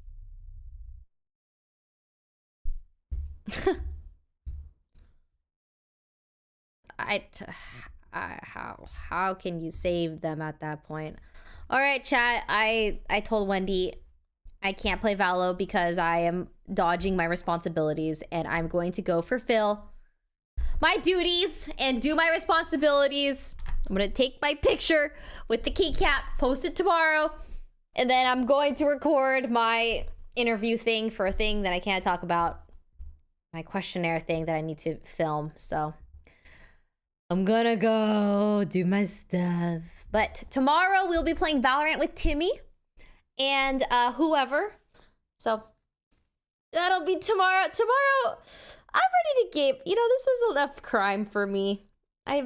I feel like that was a pretty awful video. That was a pretty awful situation. I don't think I've seen one that bad. That was awful. Terrible, terrible, terrible. Anyways, thank you for hanging out. I will see you guys tomorrow. Have a good night, everybody. Goodbye.